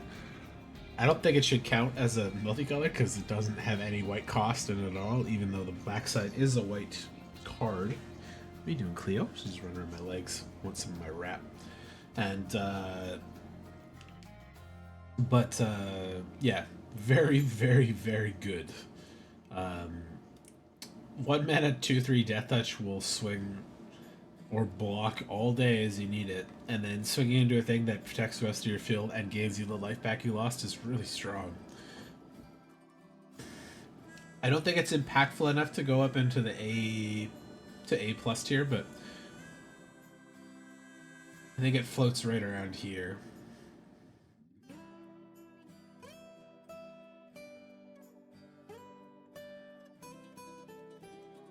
Let's call it B plus. Very good card.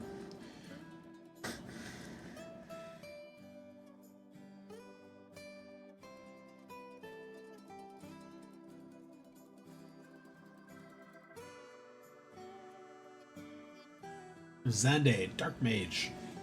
4 mana legendary creature human wizard at rare. He's a 3/3 for 2 and a blue black. He has Menace, and he gets 1/1 for each non-creature, non-land card in your graveyard. This is a little house here too, because this will just get bigger as the game goes on, and he'll still be just as evasive, and ideally when you drop him, he could be like a 4/4 or a 5/5 when you drop him, so he'll be undercosted probably a little bit, and will get bigger as the game goes on. It obviously depends on you having more instant sorceries, enchantments, and artifacts that can get put into the graveyard, either via destruction, sacrifice, or whatever. And creatures and lands will not trigger it, so he won't really work for the self-mill as much. Like, the self-mill will put those things in your graveyard too, as well as, your own effects, but it's really interesting. He is going to be strong. think I'd stick him at a solid B, because he'll just be evasive and strong the whole game, and probably only going to get stronger unless they get exile the graveyard. Sephiroth, Planet's Heir. This is from the starter deck, so I don't think this one is possible to show up here. He might show up in like a list style card, or like a different art, but this is basically Massacre Worm, but different. I'll still evaluate him. But him and I think 4 or 5 other cards, including Cloud there, won't show up in regular packs, I'm pretty sure. So 6 mana, 4/4, legendary creature, human avatar, soldier, at Mythic. Is a 4/4 vigilance for 4 and a blue and a black. That's pretty good rate for that, but the thing that happens here is when he enters, creatures opponents control get -2/-2 till end of turn, so it will sweep the field of all the little average to low creatures, and whatever creature opponent controls, put a counter on him. So ideally he's going to come in and be like a 7/7 or an 8/8 in like conservative cases of like a couple black mages or a couple heroes being on the field or a couple of the less powerful creatures. He'll just come and sweep the field of your opponent's stuff and be pretty huge. And vigilance means you can swing with him as a big creature and he'll still be there to block after. I like him as an alternative Massacre Worm because he's, I think, a little easier to cast. But Massacre Worm is more impactful for being like getting the life back. B+ because he's got some built-in removal. You got Cloud, Planet's Champion. He is a 5 mana legendary creature, human soldier mercenary at Mythic. He is a 4/4 for 5, which is 3 in a red and a white. During your turn, as long as Cloud is equipped, it has double strike and indestructible. And equipped creatures, equipped abilities you activate that target Cloud cost 2 less to activate. This is bonkers to have with anything that you can throw on him. Double strike indestructible on a 4/4 is already pretty strong, but you're gonna make him bigger with whatever you equip him with, probably, or have a better effect too. So, and it's gonna cost you less to equip them. The only downside being he's a 5/5, and that's a lot. So you might not be able to equip him with the mana you have left over if you cast him on curve. And he doesn't do anything when he hits the battlefield. So when he hits the battlefield, he's just a 5 mana 4/4 that doesn't do anything else, probably. Still strong. Not as strong as Sephiroth, which, you know, I think is accurate. But they made them powered the same, that Sephiroth gets much stronger faster than Cloud does. But if you're going to equip Cloud with anything, he'll probably just straight up kill Sephiroth, which is pretty funny and pretty accurate. But yeah, very, very, very good. But also not that busted instantly. Zidane, Tantalus Thief. 5 mana, 3/3, legendary creature, human mutant scout. At uncommon, when Zidane enters, gain control of target creature and opponent controls till end of turn. Untap it, it gains lifelink and haste till end of turn. Whenever the opponent gains control of a permanent from you, you create a treasure token. That second ability is almost never going to happen, I'm going to say. There might be a couple instances where somebody plays similar cards to you, and it gets this out of it, and you'll get a treasure. Okay. Gaining control of an opponent's thing, giving it lifelink and haste means they maybe want to block it, but if it's their best creature, they might just not, or they'll chump it, which in case you still get to lifelink off of it, and hopefully you can sacrifice it before you give it back to them. 5 mana to get a 3/3 body, and that effect is still above rate for threaten effects.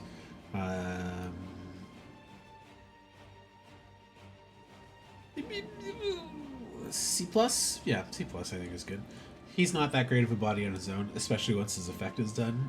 He's just a 3/3. So I can't put him too high.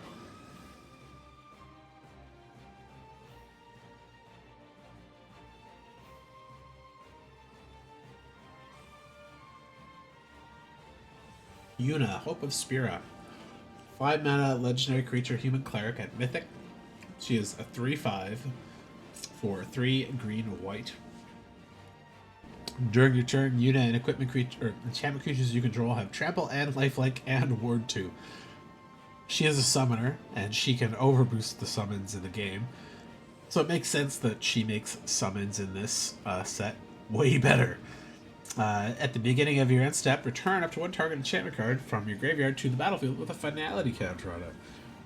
So even after your sagas go to the graveyard, she brings them back again, and she's boosting them up even more with the trample and lifelink award too. Now the finality counter just means that when it would leave the battlefield, or go to the graveyard from the battlefield, so you can still bounce it or exile it and flicker it, it would be exiled instead of just going to the graveyard. But doubling up your sagas and being a 3/5 for 5 is really strong. And I'm going to put her into B, because she won't be doing a lot unless you already have a couple sagas when she hits the field. But she will immediately start bringing the ones back that you already have in the graveyard, so...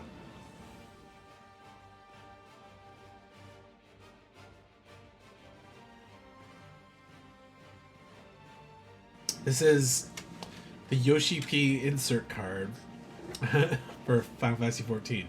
The Wandering Minstrel. A blue-green legendary creature human bard. It's rare. 1/3 for blue-green. Lands you control enter untapped. So all of your towns that would enter untapped. And any other tap lands you may have.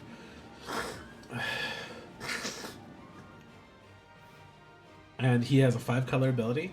And he has, at the beginning of combat on your turn, if you control 5 or more towns, create a 2/2 elemental creature token that's all colors.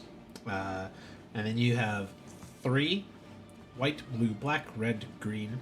Other creatures you control get +X until end of turn, where X is the number of towns you control. Okay. No trample. But a good buff for a good mana sink if you have all the towns. If you open him and you have a lot of towns, take every town you get and go for it. Have fun with it. But yeah, that's Yoshi P, the producer for Final Fantasy XIV, that like rescued the game essentially.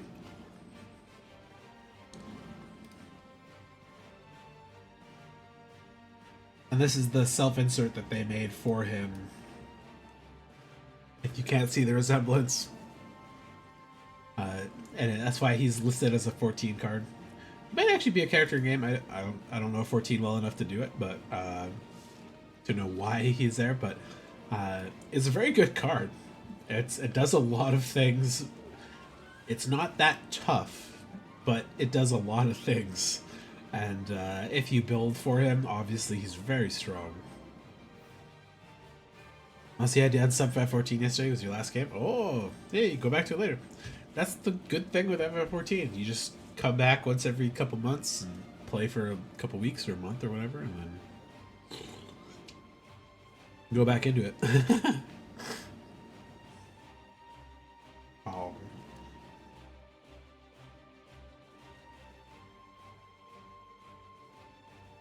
Vivier Ornitier. The Black Mage. He is a 3-mana legendary creature wizard at Mythic. He's a 0/3 for 1 blue red. He is not busted, but he is insane. He has a 0-mana activated ability for add X mana in any combination of blue and or red, where X is VV's power. Activate during your turn and only once each turn. Not at sorcery speed. So you can do that at any time during your turn. And then whenever you cast a non-creature spell, put a counter on VV and he deals damage to each opponent. So you plop him out, you cast a non-creature spell, and he'll get stronger and stronger and stronger and stronger. And he always leaves you up mana to cast counter spells. Because if you have to cast spells on your turn, and it's not limited to instants of sorceries, the mana that he builds, but if you're playing blue-red and you remove, say, 3 count, or don't remove any counters off him. He just does it for free. Add 3 mana to your to your pool. Play your spell. You can hold up your 3 or 4 mana for a counter spell or response on their turn. He is perfect counter mage, damage pinging stuff there. I think he is the second most expensive card in the set. He's popular and also bonkers. I would actually put him in like A tier. You got Unsolicited Whispers, see people playing. Eating a plank of wood. That's pretty funny. I think you gotta just go on specific servers to not get into the RP stuff. I think there's particular ones that are for it, but there's a lot of like weirdos and normies on there too. Talked to some dude that was role playing as a crazy person off his meds. Once he found out it was the guy, he tripped. You were in a non-RP server? That's pretty funny.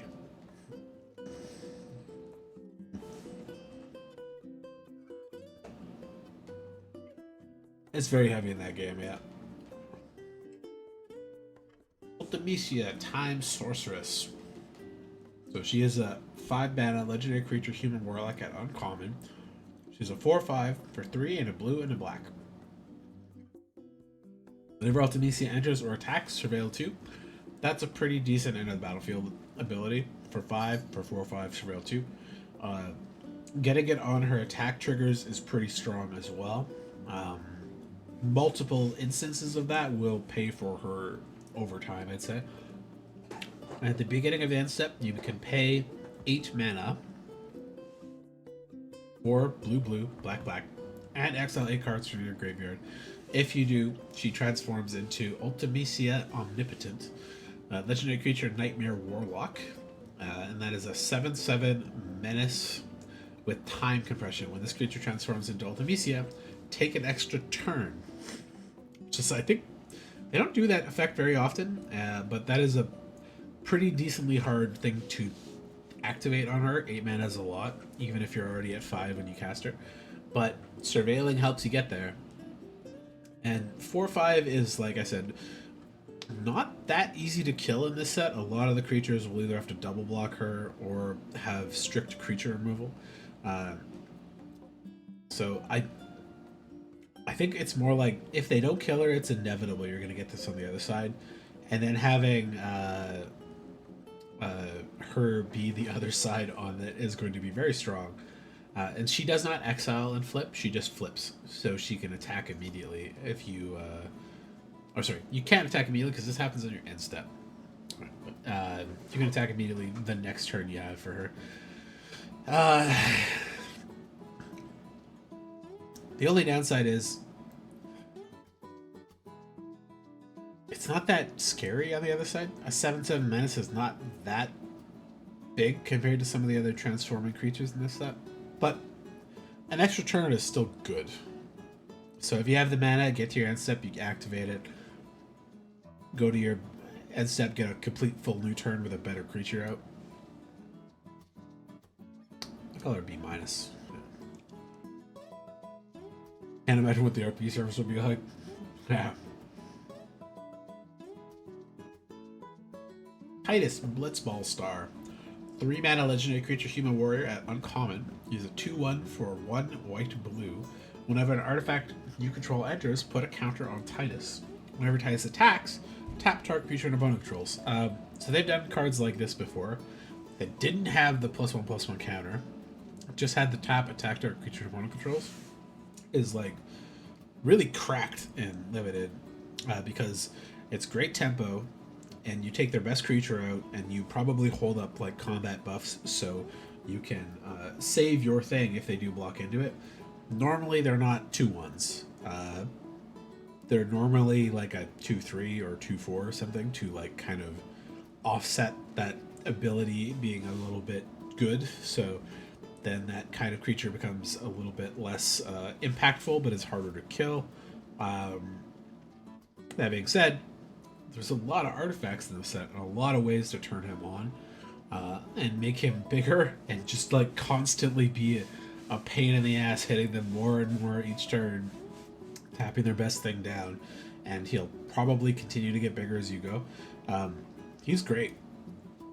He is a solid B minus to me. Like he's, I think a lot of the uncommon ones are going to be like B minuses for me because they're meant to push you into that archetype, right? So.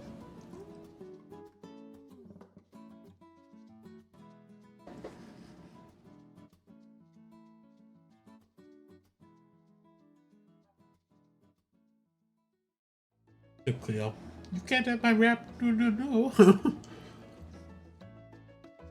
Tara Bradford,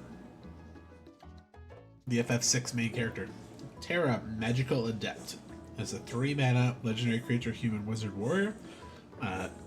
She's a 4/2 for 3. 1 red green. When Tara enters, mill 5 cards. Put up to 1 enchantment card milled this way into your hand. More self mill and none of it's in green. She also has Trance, 4 red green. Tap her, exile, and then return to the battlefield. Transform under its owner's control. Activate only as a sorcery. You get the Esper version of Terra, where she is a 6/6 legendary enchantment creature, Saga Wizard. And she's all like monster-y looking. Create a token that's a copy of target non-legendary enchantment you control. It gains haste. If it's a Saga, put up to 3 lore counters on it and sacrifice it at the beginning of your next end step. So the idea is you pull a summon back when you mill her, you play the summon, and then you trance her. And when she's tranced, you can make a copy of whatever Saga you have, and all of the regular enchantment summons are non-legendary, but the what do you call it? Dominance and the Esper ones like her are legendary. So it can't be one of the ones that flips. It has to be one you play just normally. And you can put all of those Saga counters on it immediately if you just want the effect. But if you want an additional attacker, you can put like 2 counters on it or something if you want. And then you can still attack with it as well. But yeah, she gets to do that 3 times, which is pretty good. And then she will add 10 mana in all 5 colors and return back to Terra side, which mills 5 cards, puts a summon back into your hand, and you could transfer again right then. If she had haste. She obviously won't have haste on the front side when she flips immediately, but you've got 10 mana, so you should be able to pick the best thing you want, play another summon, and maybe you could even equip something to her to give haste and flip her again. Which is really good. Front side's a little squishy. Back side's really, really, really, really good though.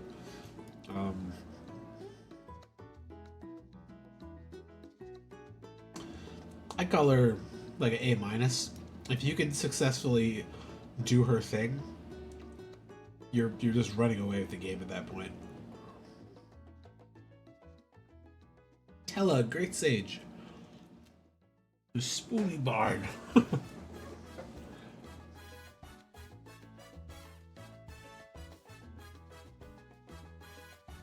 Tella is a 5-mana legendary creature human wizard.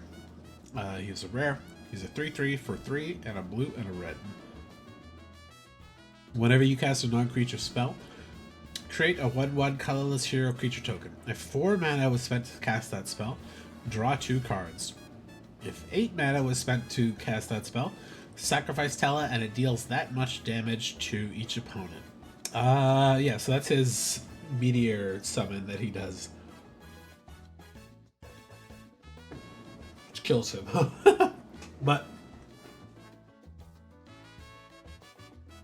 5 mana 3/3 is not that great. It's a little overcosted.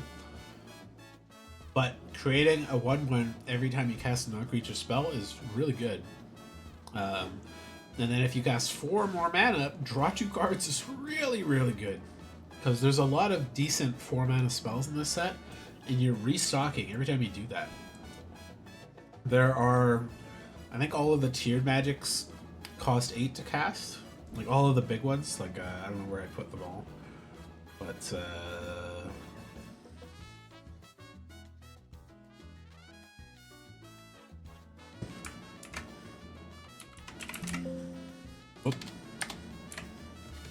There we go.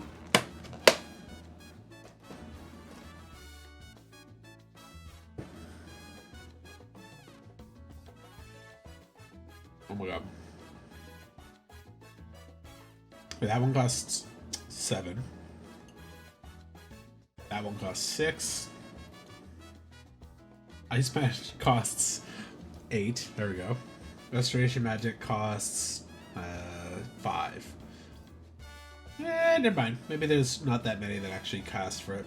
A couple of the limit breaks cost 8 though. Yeah, Tiva's Unbreak costs 8. Vincent's only costs 5. Okay, so there's not that many non-creature spells that cost 8. So I don't think you're gonna do that down the final downside too much. But there's plenty that cost 4. So you're gonna often make a hero, draw 2 cards if you're setting your deck up right. But at the same point, I don't like it at 5 because I want him to be a little earlier. But it's a good way if you can stall a little bit. Maybe tap some things down, maybe gain some life, take a couple hits, play him, start going boop, boop, boop, boop, boop, boop every other turn, and making bodies, drawing cards, removing stuff, countering spells, whatever. He's real powerful when you get him on the field. I think I can't put him above C+. Because it takes a little bit to turn him on. A 5 mana 3/3 is not solid enough on the body. And you're probably playing him on curve, which means you're not doing anything with him until next turn. It's a little bit of a rough spot. Squall, CD Mercenary. A 4 mana legendary creature, Human Knight Mercenary, a rare. He has a 3/4 for 3 white and black. And he has first ability is Rough Divide. Whenever a creature you control attacks alone, it gets double strike until end of turn. Which is oh my god. Pairs with Cypher Alchemy because they're rivals. And then his second ability. Whenever Squall deals combat damage to a player, return target permanent card with mana value 3 or less from your graveyard to the battlefield. I don't know why they gave him that effect other than it's very in tune with white and black. But he's solid body for the cost, and he does give you an effect on the field as soon as he's there if you're attacking with just one creature. And having him attack alone as well also works pretty good.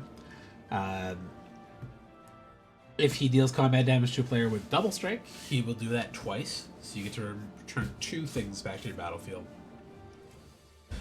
Works good in the sacrifice decks, which is the red-black. Works good in the generic white-black, like aristocrat-y style stuff they're going to do, or for cheaper creatures that you may have had out early that died and comes back and has enter the battlefield effects, all good for those. Same thing with a lot of the job select artifacts if they've blown them up but didn't exile them, that kind of stuff. He's just as good. I don't think he's as good as Cypher there though, unfortunately. I think he's a B-. Like Cypher is cheap, sorry, not cheaper, but a single color, which is easier to cast, and his effect is better. But they have similar styles of effects too. So, like, they're twin cards essentially. They both have the whenever a creature attacks alone gets double strike, which is supposed to be for the gunblades, I guess. And then they both have a thing whenever they deal combat damage, he gets instant sorceries back, and Squall gets creatures and everything else back. Oh yeah, I didn't think about it because it's permanent. You can get lands back as well too.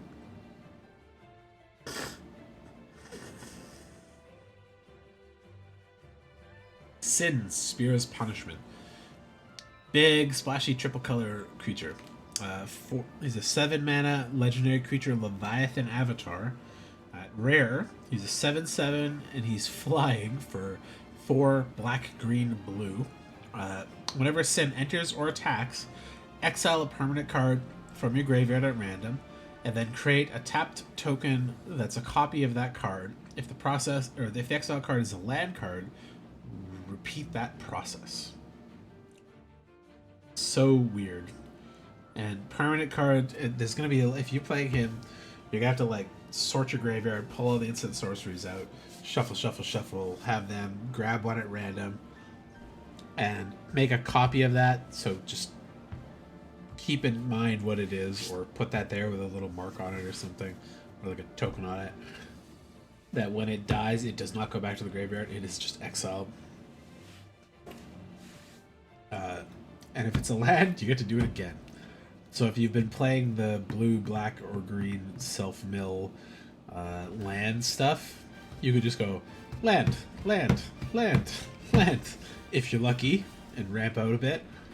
But he's also a 7/7 flying thing that triggers that again on attacks and will filter your graveyard eventually to get good creatures that you may have discarded or milled out back onto the battlefield.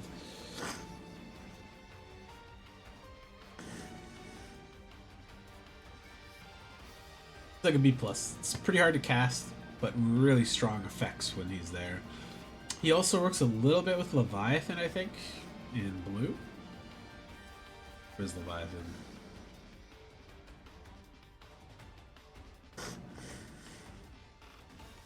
Ah, there he is. Because he's one of the things that does not bounce Kraken's Leviathan, Merfolk, or Octopus, or Serpents back to their owner's hand. He does dodge that. Shantoto, Tactician Magician from FF14.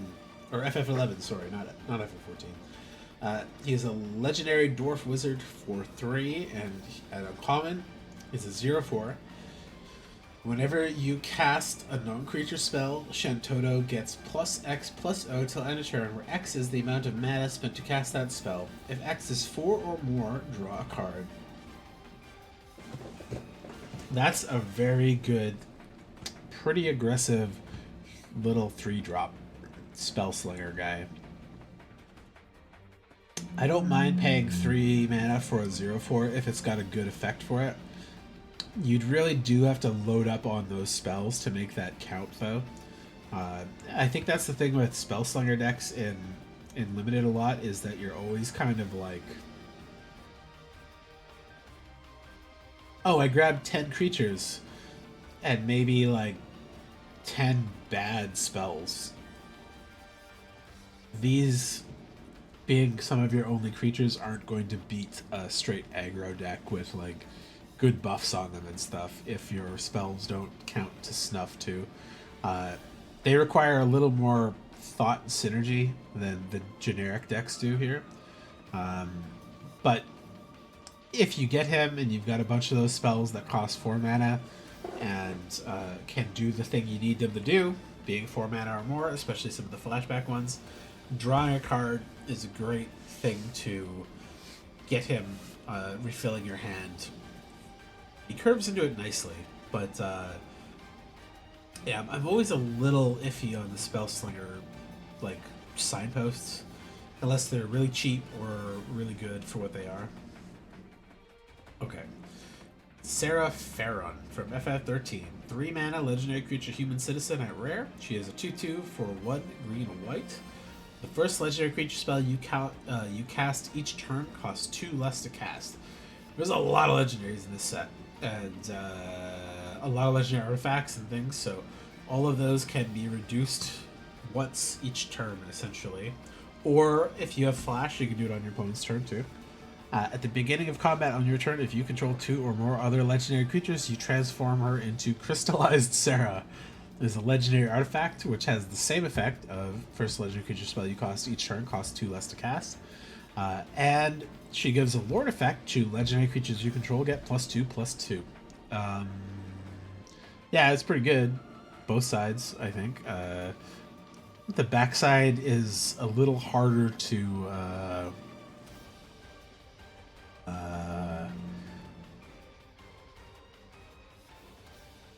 I shouldn't say hard to transform, because I don't think it's that hard to transform.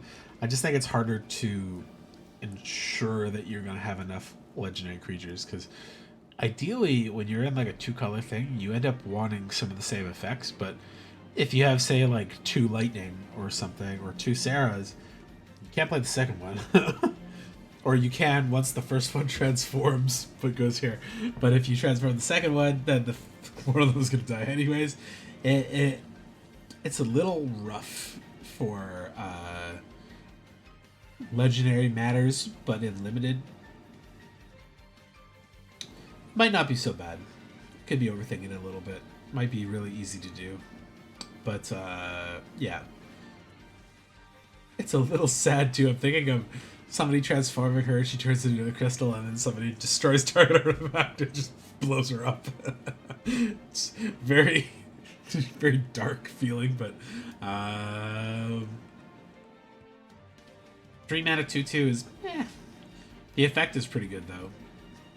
It doesn't work on the turn you've cast her because she would be the first legendary spell you cast each turn. So unless the next one you had was a flash one and you could play on your opponent's turn, it's going to be a full turn cycle before she does anything. A little bit of a downer that way. Rydia, Summoner of Mist, is the adult Rydia after she like time warps.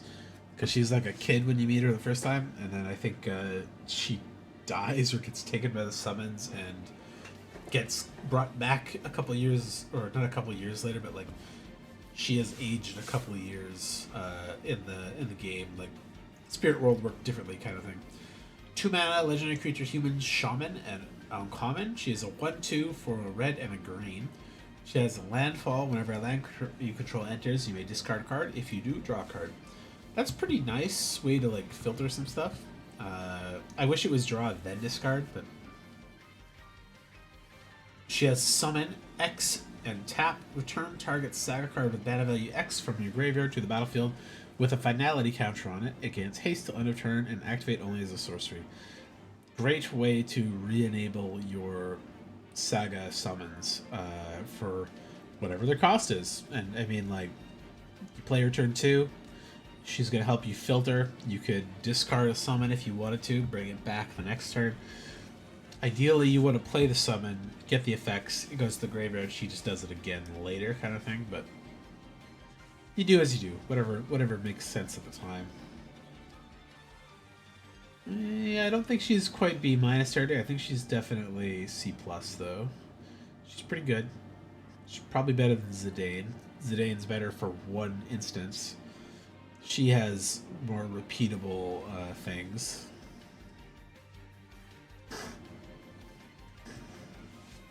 Rufus Shinra, badass president. He is a 3 mana legendary creature and human noble. At uncommon, he is a 2/4 for 1 white black. Whenever Rufus Shinra attacks, if you don't control a creature named Darkstar, create Darkstar, a legendary 2/2 white and black dog creature. Great. Cool. 3 mana 2/4 is like above rate. And he makes a body when he attacks. Cool. Yeah, and then if Darkstar dies, he attacks again and brings him right back. Great. Rufus is awesome. He's always good whatever game he's in. Yeah, he's a B- for sure. Very solid, repeatable trigger there. Renoa Heartily. There's a fucking moth in here again. God damn it. 5 mana legendary creature, human rebel warlock. It's funny they don't just call it like a witch or something. A sorcerer. I guess they aren't wizards. Warlock, I guess, is the closest thing, maybe. She is an uncommon 4/4 for 5, so 3 green white. When Renoa Heartily enters, create Angelo, a legendary 1/1 green and white dog creature token. Angelo Cannon. Whenever Renoa Heartily attacks, another target creature you control gets +1/+1 till end of turn for each creature you control. Angelo Cannon. I would have thought that would have been Angelo, or target creature gets ++ equal to the number of creatures you control, and then fights another creature. Because what she does is she has like a little wrist blade boomerang thing that she shoots, but she goes whoop, and her dog hops on the wrist blade, and then she shoots her dog at the enemy, and it like explodes, and the dog comes back to her. But it's pretty good. 5 mana for a 4/4 that makes also a body is okay. But whenever you attack with her, you get to buff something else for however many creatures you control is pretty good. Uh, the thing is, it has to be another creature. She can't buff herself with that, which is a little bit of a bummer.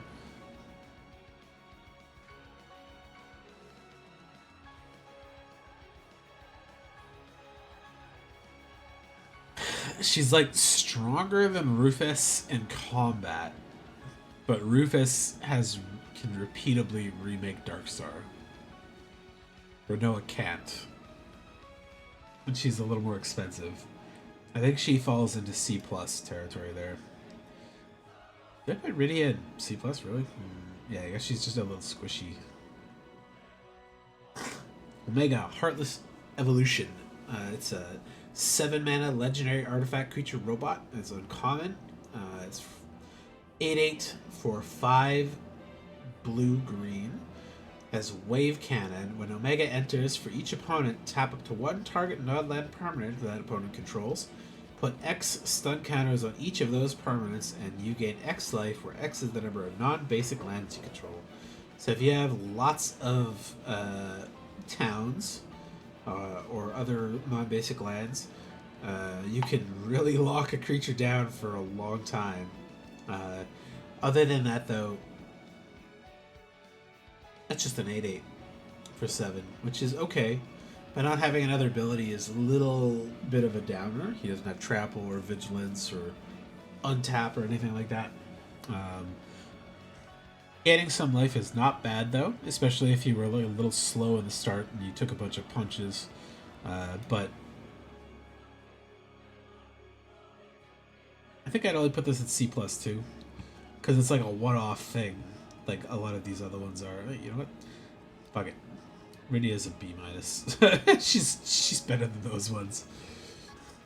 Noctis, Prince of Lucius. FF15 boy. He's a 4 mana legendary creature, human noble at rare. He has a 4/3 for 4, 1 white, blue, black with lifelink. You may cast artifact spells from your graveyard by paying 3 life in addition to paying their other costs. If you cast a spell this way, that artifact enters with a finality counter on it. So he's kind of like Squall, but he has lifelink to gain back the life lost from paying for casting the spell again.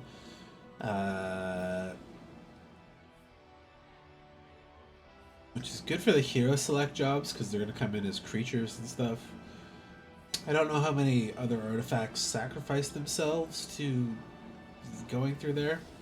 I'm going to have to assume that that's just like creatures that are artifacts that have died or have been destroyed or milled or something like that. He's a little more narrow, but I thought for sure he would have had like an equipping style thing to him, because that's his whole thing, right? He magically can equip all these swords, trade them with his allies on the field and stuff. So it's like, oh, mid-combat, just equip another equipment to it, or switch equipments with another player and stuff. But I don't mind a 4 mana lifelinker. Triple color is a little hard. Esper is the color that cares about probably having artifacts and stuff, though. He's a B. No, maybe B minus. Yeah, he's like Squall, but a little different. They'd probably both play in the same deck if you had them. Lock Cole, 3 mana legendary human rogue. He is an uncommon. He's a 2/3, 1 blue, black. Death Touch lifelink. Really good. I'm happy with that. That's a solid 3-drop right there. But he also has, whenever he deals combat damage to a player, draw a card and then discard a card. He's a thief boy. So yeah, he's probably not going to get blocked too often, because they'll block to kill him when they can. And he will kill at least 2 creatures if they double block him. And you'll probably get a couple draw and discards out of it, and you'll gain some life. It's good. Block's great. Just like a lot of the other uncommons, I would put him in the solid B minus territory. Lightning, Army of One is the other lightning card. Why'd they give her two? Let's see. Where'd I put the other one? Oh, Security Sergeant's one of the, I think, starter deck cards. That's why. Army of One is a mythic, and that's the one you always see at the top of the page there when I switch to Mythic Spoiler. So she is a 3-mana legendary creature human soldier at Mythic. It's a 3/2 for 1 red white. First strike, trample, lifelink. Way better than the other one already. Whenever lifelink, whenever lightning deals combat damage to a player, until your next turn, if a source would deal damage to that player or permanent that player controls, it deals double damage instead. So because she has first strike, she will deal damage first if you're swinging with a bunch of creatures. And if she is not blocked, or she is not blocked enough to block all of her damage, the next creatures that would swing and hit in regular combat would deal double damage to that player. Yeah, so she can turn your field of artifact thingies into a lethal swing pretty quickly. Also, first strike, lifelink, trample is a pretty good combination of abilities. She'll probably kill any one thing in combat straight out. And she'll probably have to get double blocked to stop her completely. So keep that in mind when you play her, but she's way better than the first one, Lightning Sergeant there. I'd put her up in the B territory, I think. Kuja, Genome Sorcerer. 4-mana legendary creature human mutant wizard at rare. He is a 3/4 for 2 black red. At the beginning of your end step, create a tapped 0/1 black wizard creatures token with whatever you blah blah blah blah blah blah blah. If you control 4 or more black wizards, transform Kuja. Kuja Fate Defied is a 4/6 legendary creature avatar wizard. He's got Flame Star. If a wizard you control will deal damage to your opponent, it deals double that damage instead. 4-mana 3/4 is like at rate.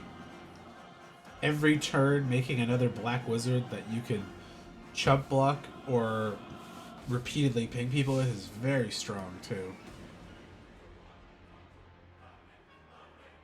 Yeah, I think that's probably actually in a B territory is where I'd stick him.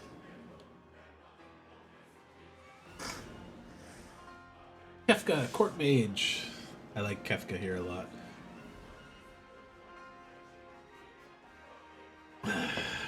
This is a 5-mana Grixis legendary creature human wizard at Mythic. A 4/5 for 2 blue, black, red. When a Kefka enters or attacks, each player discards a card. Then you draw a card for each card type among cards discarded this way. So, if you play this in a 1v1 game, you discard a creature, he discards a land, you draw 2 cards. And then if you pay 8, each opponent sacrifices a permanent of their choice, transform Kefka, to activate only as a sorcery. So that could be lands, artifacts, enchantments, or creatures. Oh, also I should add, if you play him in a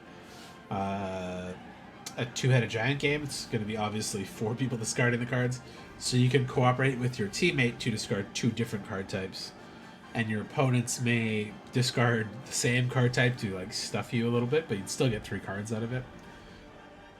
So when you do flip him, it's an edict effect, which is pretty nice. But it's not creature, so they can sacrifice a land or something if that's more viable for them. He turns into Kefka, Ruler of Ruin. He's a 5/7 legendary avatar wizard with flying, and whenever an opponent loses life during your turn, you draw that many cards, which is pretty nice. I really like pinging them with some black mages and then drawing cards for that, or just hitting them with a 5/7 flyer and drawing 5 cards. I actually quite like Kefka here. He's a little expensive, so I don't think he can go real too high, but he is pretty strong. Let's read him again. Yeah, 5 mana for a 4/5, but tricolor is a little rough. Ooh, enters or attacks. He does that on attack too, eh? But yeah, he's not that beefy, so I'll call him a B. I'm a Grixis player at heart, I'd say. Judge Magister Gabrath. 2 mana, legendary creature, human advisor knight at uncommon. He has a 2/2 with menace for white and black. Whenever another creature or artifact you control dies, put a counter on him. Simple. It's great, straightforward. 2 mana, 2/2 with menace is already pretty above rate, I'd call. C+. But the fact that he gets bigger when things die, you can kind of control that, especially with like treasures or clues or foods or certain sacrifice things. I think I'd put him in B-. He's more repeatable than these ones. But he's not that strong. He's like a very low B-. Like, I like Zande Dark Mage better because he's just that. He doesn't need the counters. He's just better. That's why he's a rare, not an uncommon. Joshua, Phoenix is dominant. So he's another one of the dominant summons, so he's legendary on the backside, and he will return to the front side as well. So he's a 3 mana legendary creature, human noble wizard at rare. He's a 3/4 for 3, 1 red white. When Joshua enters, discard up to 2 cards and then draw that many cards. And then you can pay 5, 3 red white, tap, exile Joshua, return to the battlefield, transform into someone's control, activate only as a sorcery. So if you're just looking at the 3 mana 3/4, above rate, and you can discard some cards and draw some cards. Pretty good if you're like land screwed or have some stuff that you know you want in the graveyard or can't cast right now, kind of thing, to refill your hand a little bit. Won't work if you don't have 2 cards to discard though, so that's a little bit of a downer, but 3 mana you should probably get him pretty on curve. He turns into Phoenix, Warden of Fire. Legendary enchantment creature, Saga Phoenix. A 4/4 flying lifelink. Very good. It also deals 2 damage to your opponent when it enters, and then 2 damage to your opponent on the next turn. So you're gaining those life back immediately. And then if it swings, you're getting another of that, so it could be a full swing of 8 damage. You gain life, and they lose life by the time he's swung on his second turn. And then he has Flames of Rebirth. Return any number of target creature cards with total mana value 6 or less from your graveyard to the battlefield, and then exile Phoenix and return it as Joshua, where he comes back in, discard up to 2 cards, draw that many cards. So if you're curving this out well, you can discard some creatures that are cheap, like say 1-drops or something that you might have gotten later than intended. Put them in the graveyard, turn them into Phoenix, ping ping, and then before he flips back over, bring back all your 1-drops, back to the field. He enters, discard some more 1-drops or a big creature, blah blah blah blah blah. Do it again, refill your hand. He's a good engine. All of the dominant cards like this are really good. I'd put him even in the B+ territory, I think. He's not as impactful as Clive or Dion or Terra, but that's a good engine. A nice, good, cheap little engine with a really strong backside. Like a 4/4 lifelink flying lifelink is really strong. Genova, Ancient Calamity, or Alien Waifu. She is a 4 mana legendary creature, Alien. She is a rare. She's a 1/5 for 4 with 2 black green. At the beginning of combat on your turn, put a number of 1/1 counters equal to Genova's power on up to 1 other target creature. That creature becomes a mutant in addition to its other types. Whenever a mutant you control dies during your turn, you draw cards equal to its power. So it's a little bit of a shame that she can't put counters on herself, because she's only got +1. So she's only going to add 1 counter to things immediately. But Green-Black is pretty solid with creatures that can die or trade well and stuff like that. You're putting counters on them to, say, make it a 4/3 or something like that. If it trades in combat, you're drawing 4 cards off it, which is pretty good. You're gonna have to keep track of the mutant typing though, which is a little bit annoying. but she's pretty solid, and as a 1/5, she's just gonna kind of last. For, in a lot of cases, she'll chump block pretty good for you, and refill your hand quite well. Ignis Scientia? I never know how to say his last name. 3 mana, legendary creature, human advisor at uncommon. He is a 2/2 for 3, 1 green and blue. When Ignis Scientia enters, look at the top 6 cards of your library. Put a land card from among them onto the battlefield tapped. Put the rest on the bottom of your library in random order. He's a town fetcher. 3 mana for a 2/2 that fetches a land is pretty good. It's not great, but he's also got, I've come up with a new recipe. Which is his like catchphrase from that game. Pay 1 green, blue, and tap exile target card from a graveyard. If a creature was exiled this way, create a food token. So if you don't know, or if you know for sure, you're not going to get your cards back, you can do that. But you can also use it to exile opponents' cards from the graveyards. I don't like paying 3 to get a food token, but as a 2/2, I think he's going to get outclassed fairly easily. So he does a pretty decent job of like cleaning up the graveyard, maybe giving you some food tokens, fetching you a little bit of land and stuff early. He's not as powerful as some of the other ones here, definitely. He's in the Renoa kind of decent tier. Hope Estime. White blue legendary creature human wizard at rare. He is a 2/2 for white and a blue. He is a lifelink. At the beginning of your end step, each opponent mills X cards, where X is the amount of life you gain this turn. So here's the lifelink matters signposter. And also, I think the only other blue card that helps mill your opponent.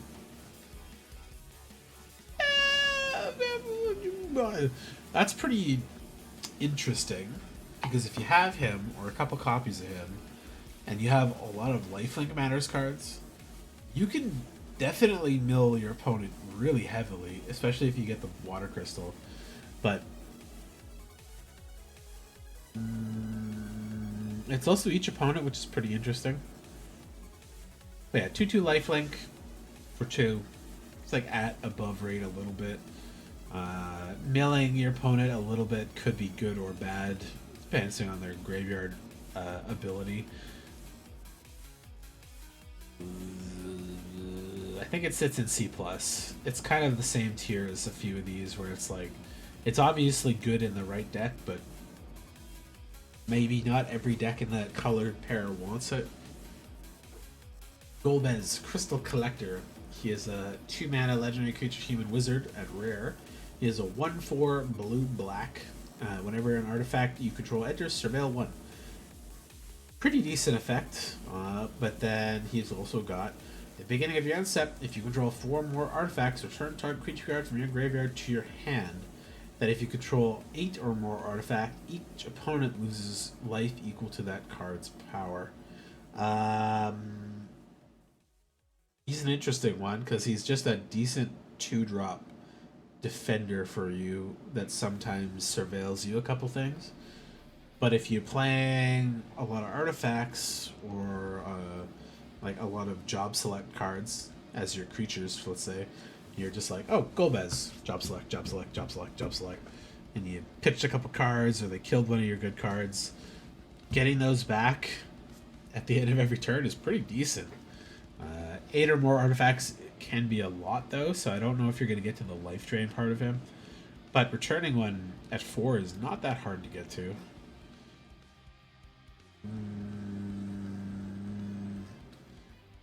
I think I'd probably put him at B because just getting your creatures back for free every end step is pretty decent. And Surveil's pretty nice, so you could say, oh, there's an 8-drop that I can't play right now, put it to the graveyard. Play another artifact, get it back to my hand. Play it, they kill it, okay. Get it back to my hand, like, okay, it's pretty good. Not bad, doesn't go to the battlefield, so it's not as strong as it could be. Gladiolus Amacetia. 6 mana legendary creature human warrior. He's an uncommon 6/6 for 4 red green. He's the big beefcake from 15. Whenever Gladiolus Amicitia enters, search your library for a land card, put it onto the battlefield, tap, then shuffle. Okay, so he's a 6/6 for 6 that fetches you a land. That's pretty good. And it's not basic land. This can get you any land, which is pretty nice. Landfall. Whenever a land you control enters, another target creature you control gets +2/+2 and gains trampled on a turn. So he's really impactful in red-green. He's going to fetch a land, whatever land you want. Could be a tap land, could be an effect land, could be a basic. And he's also going to buff a creature and give it trample. So he also buffs other creatures on the other times. He does not have trample on his own. But a 6/6 for 6 is nothing to sneeze at. With landfall triggers, could go pretty crazy. And that solid B- tier. I think they did a really good job with the signposts in this set. Gyat, King of the Dwarves. 2 mana legendary creature, Dwarf Noble, and uncommon. He is a 1/1 for a red and a white. Double strike. Okay, so he's hitting a little bit above his weight class as a 1/1. He's also got whenever Gyat or another dwarf you control enters, and whenever an equipment control you control enters, you may discard a card. If you do, draw a card. So he helps refill a little bit, and he also triggers off dwarves and equipments, which is interesting. A little narrow, but there's a couple dwarfs in the set, so I think there's a decent amount of thing there for him. But you really want to throw some equipment on him pretty quick and get him swinging for more than one. Again, B-. I think a lot of these cards just have like either good stat or good ability, and then they also have some kind of staying power ability that is nice, which is why I think Ignis, Omega, and Renoa end up a little bit lower here. Zidane especially, Signet and Omega and Zidane definitely deserve to be there. Ignis and Renoa are like hovering on the line, basically. It's like Ignis's first ability is actually pretty solid for 3 mana 2/2. The second ability is not that good though. It's average. Renoa is kind of the same, where her initial ability is kind of meh, but her second ability is pretty good. But she can't buff herself, which makes her a little unsafe for that. Garnet, Princess of Alexandria. 2 mana legendary creature, human noble cleric at uncommon. She is a 2 mana 2/2 with lifelink. Is in green white, and whenever Garnet attacks, you may remove a lore counter from each of any number of sagas you control. Put a 1/1 counter on Garnet for each lore counter removed this way. So she's a summoner as well, like Yuna, and I think it makes sense that she's able to keep the summons going longer. Getting her to get beefier for doing that is really good.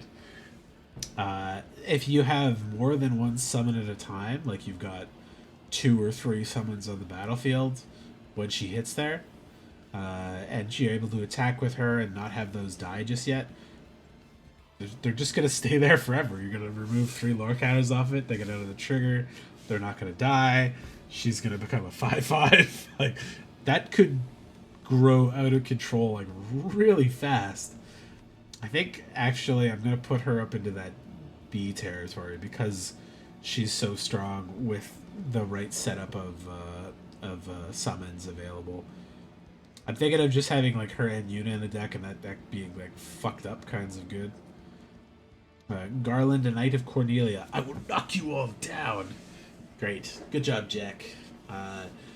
Garland, a Knight of Cornelia, is a 2 mana legendary creature, human knight at uncommon. It's a 3/2 for black-red. And whenever you cast a non-creature spell, surveil 1.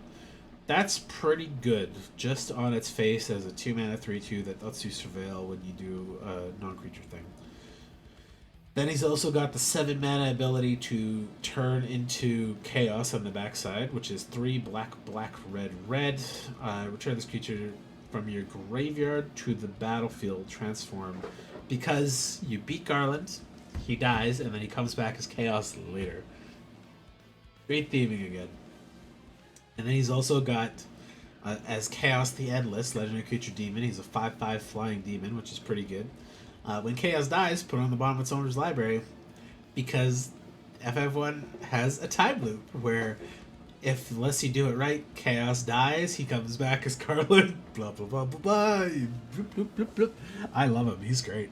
That's I would also probably put him at B, just because you're gonna play him, you're gonna get some decent use out of him, and then he's gonna die, and then you're gonna get to bring him back, and if he dies again, you get to get him back again. It's just good. I like it. X-Death Void Warlock. 3 mana legendary creature spirit warlock. He is uncommon 3/3 for 1 black green. When X-Death enters, you gain 3 life. At the beginning of end step, if there are 6 or more permanent cards in your graveyard, you transform him into Neo X-Death, Dimensions End. Legendary creature spirit avatar with star 3 and trample. The X-Death power is equal to the number of permanent cards in your graveyard. So if you've self-milled yourself enough, he becomes at least a 6/3 trampler.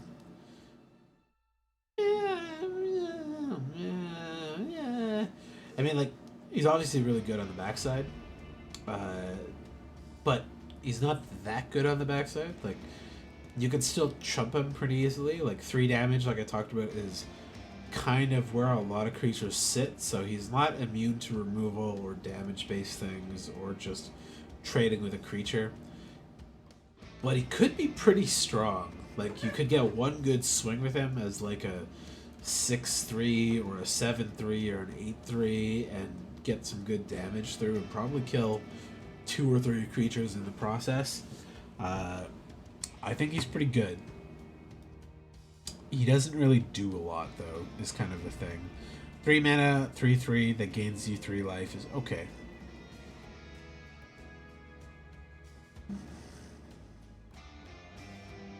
C+. He's in the Zidane Omega X-Death tier. The Emperor of Palamecia. 2 mana legendary creature human noble wizard and uncommon. He's a 2/2 for blue and red. And you can tap him to add a blue and a red. Spend this to only cast a non-creature spell. Whenever you cast a non-creature spell, if at least 4 mana is spent to cast it, put a counter on the Emperor. If it has 3 or more counters, transform him into the Lord Master of Hell, which is a legendary creature demon noble wizard 3/3 with Starfall. Whenever the Lord Master of Hell attacks, it deals X damage to each opponent, where X is the number of non-creature, non-land cards in your graveyard. That's pretty good. I like him as a 2 mana tapper. 2 mana 2/2 with tap abilities that will get him a little bigger as it goes on.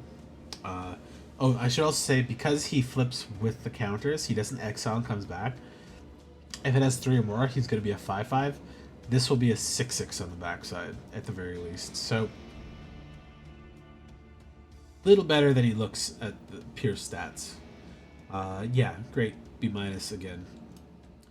Interesting that they gave the blue-red a couple of cards. So it's the Emperor with Shantoto. I guess they're kind of different setups, but like Shantoto, the Emperor, and Vivi and a couple good 4 mana cards feels like a pretty solid deck on its own right there. We got Emmet Selch Unsundered. 3 mana legendary Elder Wizard at Mythic. He is a 2/4 with Vigilance for 1 blue black.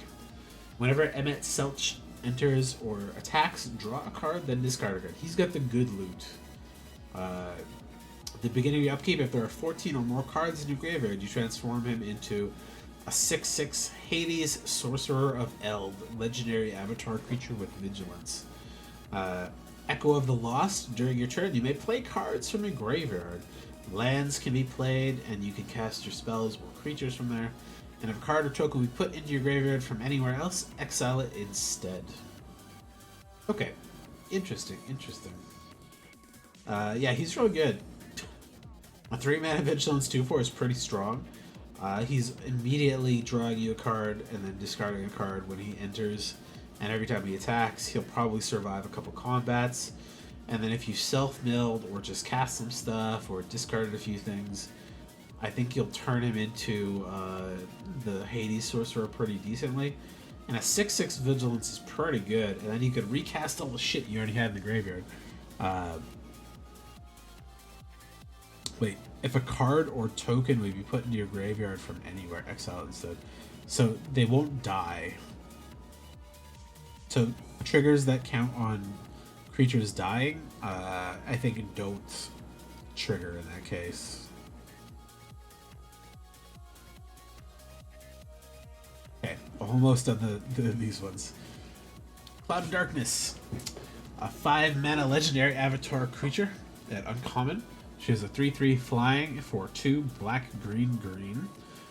She has Particle Beam. When Cloud of Darkness enters, target creature an opponent controls gets -X until end of turn, where X is the number of permanent cards in your graveyard.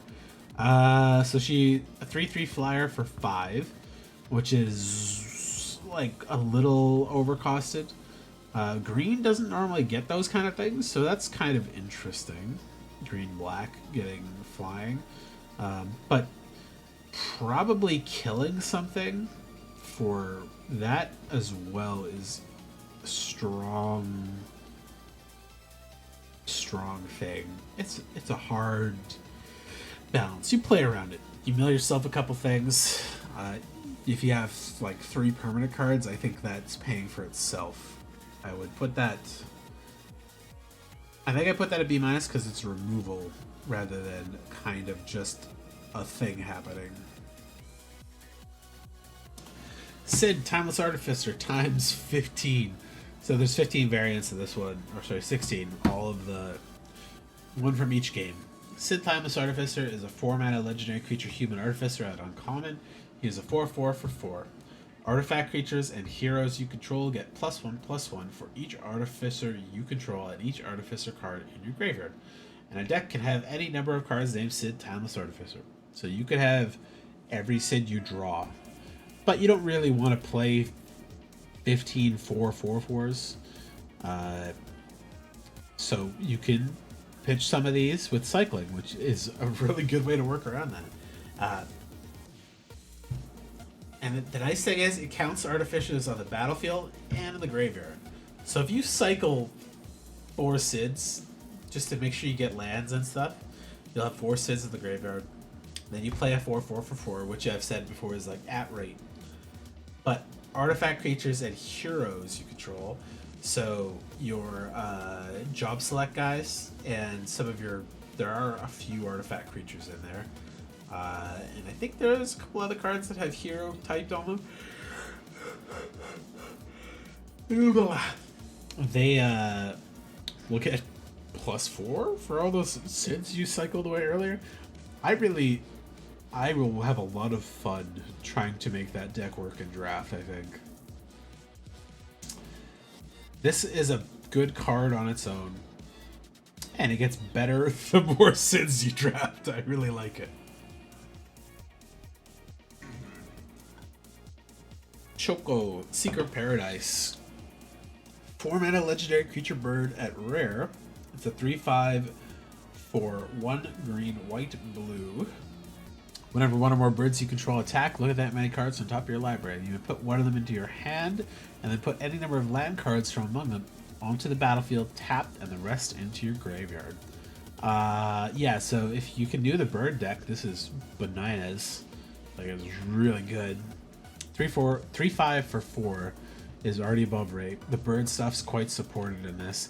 It also has the landfall trigger on it, and any bird attacking will trigger the ability he has, but it obviously gets better the more birds you have attacking. So if you swing with 4 birds, you get to dig 4 cards, and you can put one of them in your hand and then put any number of land cards from the battlefield to get +1/+1/+1/+1 if you get 4 lands, for example. It's really good. Cost-wise, he's great. A little hard to cast. I think he sits in the same spot as the other, like, 3-color ones. I don't think he's as strong as some of them, though. Yeah, I put him in the B section. Black Waltz number 3. 4-mana legendary creature wizard at uncommon. It is a 2/2 with flying and death touch for 2 and black and red. Whenever you cast a non-creature spell, Black Waltz number 3 deals 2 damage to each opponent. He's a super black mage. But yeah, Flying Death Touch 2/2 is pretty strong. I know I put Airman pretty high early, I think this one is better because he does the same thing all the black mages do, but better. You fool, do I look like some lowly black mage soldier? Yeah, he's like 3 or 4 times better than a regular black mage. But yeah, really good. Yeah, I'd be very happy to play a 4-mana 2/2 Flying Death Touch creature that pings whenever you cast creatures. It'll get through the air a couple times, it'll block and kill whatever their biggest thing is if you want it to, and it will also just ping the fuck out of people if they don't pay attention to it. Balthier and Fran, the FF12 guys. So the 3-mana legendary human rabbit at rare. It's a 4/3 with reach and 1 red-green. So that is above rate by quite a bit. It's like Barret but cheaper. Vehicles you control get +1/+1 and have vigilance and reach. Very good. I don't think there's really a big vehicle sub-theme in this, but there is Artifact Matters, and there are quite a few good vehicles in the set. So whenever a vehicle owned crewed by Balthier and Fran attack this turn, if it's the first combat phase, you may pay 3. If you do, 1 red-green. If you do, after this phase, there is an additional combat phase. So if you use them to crew, tapping them to pay for the vehicle will have vigilance and reach, and gets +1/+1. And you could also have a second combat phase where it would be able to attack again. As a 3-mana 4/3 with reach, I think they're great. They also give your vehicles a big buff, and they also give you another way to do a secondary combat phase. Very good. Very, very good. I will put them right up into that B tier as well. I might slide them down into the B- tier just because I don't think there is a super great sub-theme for vehicles. There's just a lot of decent vehicles that are in the set. So it kind of like depends on your draws a lot, I'd say. Absolute Virtue. This spell can't be countered. Great. 8 mana 8/8 for legendary artifact Avatar Warrior at Mythic. I love can't be countered. It's flying, so a flying 8/8 for 6 white blue. You have protection from each of your opponents, which means they can't target you directly, and they can't use spells that say like target or an opponent or target opponent can't discards a card or sacrifices a creature or something like that. Can't be dealt damage, enchanted, or targeted by anything controlled by your opponents. Cards that say each opponent will get around that, and this thing does not have protection itself, so it is still vulnerable to just straight up dying to the Sephiroth stab you in the back card. But yeah, an 8/8 for 8 that flies is pretty goddamn strong. Giving you some protection as well is pretty neat. I would put this in that B territory. It's one of the biggest creatures in the set too, so. And then we got some of the Through the Ages reprints here. So you get Yuriko, the Tiger Shadow, as Yuffie, which makes sense. 3-mana Ninja, Commander Ninjutsu, which won't apply here. Whenever a ninja you control deals damage coming down to a player, reveal the top card of your library and put that card into your hand. Each opponent loses life equal to that card's mana value. So I don't think her ninjutsu even works, which is a major downside here, because normally she would be in your command zone, and then you could swap her with a creature that isn't blocked. There are a couple ninjas, however, in the set, and the thing that makes things a ninja, so her ability, the second ability, will still apply to this. Her as a 3-mana 1/3 ninja is not that great, but whenever a ninja control deals combat damage to a player, you can get a free card, and they lose life. So if you have 3 or 4 ninjas in your deck, and you can put her on the field, That's pretty relevant because you could draw some really heavy hitters and make them just lose to the life gain alone. So yeah, she's like a C for her cost, but her ability makes her like a C plus.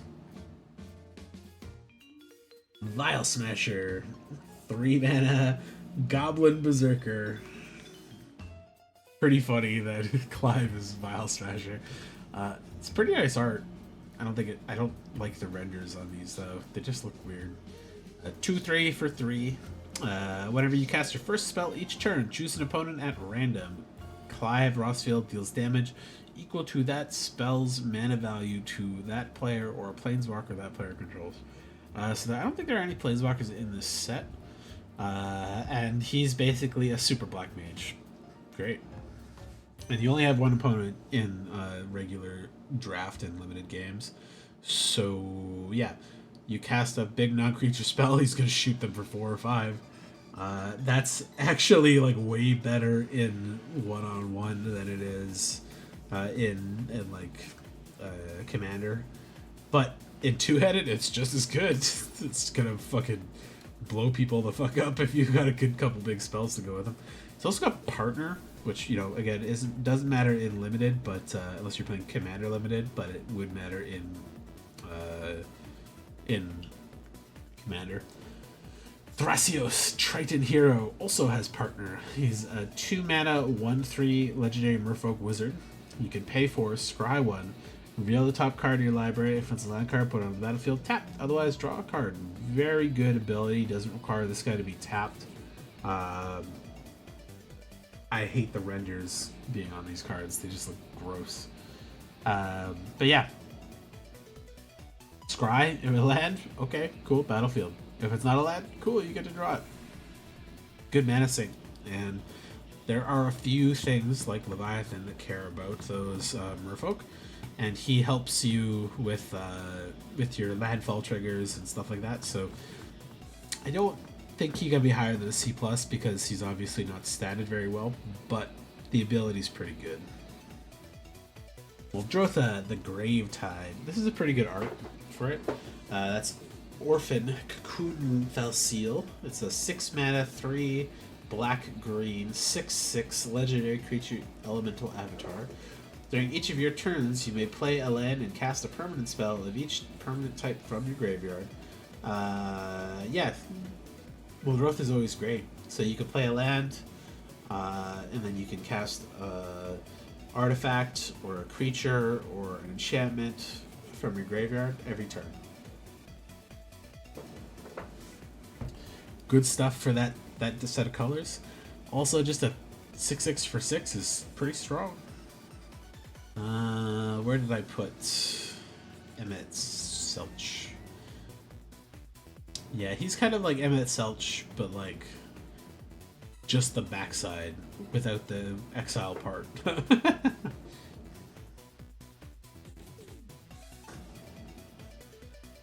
Prom, Ludwig's Opus. 5-mana legendary creature zombie horror. It's a 4/4 with flying and haste. Whenever opponent casts their second spell each turn, draw a card. 5/5 flying haste is pretty strong. Second spell each turn thing may or may not happen. That depends a lot on your opponent's deck, but 5/5 flying haste is pretty good. Or sorry, 4/4 flying haste is pretty good for 5. Solid B- territory. Keenan, Bonder Prodigy. I hate all of these renders on these cards. They just look gross. Seymour being a 2/2 human druid is kind of eh.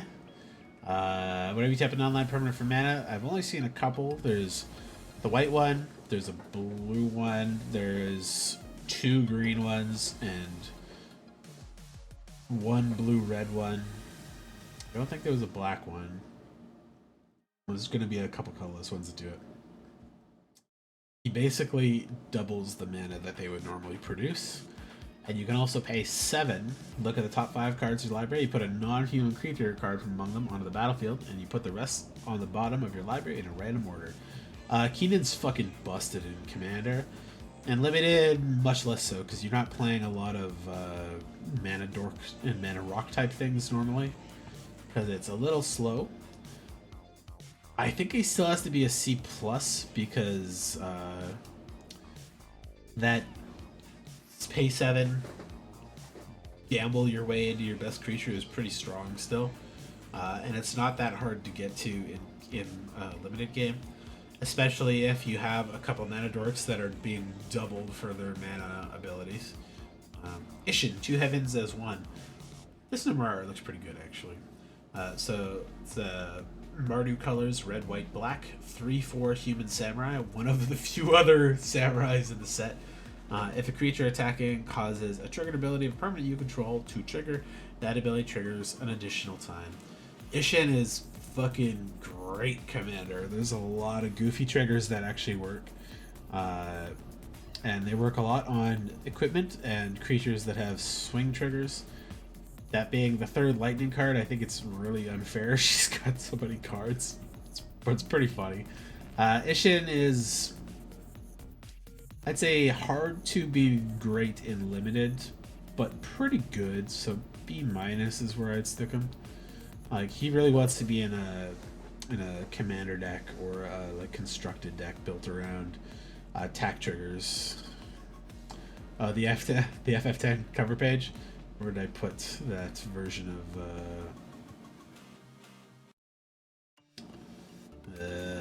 Thrasios? There you go. Yeah, it just looks exactly like that on my guide too. When I got FF10 and FF12 or FFX2, I got the like guides with them as well, part of the pre-order thing. Oh, it's been a while since I got one of those fucking bots there. Get banned, bitch. Ishai Ojitai Dragon Speaker. 4 mana legendary creature bird monk. It's a 1/1 for 2 white blue. Whenever an opponent casts a spell, put a counter on Benedicta Harmon. She's the evil lady in FF16. Yeah. A 4 mana 1/1 flyer is dog shit. But a 4 mana 1/1 flyer that gets bigger every time your opponent does anything, assuming they don't kill it immediately, that will get strong and out of control quickly. So I think I'd stick it in the C plus area. If it had flash or something, would be really decent and limited because you could flash it in as an opponent casts a spell. No, that still wouldn't work. It'd have to be after. So yeah, maybe C. Because that could be good, but could also just not be that good. Inala Archmage Ritualist is Kuja with a fucking jank-ass looking PS1 render on it. I hate it. Legendary creature human wizard for 5 mana, 4/5, 2 blue, black, red, and it has Eminence, which is a commander ability. Whenever a non-token wizard you control enters, if Kuja is in the command zone or on the battlefield, you may pay 1. If you do create a token that's a copy of that wizard, the token gains haste and you exile it at the beginning of your next turn. Tap 5 untapped wizards you control and target player loses 7 life. Interesting, because there is like wizard tribal in this. So you could have enough black mages to tap for that ability. Whenever another wizard enters that is not a black mage, because those are the token ones, you could get an extra copy of them, which means you could probably pretty easily play a creature, copy it, and have a couple mages and this one on the field, and then tap them to make somebody lose 7 life. At 5 mana 4/5 is pretty strong. That copies things and presents a lethal life thing is pretty strong too. It's just, yeah, the render's pissing me off more than anything. This is B minus. This is like a game-ending threat for those colors and that token-based build. Dovin's Veto, Shadowbringers. I don't get the significance of this art being there for this card. This spell can't be countered. Counter target non-creature spell. Instant. Blue-white. Okay. Yeah, Devil's Veto is strong. It's just doesn't counter creatures, which there are a lot of in this. Can't be countered, which means you're always going to win the counter war in this case. Unless they Fencer, Shaper, Savant their spell back to their own hand. C. Yeah, it's a C. Bruce Tarl, Boorish Herder. 4 mana, red white, legendary creature human ally. It's a 3/3 for 2 red white. Whenever Hugo Kupka enters or attacks target creature you control, gains double strike and lifelink on turn. Very good. A 4 mana 3/3 is okay. He can also target himself when he does attack, which is very good. Yeah. I think he's great for the red white stuff in here. There's a lot of like that B minus B area for the dual color and triple color stuff that fits on color.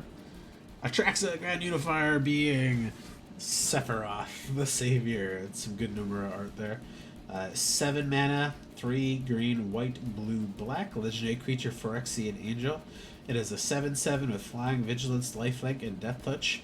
When Sephiroth enters, reveal the top 10 cards of your library. For each card type, you play put a card of that type from among the cards into your hand and put the rest on the bottom of your library in random order.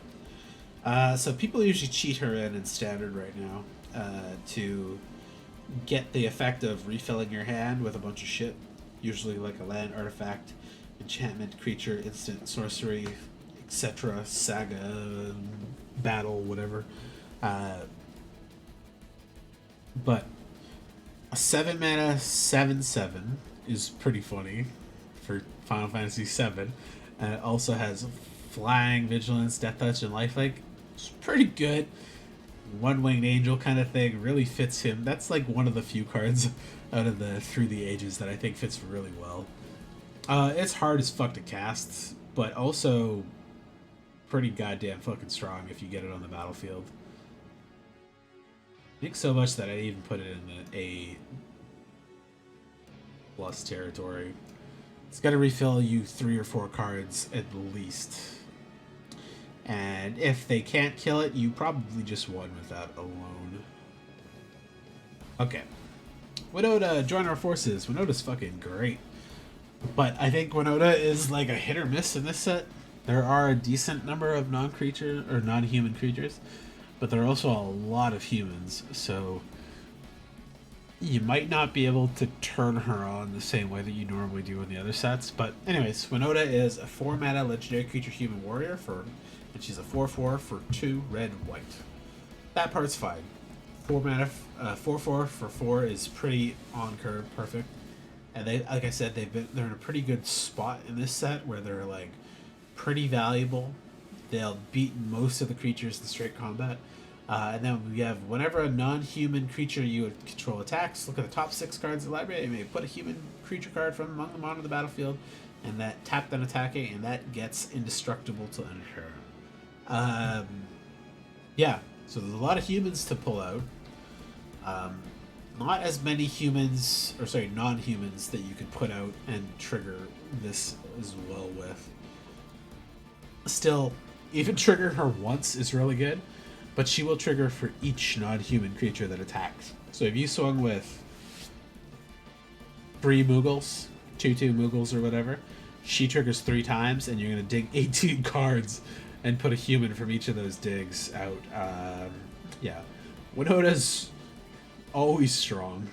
She's just always good. I think she's only a little weaker in this set because there are so many legendary humans and stuff in it. Okay. My eyes are getting fucking tired already. Timid the Weaver. 3 mana legendary creature human cleric. It is a 2/2 with lifelink for 1 white black. At the beginning of each of your post-combat main phases, you may pay X life, where X is the number of opponents who were dealt combat damage this turn. If you do, draw X cards. So you swing, 1 opponent loses a life, you get to drain them, you get to pay 1 life, and then you get to draw a card. Okay, not bad. Pretty decent. It's better in 2-headed, it's much better in Commander. Yeah, 3 mana 2/2 with lifelink is okay. It's the draw thing is really kind of the nice bonus there, because you're going to probably enable a bit of life gain with his swings if you can protect him, and then you're going to get to pay a bit of life, draw some extra cards. He's one of the less impactful ones. Yeah, the Warrior of Light. It's a shame they didn't put a Warrior of Light 5-color just straight up in the set, but Joda the Unifier, it's all 5 colors, white, blue, black, red, green, is a legendary creature human wizard, and it's a 5/5. Legendary creatures you control get +X, where X is the number of legendary creatures you control, and whenever you cast a legendary creature spell, or a legendary spell, doesn't have to be creature, from your hand, exile cards to the top of your library until you exile a legendary non-land card with lesser mana value. You may cast that card without paying its mana cost and put that... It's legendary cascade is what it is. So, Joda's hard as fuck to cast in this set. I think it's doable, but it's pretty rough. But if you get him out, you're gonna win. If they don't kill him immediately, every spell you cast cascades for another legendary spell, and every legendary creature gives you the fucking sliver effect when it swings.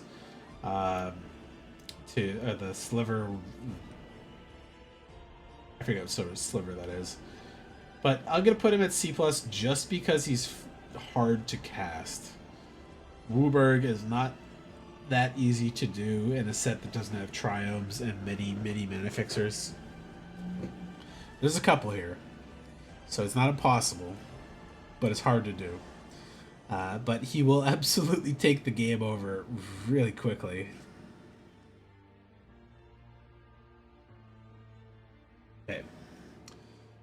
I'll take a quick break, close my eyes, stand outside in the rain for a couple seconds here, and then I will come back and finish the rest of this off, and then maybe just go to bed, because good lord. Okay, I'll be right back.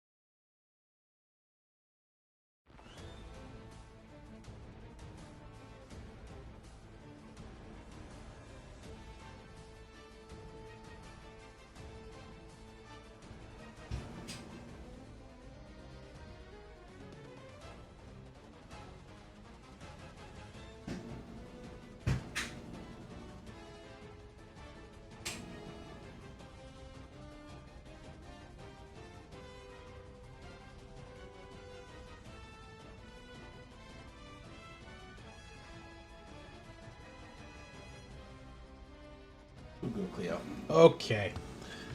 Let's finish these up. My eyes are getting tired. I am not splitting this up into 3 parts. Alright, we're going to start with Ultima Weapon. 7 mana legendary artifact equipment at rare. Whenever equipped creature attacks, destroy target creature and opponent controls. Equipped creature gets 7+7 and equip is 7. 7, 7, 7, 7, 7. This will be the end of it. Yeah, that'll probably do it eventually. So this is in the starter deck, I think, not the main deck, but it's obviously very strong, but it's also very expensive to equip and cast, so not higher than B-. Magitech Scythe, I think this is another one of the starter deck ones. 4 mana artifact equipment at rare. Test your reflexes. When this equipment enters, you may attach it to target creature you control. If you do, that creature gains first strike until end of turn and must be blocked this turn if able. And it gets +2/+1, and equip is 2. Okay, that's easier to do.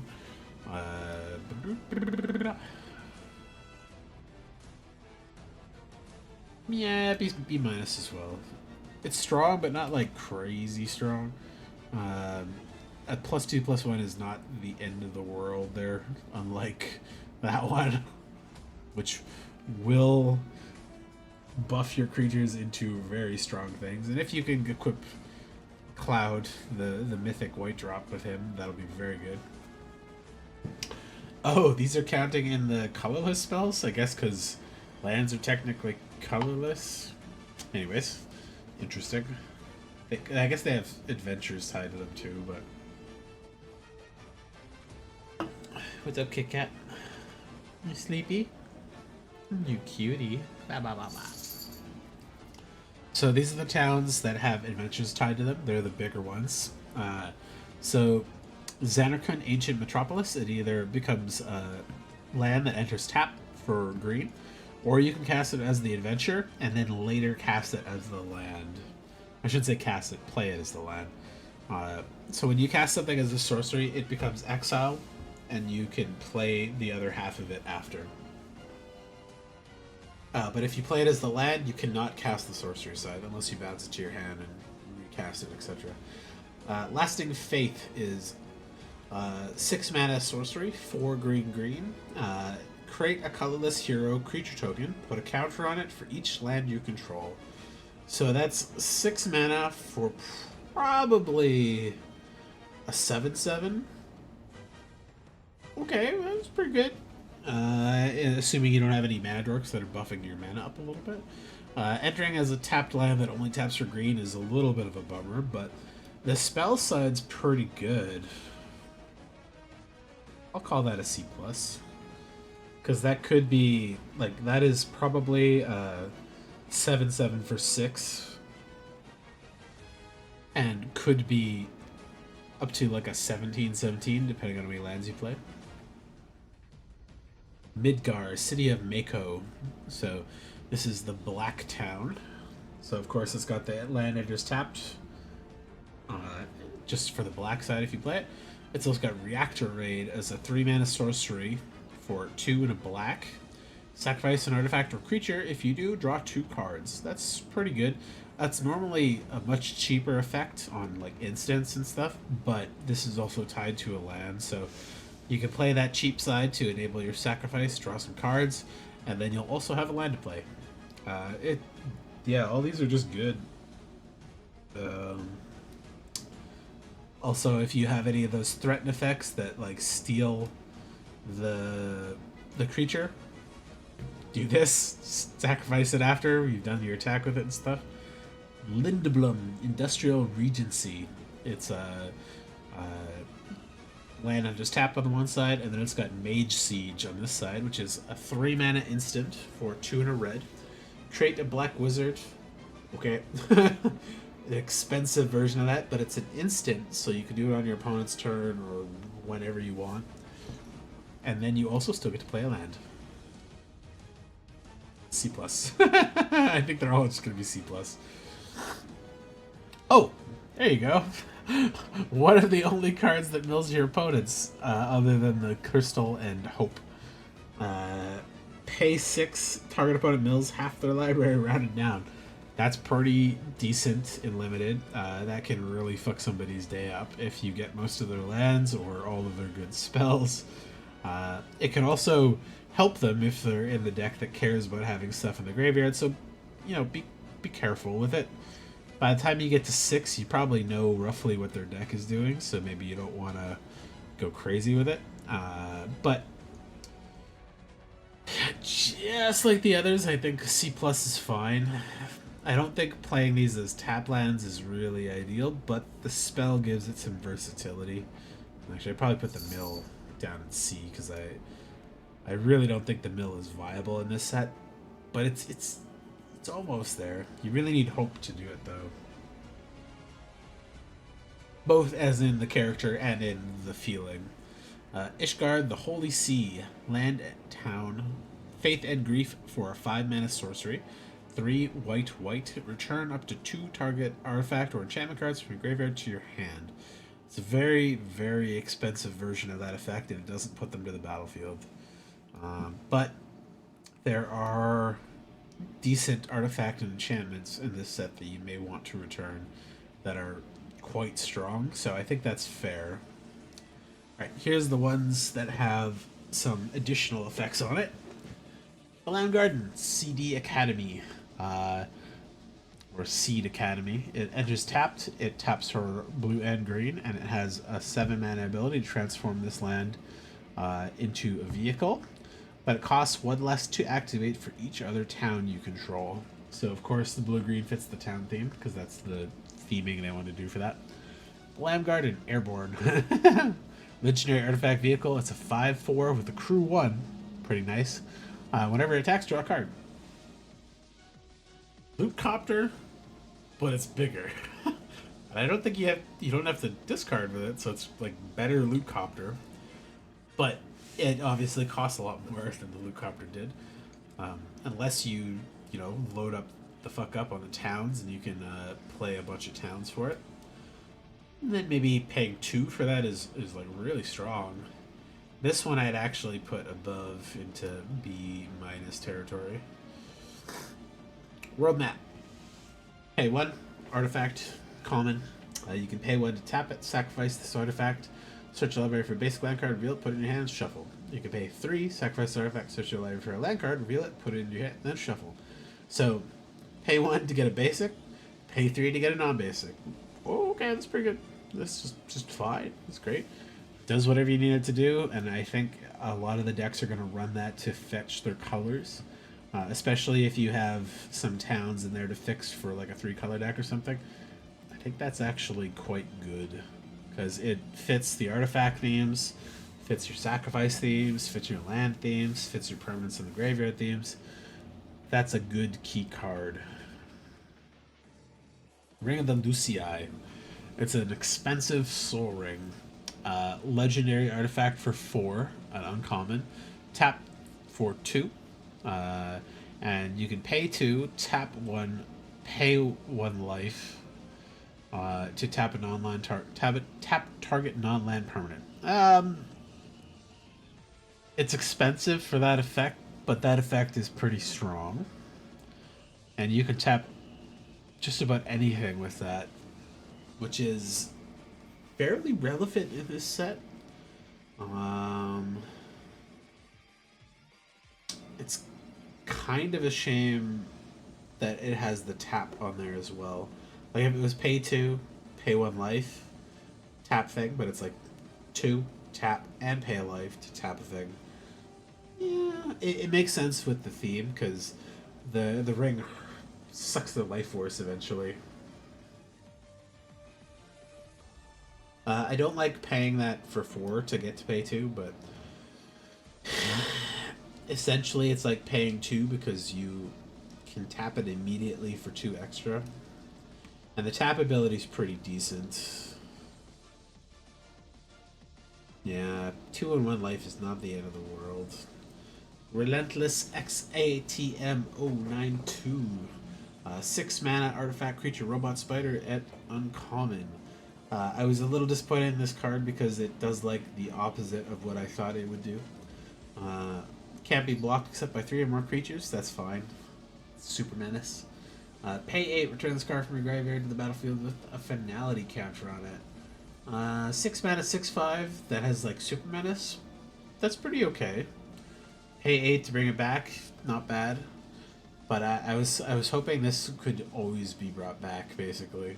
So you'd have to exile it to deal with it, because you fight it like 10 times in a row. You beat it every time, and it just keeps coming until they blow it up with a bunch of 50 cals.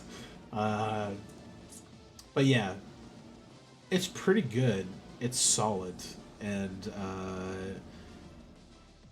I don't think you'd be unhappy to play it. Like 6 mana, 6/5 with super menace, especially if you're able to like ice down their field or tempo them a little bit. I think that's a pretty strong attacker there. The Regalia, I'm a little ashamed, or ashamed. I'm a little sad this doesn't have the ability to turn into the jet version as well. But the Regalia is a really nice car that his dad gave to him for his wedding gift. It's a 4 mana legendary artifact vehicle at rare. It's a 4/4 for 4 with haste. And like many of the others in this set, it only costs 1 to crew, which is great. Whenever the Regalia attacks, reveal cards from the top of your library until you reveal a land card. Put that card on the battlefield tapped, and the rest of them on the bottom of your library in a random order.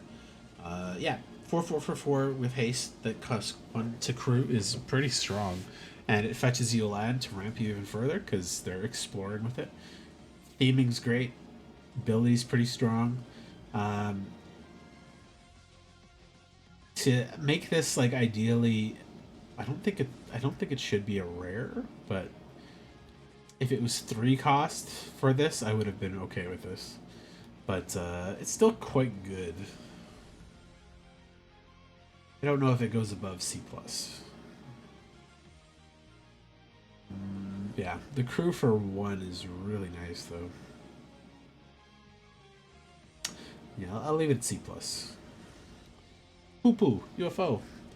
2 mana artifact creature construct alien at uncommon. It is a 0/4 flying for just 2 colorless.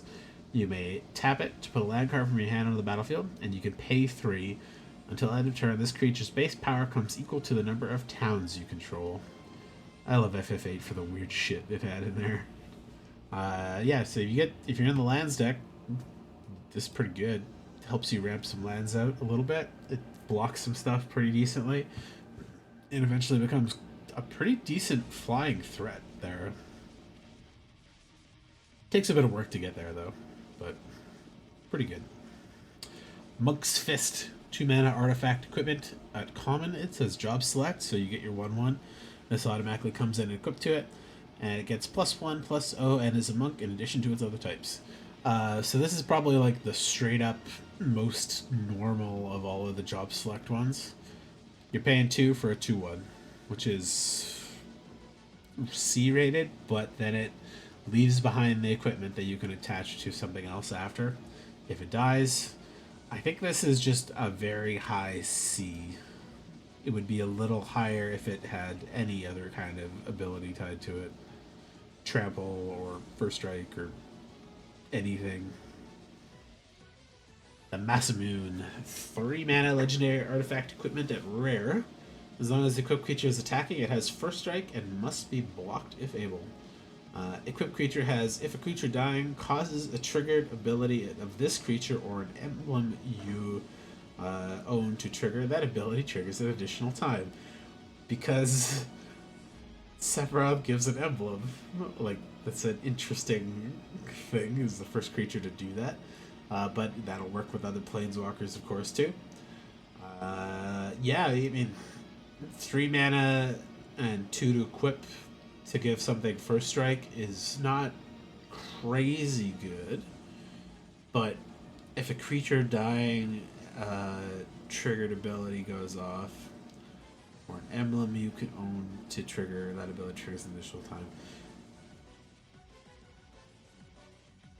I don't remember how many creatures exactly require something to die to have them do a triggered ability, so I think that's a little narrow to be specifically for Sephiroth stuff, but 3 mana to get a thing and get a first strike thing that must be blocked is still pretty good. You can manipulate that quite well. It's...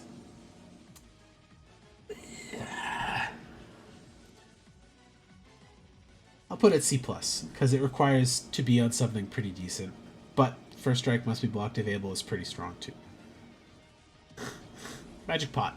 3 mana artifact creature goblin construct at common. It is a 1/4 for 3 colorless.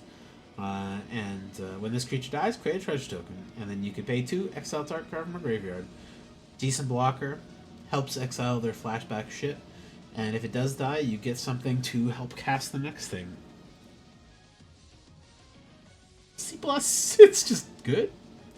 Lunatic Pandora, 1 mana legendary artifact at common. And you can pay 2 to surveil 1, so it helps you put some stuff in your graveyard or filter the top of your deck. And you can pay 6, sacrifice Lunatic Pandora to destroy target non-land permanent. I feel like that should have been to exile target non-land permanent. Lunatic Pandora is a weird thing where it's meant to pull the lunar tier from the moon where the monsters are spawned to be like a landing point on Earth, and also to like seal / pull the sorceress back out of space. It's really weird. Calls monsters from the moon. Yeah, exile target permanent would probably would have been better. But 1 mana thing that eventually turns into a removal is okay. That while you have the mana for it helps you filter the top of your deck is pretty okay. There are obviously artifact synergies that will like this, and there are things that care about legendaries that will like this. Surveil is just generally useful too, so C+. Lionheart. 4 mana artifact equipment at uncommon. When this creature enters, it deals 2 damage to any target. An equipped creature gets +2/+1, and it costs 2 to equip. I mean, +2/+1 is not bad, but I think there's like 2 other equipment that do that, and there are like 3 other ones that do +2/+2 or better.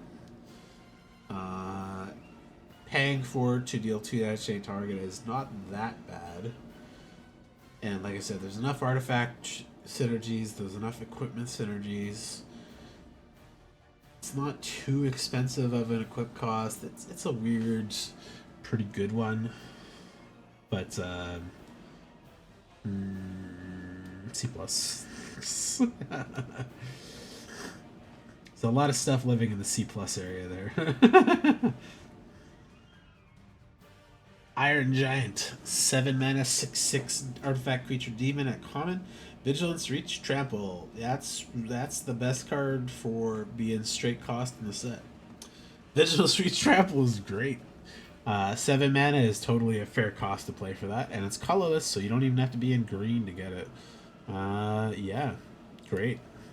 Artifact 2, which doesn't make it a little easier to blow up, but I would happily play that as a 7 mana in almost any of the colors. Instant Ramen. Not Cup Noodle branded. They didn't get that IP in this one. It's a 2 mana artifact food with flash. So when this artifact enters, you draw a card, and then you can pay 2, sacrifice this artifact to gain life. It's got the food ability. Basically, 2 mana, draw a card. Great. Solid, great ability, and also helps your artifact stuff, helps your sacrifice stuff, helps your life gain stuff, and draws cards. They're doing a really good job with the like synergies in this set. Quite a really good job there. Okay, so 5 mana for the Genji Glove, which is normally like the damage limit cap damage breaking thing in most games. Artifact equipment at rare for 5. Equipped creature has double strike. Whenever equipped creature attacks, if it's the first combat phase of the turn, untap it. After this phase, there is an additional combat phase. So it doesn't untap all your creatures, just that singular creature though. But 5 mana, equip 3 for double strike is a little expensive, but good still. I'd probably put that at B because you can get kind of crazy with that. What was the thing? I thought I had one that gave double strike as well. I don't remember what it is though. Excalibur 2. It's a 1 mana legendary artifact equipment at rare. Whenever you gain life, put a charge counter on Excalibur 2. Equipped creature gets +1/+1 for each charge counter on Excalibur 2. And it has an equip cost of 3, so you can play it real early, and then you need to gain some life to make it useful. Because if you're not gaining life, this does diddly fucking squat. Yeah, so you gotta gain some life, otherwise this is useless. So it's kind of okay in the artifact deck if you've got a couple life gain triggers floating around or a couple things to do some repeatable life gain with. Otherwise, only play this in the life gain deck. Are you doing Cleo? Your tongue is sticking out. That's cute.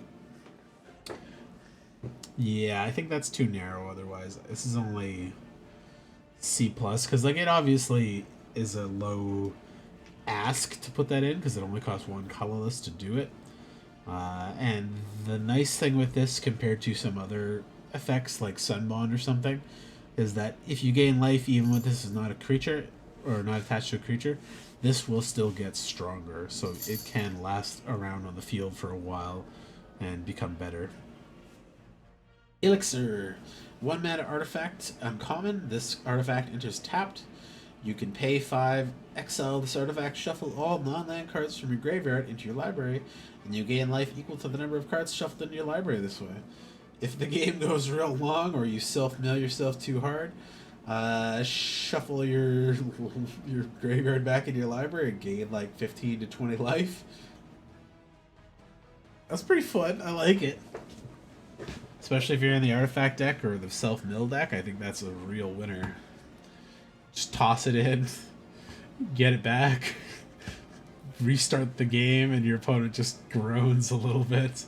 I'd put it in C+, because I do think it's not going to go in every deck. Like, you could just throw it in every deck, but it's not always going to really make a big difference. The Buster Sword, 3 mana artifact equipment at Mythic.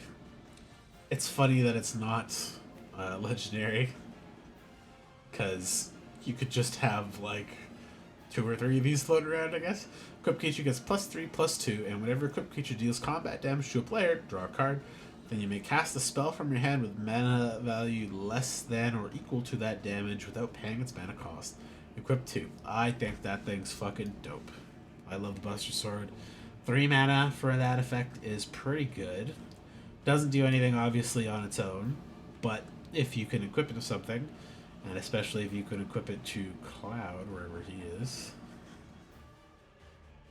he's going to become 5/3, and his ability will trigger twice, which would be draw 2 cards, and then you may cast a spell from your hand, mana value less than or equal to 5, which would be real good.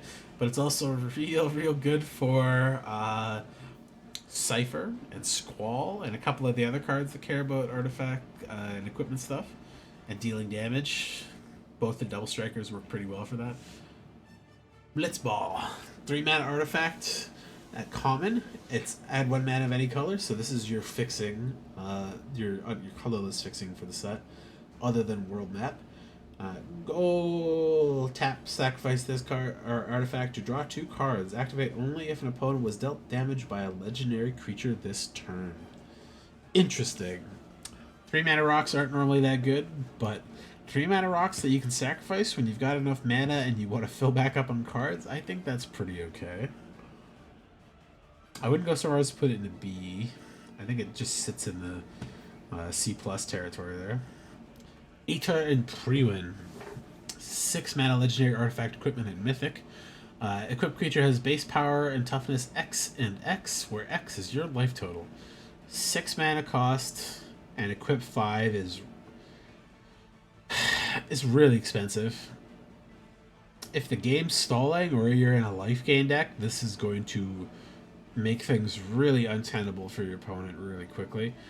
But also, it's going to be real bad if you lose down to like 3 or 4 or 5 life.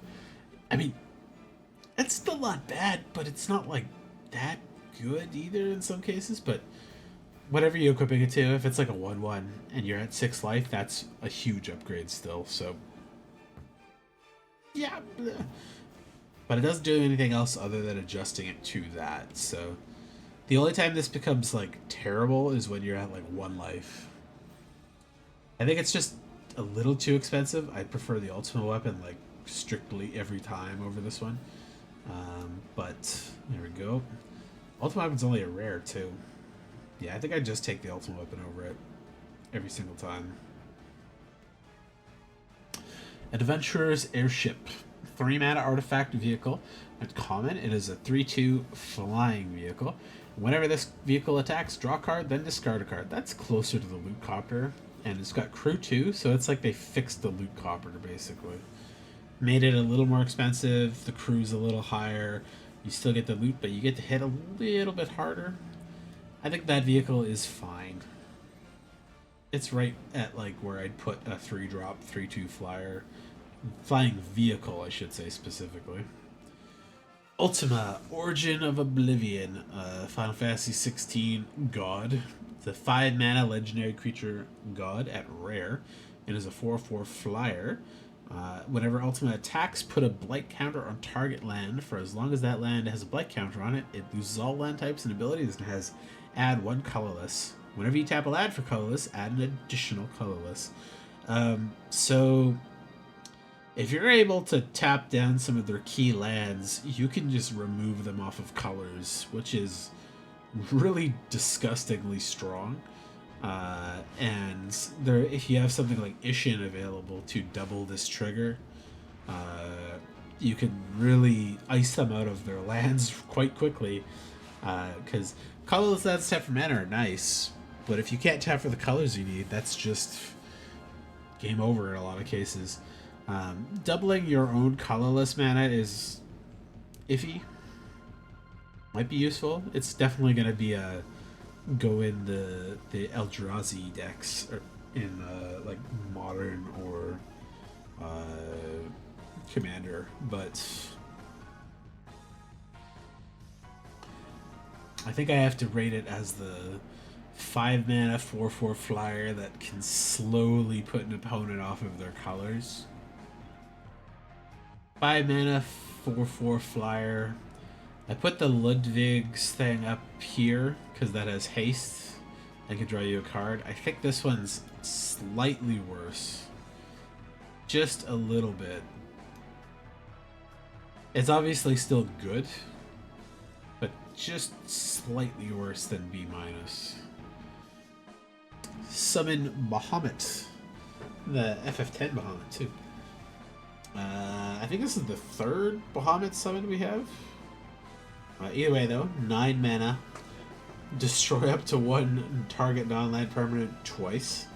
And then draw 2 cards, and then this creature deals damage equal to the total mana value of other permanents you control to each opponent. Wow. It's also a 9/9 flyer. I mean, if you can cast this or cheat it out of the battlefield with Rydia or Terra.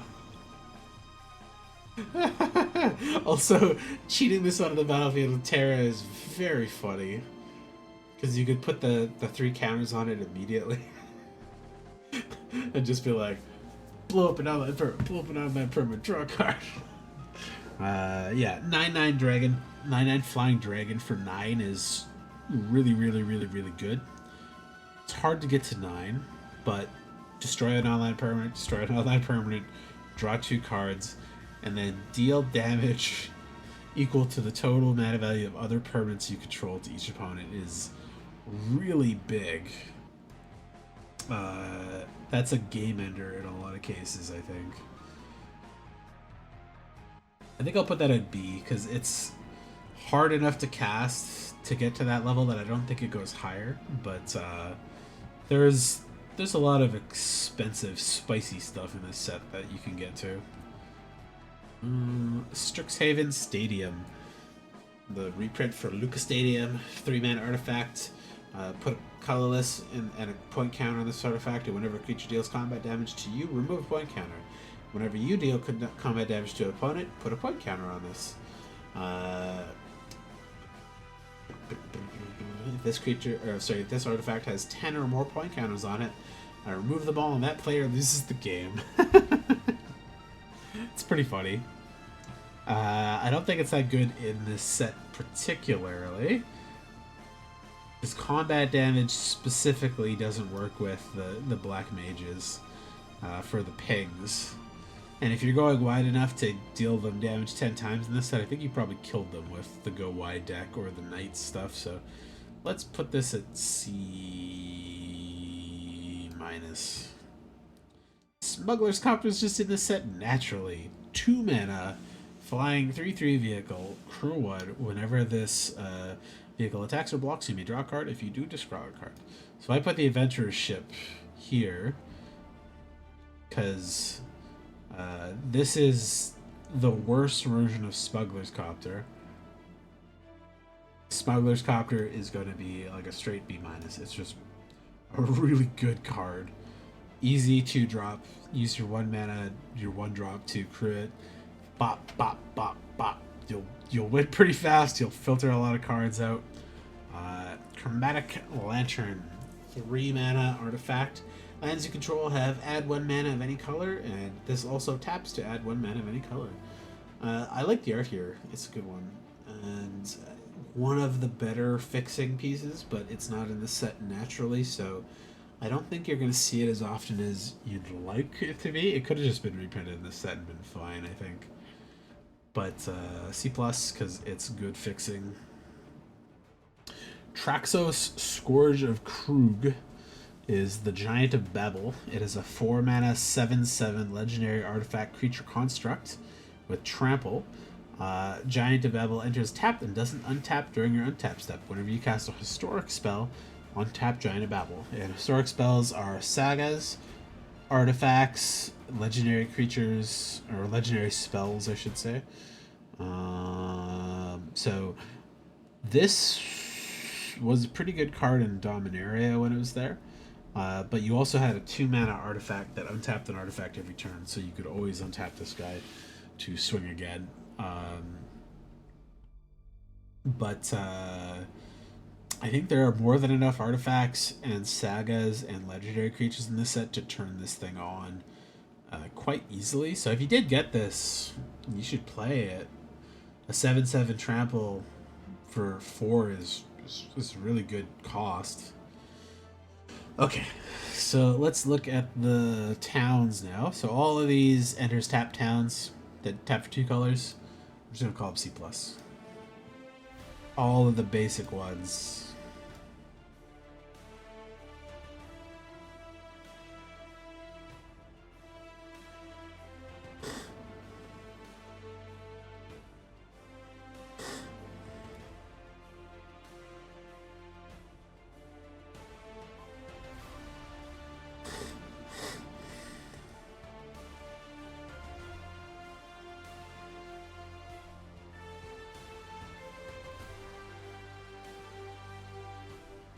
Oh, that's not a basic one.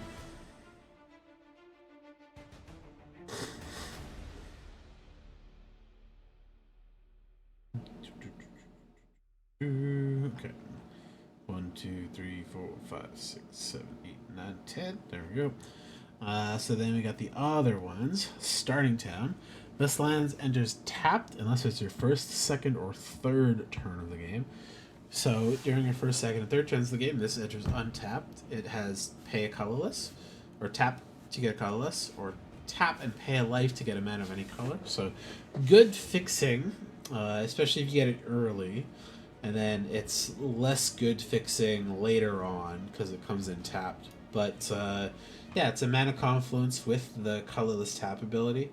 Mana Confluence and City of Brass, and those cards are always good cards. I'd probably even put that to B because it's valuable any color land that there aren't that many of in this set. Gold Saucer is make a colorless, or pay 2, flip a coin. If you win the flip, create a treasure token. And then pay 3, sacrifice 2 artifacts, and draw a card. So whenever you got free mana, you can flip a coin and make a treasure token. And if you got, what the fuck was his name? The, like, clever king who's got the two-faced coin, where you always flip a heads and you always win the flip. It's very funny. If you got him, you should run this and just make artifacts every turn. You'll always have the colors you need with the treasures, you'll have many artifact synergies, and you can stack them to draw cards later. Gold Saucer is a colorless land that can do a lot. I think I'd stick it in B-, because I like repeatable generating stuff like that, even if you're just losing the flip every time. Crossroads Village, enters tapped, choose a color. 1 mana of the chosen color. So if you're a triple color deck or a 4 color deck or something like that, and you draw your starting hand of 3 to 4 lands or 2 to 3 lands, you can make this be the color you need the most on your first turn. Or if you get it later and you're still off a color, this works pretty good there. But it does enter tapped, so I think I'd still just put it as C+. Eden, Seat of the Sanctum. It's a colorless, uncommon land town. Pay 5, mill 2 cards, then you sacrifice this land, or you may sacrifice this land, and when you do, return another target permanent from your graveyard to your hand. So the interesting thing here is you could mill yourself over and over with this if you choose to, but that's 5 mana to mill yourself just 2 cards. Yeah. But it gets back one of your best things when you feel like you need it. C+. Clive's Hideaway. One of the few actual Hideaway cards. I think only Hideaway card in the main set. Land, Town, and Rare with Hideaway 4.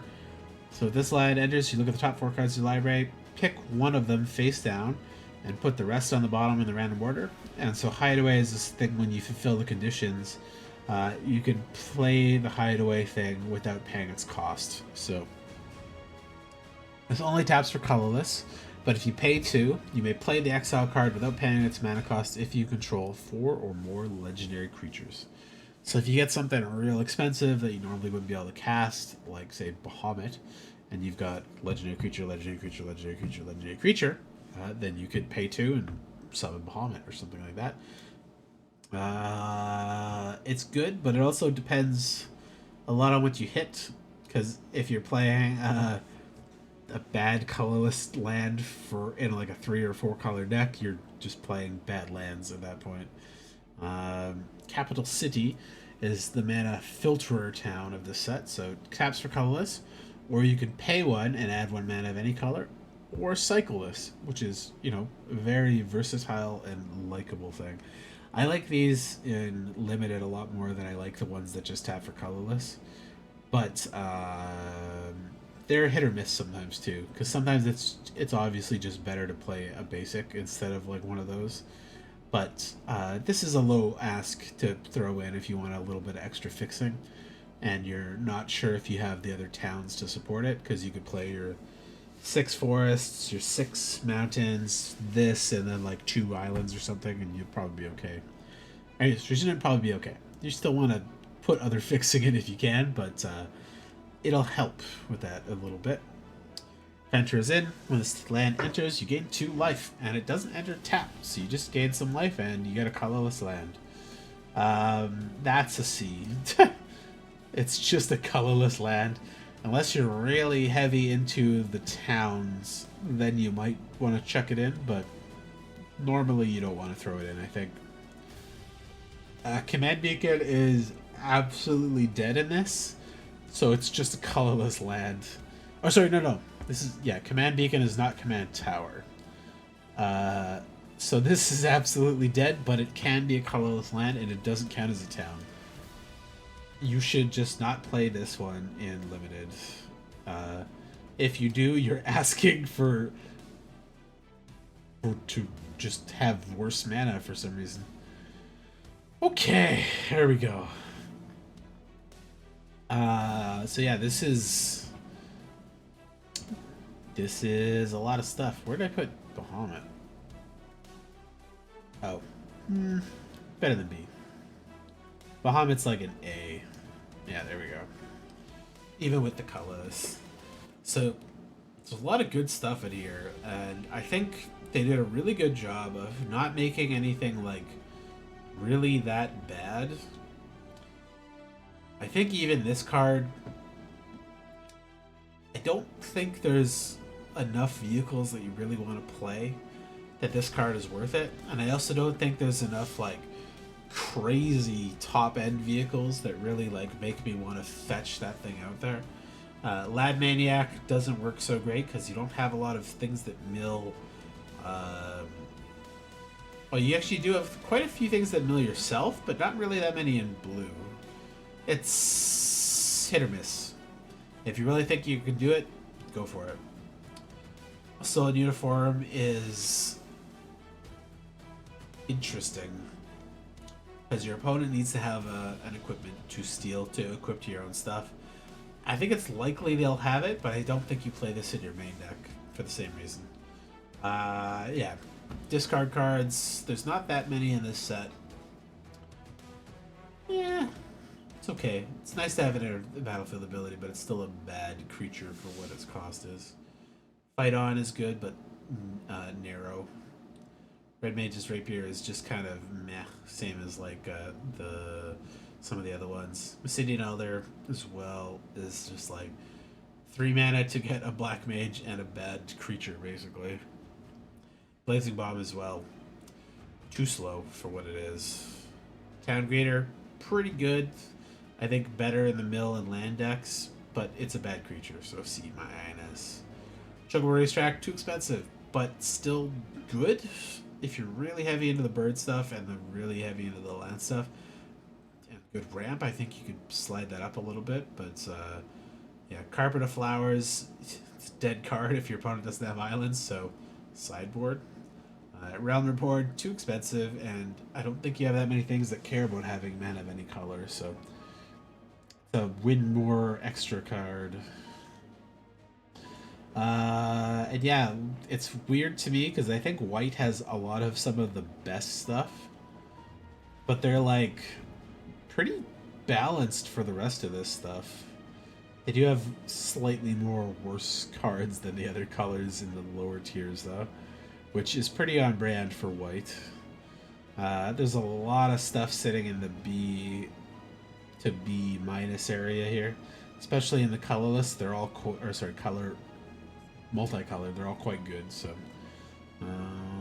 yeah, strong set, great synergies, a lot of fun. I'm fucking exhausted. This took like 10 hours between the 2 days to do the whole thing. That was a lot of stuff. Yeah, I'm going to send a raid. Let's see who's available.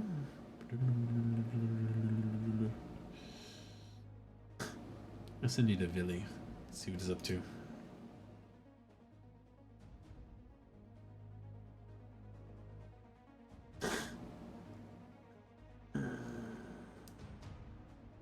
But yeah, stay safe, stay sane, stay healthy. I'll probably stream tomorrow. I just got to do some chore stuff, and then I'll update on the fire situation then as well. Have a good night, stay safe, and yeah, see you later. Look forward to this set next week. I probably won't be playing or streaming much Friday to Sunday next week because of this. I'll be playing in person there, so see you guys later. Goodbye.